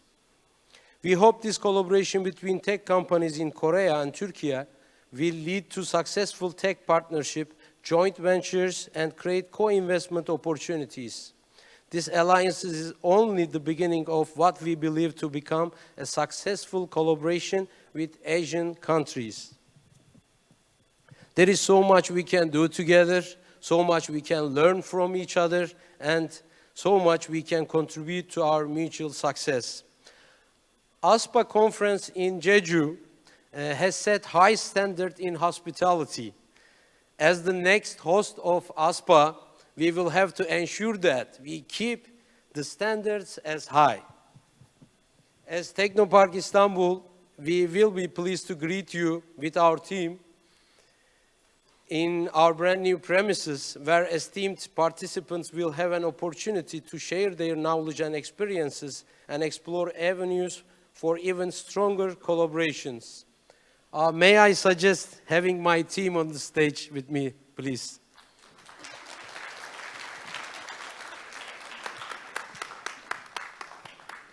Lastly, we would like to specifically thank the organizers for putting together this great event that surely marks another milestone in the collaboration, knowledge sharing, and technology exchange in Asia. Thank you for your attention, and see you in Istanbul next year.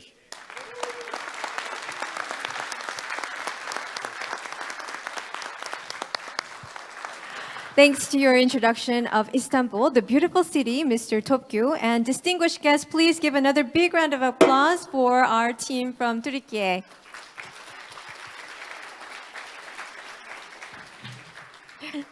Okay, so next, I'm very pleased and honored to introduce the Honorable Dr. Yang Yong-chul, Chairman of the JDC, to deliver farewell remarks. Please welcome him with a big round of applause.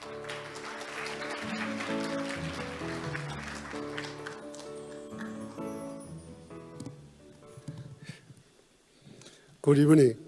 It's time to say goodbye.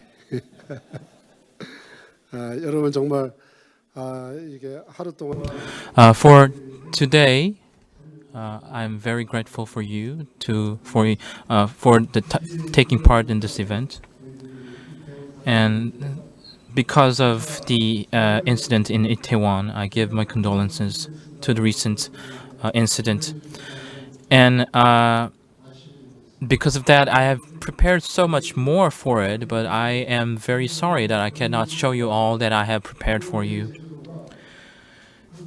And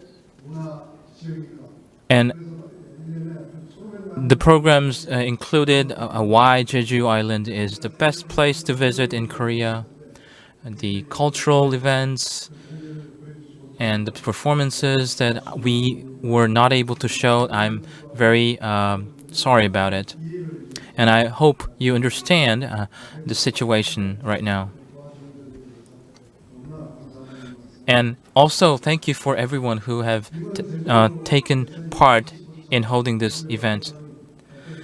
And how was your annual conference in Jeju? I hope you had fruitful moments, and I assume this was a meaningful time for all of us to discuss the future of science parks, suggest ideas, and share interesting cases. So the relevant institutions and members were able to discuss what they wanted to, and the ASPA annual conference, which was supposed to be held in Jeju, has now been held earnestly due to the COVID-19 pandemic issues around the world. So it's been 3 years that we are holding this event offline and face-to-face. On behalf of JDC, I give my special thanks to all of you who are here this moment. We are now living in an era when we cannot expect what is to come 1 year from now.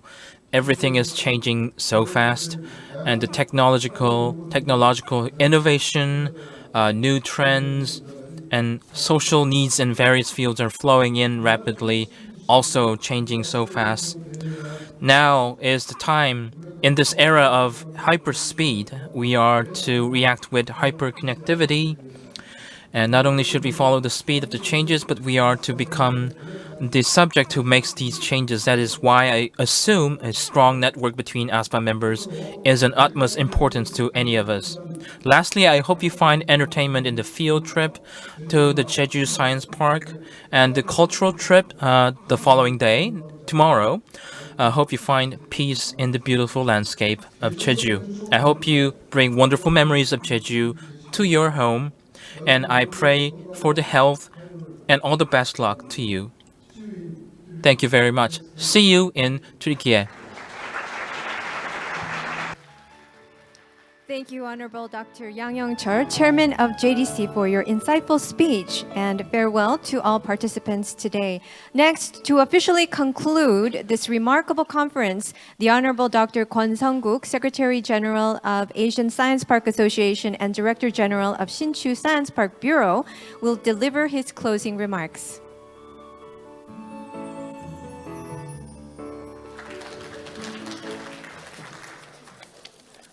Since most of you are very hungry, I will make my comment real short. Good evening, ladies and gentlemen. First of all, I'm sure you will join me to send our deepest condolences to the families who lost loved ones in one of the Korea's worst disasters in Seoul last Saturday. We're already at the end of this great annual conference. I believe all of you have enjoyed this annual conference entitled The Future of Science Parks in the Post-Corona Era. I think we had wonderful keynote speech and session presentations. I also think this conference was well organized by JDC. On behalf of ASPA members, I appreciate all members of JDC, the organizer, especially Dr. Yong-cheol Yang, Chairman and CEO of JDC. I also appreciate all participating members. On Monday, October 31st, we had the ASPA Board of Directors meeting. The Board of Directors decided the host organization for the 27th ASPA Annual Conference in 2024. The 27th ASPA Annual Conference will be hosted by National Information Technology Park, Mongolia. Congratulations to NITP Mongolia.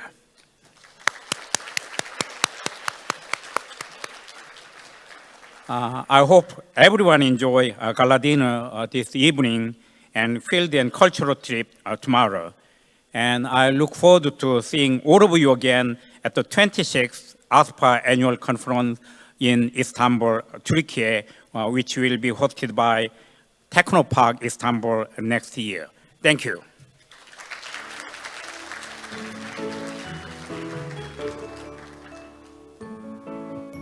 Thank you so much, Dr. Kwon.